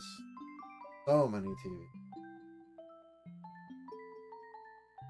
I mean, it helped because growing up, it was just my mom and me for a while. Because my brother was off in the military, my sister was off at college, and my dad was working in other states. So it was just me and my mom. And I didn't have like a ton of friends growing up. So like I was I turned to video games a lot because it was something to get lost into.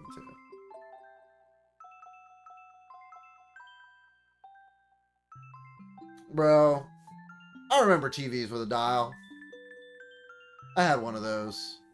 That was like one of the first TVs I had to play my video, like that was dedicated to my video games. Because eventually, what it was is my mom got tired of like picking me off the family TV to watch stuff. So we eventually just got a dedicated, like she found at a yard sale. This was the dedicated video game TV, and so like all my consoles were hooked up on an RF like daisy chain, which is crazy. Bro, having to put your TV on channel 3, that's a lost art. Can you imagine someone having to do that today? They don't even know.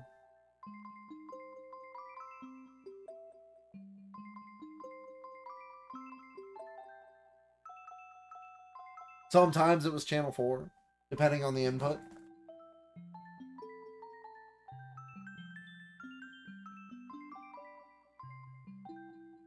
Freaking mood, man. That's a mood. Absolutely.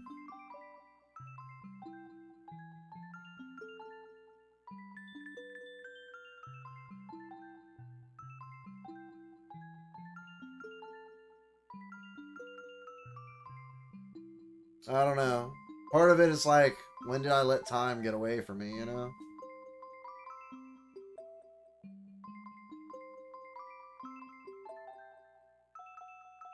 It doesn't help that, you know, we're from a generation that has gone through like so many pivotal changes over the years that like we've experienced like I feel like multiple generational shifts. Like in terms of like culture and technology and like the world as a whole.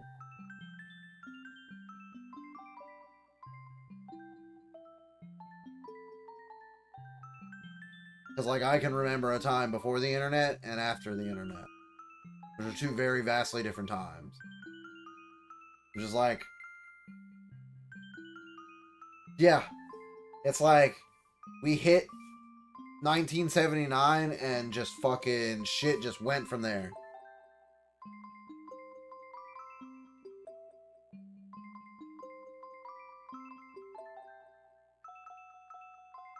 It's crazy to think, like, the development from, like, 1903 to, like, 1953, and then you think of, like, 1983 to now. Like, it's so much smaller from 03 to 53, whereas, like, the technological jump from, like, 73 to 83 to now is wild. It's so wild.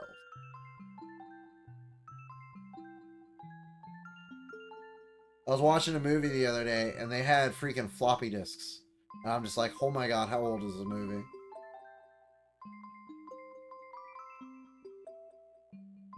It also made me realize that Zoe Saldana is a lot older than I thought she was, because this was The Colombian, which I think is a pretty old movie. Let me see. When did The Colombian come out?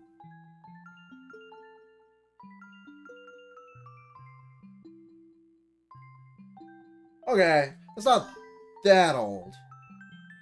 No, wait. No, that's not it.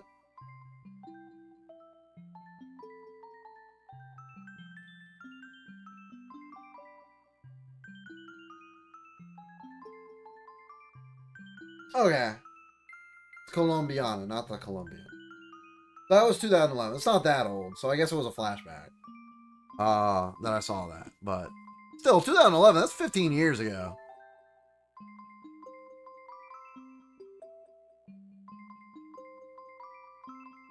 That's 15 years ago. Jesus Christ.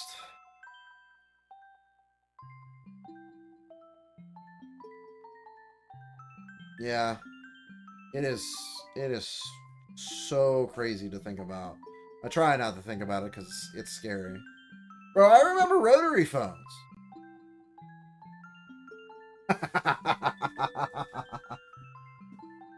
I was telling Rob this. So, sometimes I have to go into the office, you know, for the entire day for work instead of working from home. And when I do that on my lunch breaks, I'll, like, go hit up, like, nearby thrift stores or pawn shops or whatever, you know, looking for old games or whatever. So I stopped at one I'd never seen before, and I'm like, oh, I never knew this place was here. Let me just go ahead and see if they have anything. So I go and I poke my head in, and they didn't have anything, or at least not on the shelf, so I asked them, just like, oh, no, we don't have anything now, but I can take down your name, you know. What kind of video games you're looking for? Or, like, what kind of old games you're looking for? I'm like, oh, NES, Super Nintendo, Game Boy. She's like, oh. Usually when people come in here asking for old video games, they usually mean, like, Wii.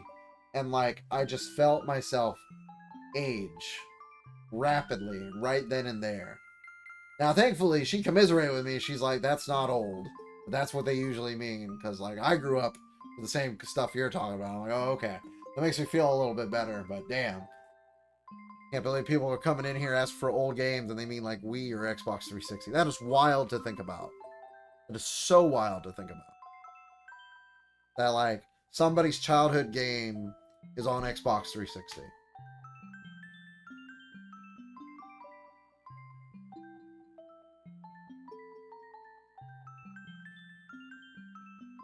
You know, back in the day when information wasn't so rapidly, readily received, it was easy to think, like, you know what, I'm so good at this game, I'm probably the best in the world, and there was nobody to prove you wrong. Now you can go on the internet and find out real fucking quick that you're wrong. Real quick.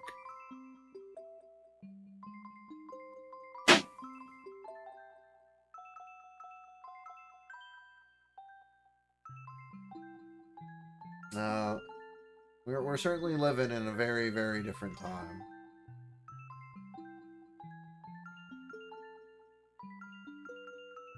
Bro, I'm telling you, I was in the local game store and they were like, looking at some game on the Xbox 360 stack, like, oh yeah, I remember playing this in elementary school. And I'm like, no! You're not allowed to say that! Uh, like I was talking with my girlfriend, cause she's like into shooters and whatnot, and she's like, and I was like, oh, last shooter I was really into was Halo 3. I love that game. She's like, wow, I haven't played Halo since I was a kid, and I'm like, please don't say that. Please don't say that. Cause there's like she's 28 and I'm 37, so like there's a gap there. So like there's a little bit of a generational difference there.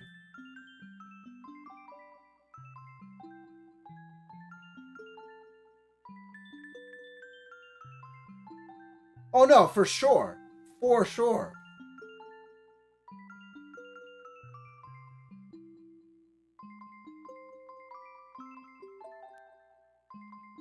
Though, to be fair, I was playing like Super Nintendo games like right around the tail end.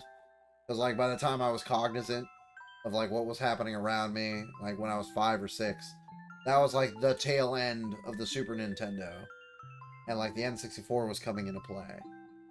And I remember specifically in my third grade class, like I was 8 years old, having the Yoshi Story manual with me that I snuck into my backpack, and I would read it in class. And so like I would remember like when I was in elementary school was that shift between Super Nintendo and N64, but like I would always play like my NES or my Super Nintendo. Like it's crazy to think about that. Like by the time I was in high school or college, those games I was playing then, like somebody like that was their NES, and that shit blows my mind.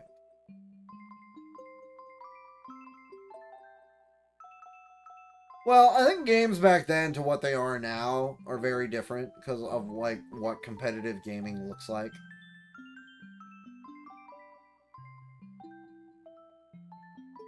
Because like I think outside of like Street Fighter 2, like there weren't people like grinding games like that. At least not to my knowledge. I could be complete.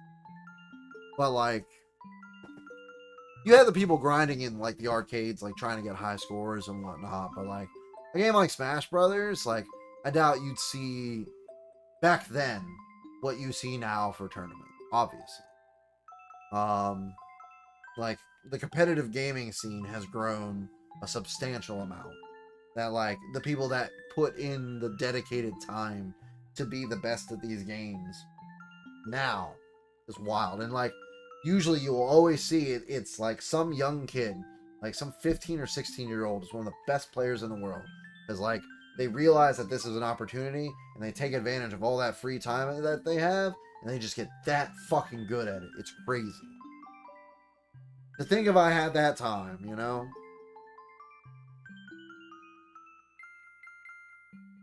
I love reading manuals, man. Like, I would read them all the time. I'd take them to school, just look at the pictures. I'd try to, like, draw them.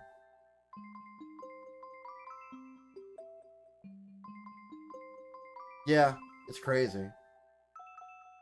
And, like, when all you have is your friends and you're the best among all your friends, like, it was such a good feeling. I remember in high school, like, I really got into Street Fighter 3, and it was just me and, like, 3 other buddies.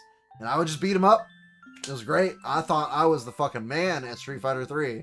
And then I moved to Tallahassee through a Street Fighter 3 tournament because I want to be like, all right, let's have a tournament. I want to see what's up. And I got my ass fucking handed to me. Oh, I read Nintendo Powers all the time. All the time. I remember reading the issue with Aria of Sorrow in it before I even owned Aria of Sorrow or Harmony of Dissonance. Like that's how I got to experience games I didn't own, was like just reading Nintendo Powers that my mom found at yard sales.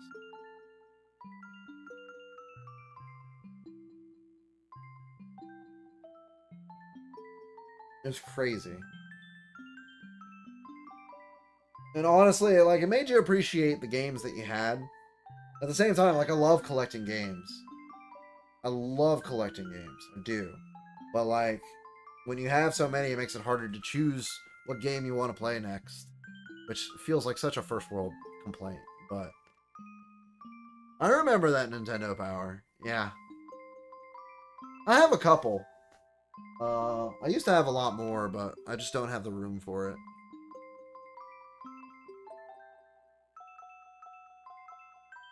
I had an EGM that talked about Wind Waker, where I remember it had the smorgasbord of combat, where it just elaborates on like all the evolutions Wind Waker did to the 3D Zelda combat.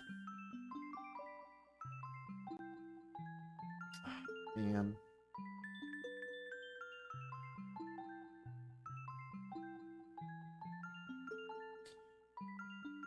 What else was there? Like, I would experience, like, I didn't have a PlayStation until I was in high school, so like I would read GamePro to like see what was up. Like, I knew what Tomb Raider was. I had a buddy who also had a PlayStation.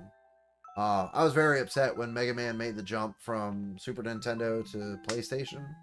I was just like, oh, I can't play Mega Man X4. That really sucks.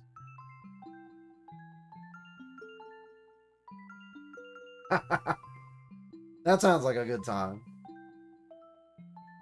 So like I would experience like my knowledge from PlayStation from either playing at my friend's house, which is how I fell in love with LAPD Future Cop, and Armored Core.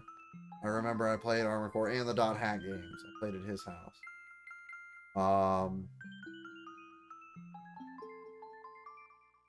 But man, reading those Nintendo Powers, and that's how I would get more interested in more games. I'd be like, oh, I really want to check that game out. That's kind of like what I'm trying to do now, is pick up all those games that I missed that, you know, I always read about. Now I have a chance to like play them as I play Super Mario RPG for like the 10th time, but whatever. I love this game. I will always love this game. It's a masterpiece. It has aged incredibly well.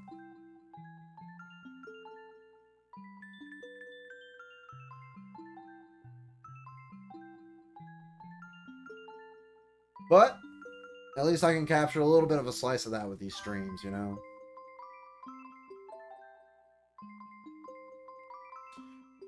Bro, there is something to be said when, like, information just didn't travel so rapidly.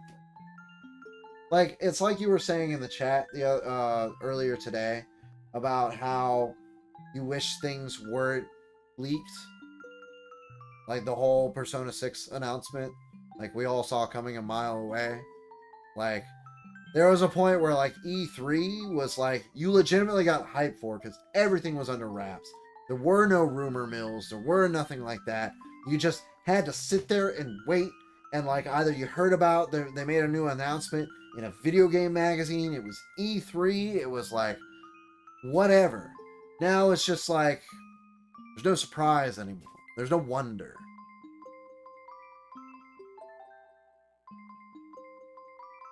I don't know. I'm definitely an old man yelling at Cloud now. Absolutely.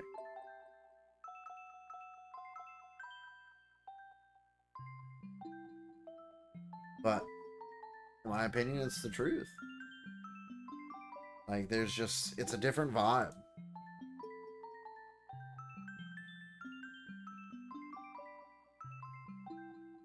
And like, I wish I could go back, but I accept that, yeah, I probably can't.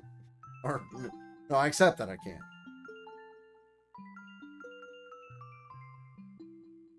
Like, legitimately.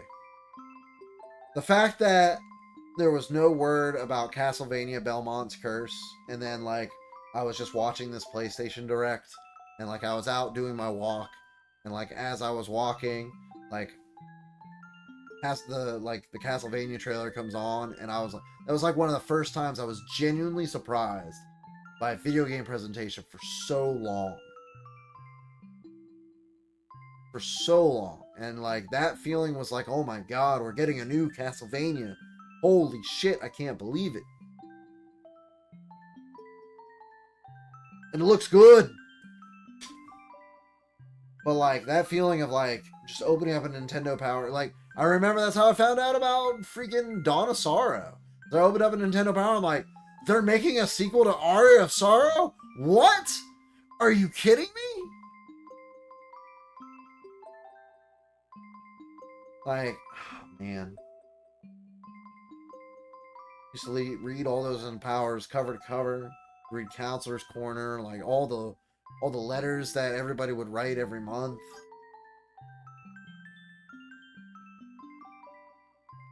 Bro. In some ways, the internet is the best and the worst thing to happen to humanity.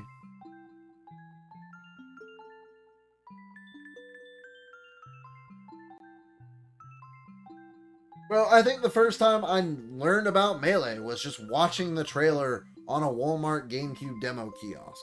And I'm like, they're making a sequel to Smash Brothers? What? This game looks amazing! This trailer is insane! Because it was just the intro to the game. And I was like, oh my god! I gotta play as Sheik? I wanna play as Sheik? That's awesome!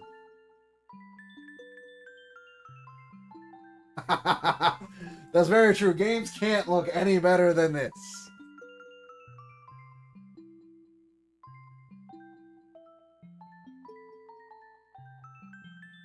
Bro, I remember playing Ocarina of Time with my brother. And like, we're doing the scene where you're trying to get the Sun Song. And so like, you're standing in front of the grave at the top of the cemetery and you play Zelda's Lullaby. And like, it has that small cutscene where like the lightning bolt comes down and strikes the gravestone and like, explode Link's away, and it shows like a little scene of like Link's eyes like being like, what's going on? And like my brother was so impressed. He's like, wow, I can't believe how far they come in video games. This looks so real, and like, you know, it looks almost like a movie and all that. It's fucking crazy to think about then and where we are now.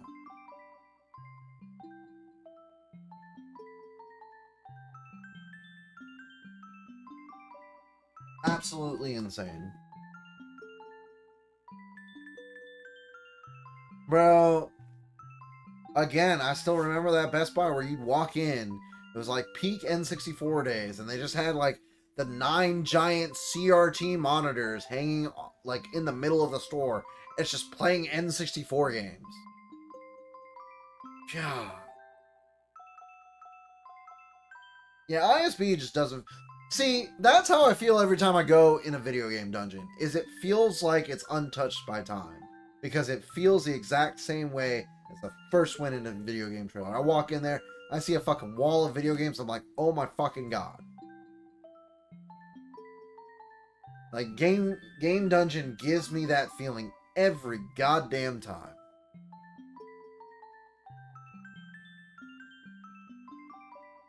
Absolutely. Absolutely.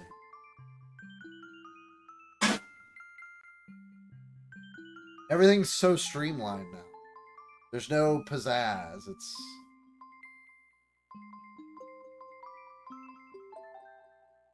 I miss Circuit City, man. The last game I ever bought from Circuit City, The World Ends With You on Nintendo DS.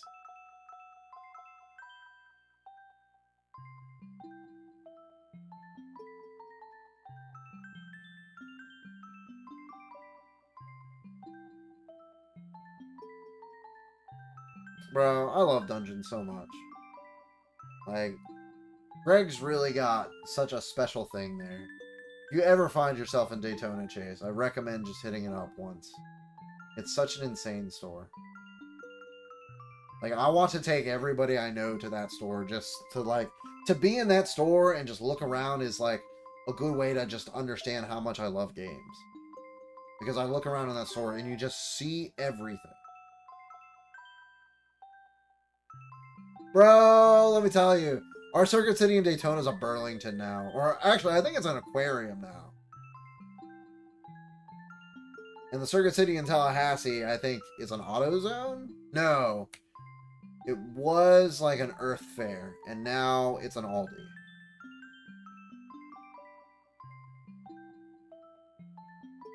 But I do miss Circuit City. I miss Circuit City. I miss Kmart. I fucking loved Kmart. Kmart's where I bought my first video game. Like, my first new video game that I bought with my money was from Kmart when my brother worked at.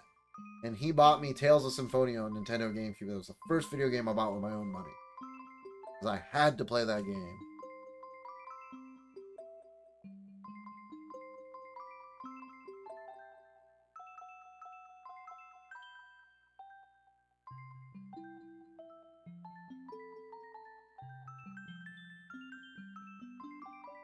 Yeah, I think that's true.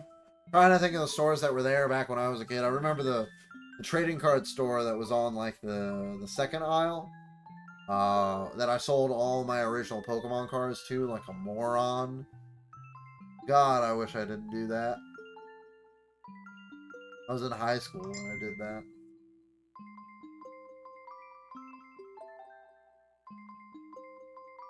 Uh,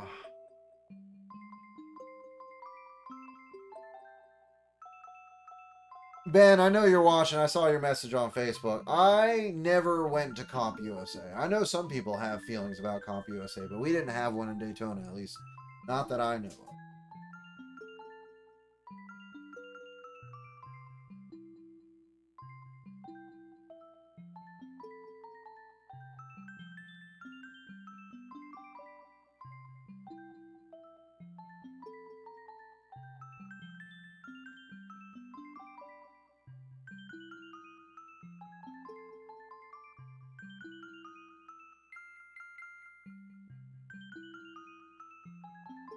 Kmart?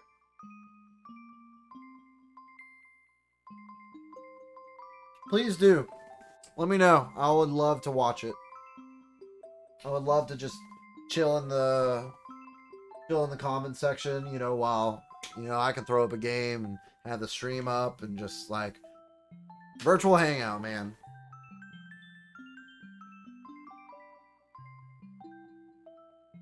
I remember the first time my parents took me to Video Game Dungeon. I actually bought Mega Man Legends 2 and Pokemon Coliseum. Those were the two games that I bought.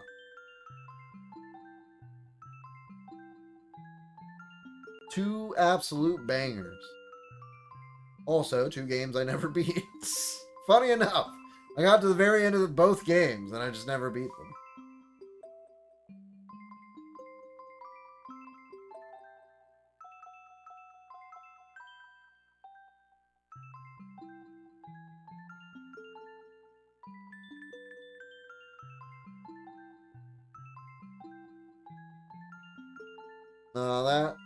That store puts such a smile on my face. It really does.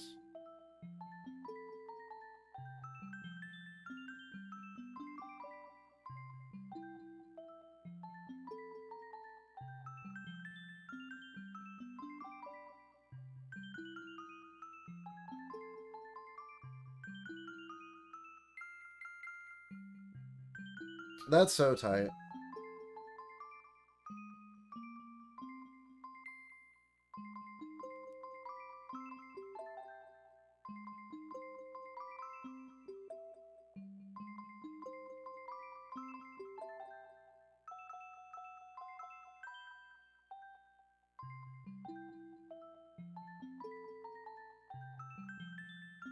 Like, I wish I had that. Like, I kind of had that relationship with my mom. Video games, like, we play Zelda and Mario Brothers together, but, like, after a while, she just stopped playing video games with me because she felt they just got too complicated for her, which, I mean, that's understandable.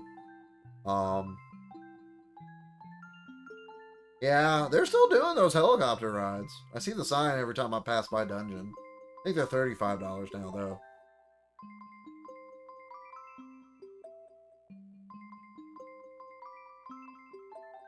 Yeah, yeah, Chase. I really think it was like.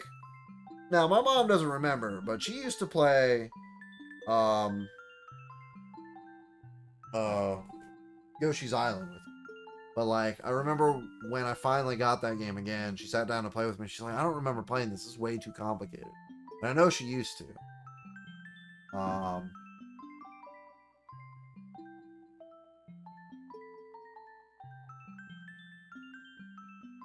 But like after a while, she just kind of lost interest.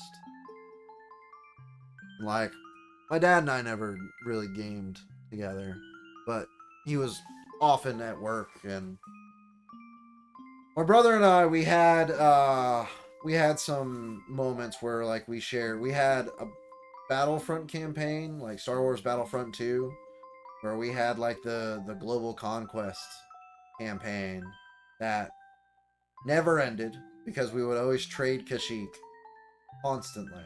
We never finished it. And then we would always play Budokai 3 together. And he would play Vegeta and I would play Trunks. And like we would just play for like a couple hours.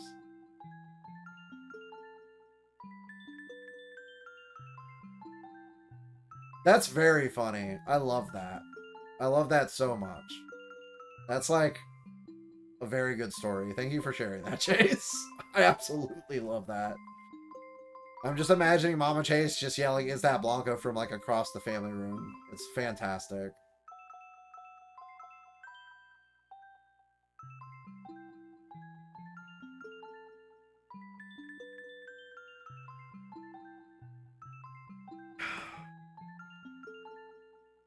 Take me back, please. Oh, geez. It is almost 1 o'clock. Alright, alright. I think I should probably call it here, guys. Actually, I will say this. She messaged me the other day. Sent me a picture of her dedicated Game Boy Advance that she had with Tetris. She was playing Tetris again, and that put a smile on my face. My mom absolutely adored Tetris. Absolutely adored Tetris. So it made me really happy to see her playing that again.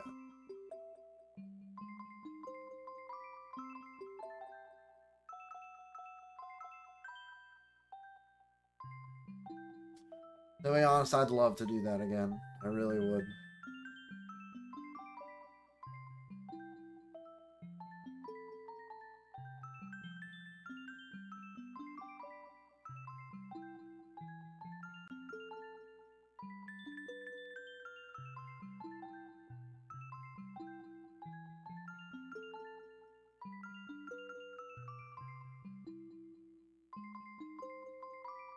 Yeah, I agree with you.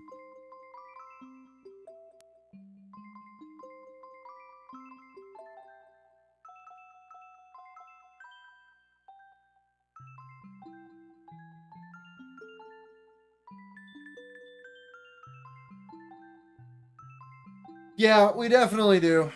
We definitely do. Thank you guys so much for hanging out with me. I greatly appreciate it. This has been a journey.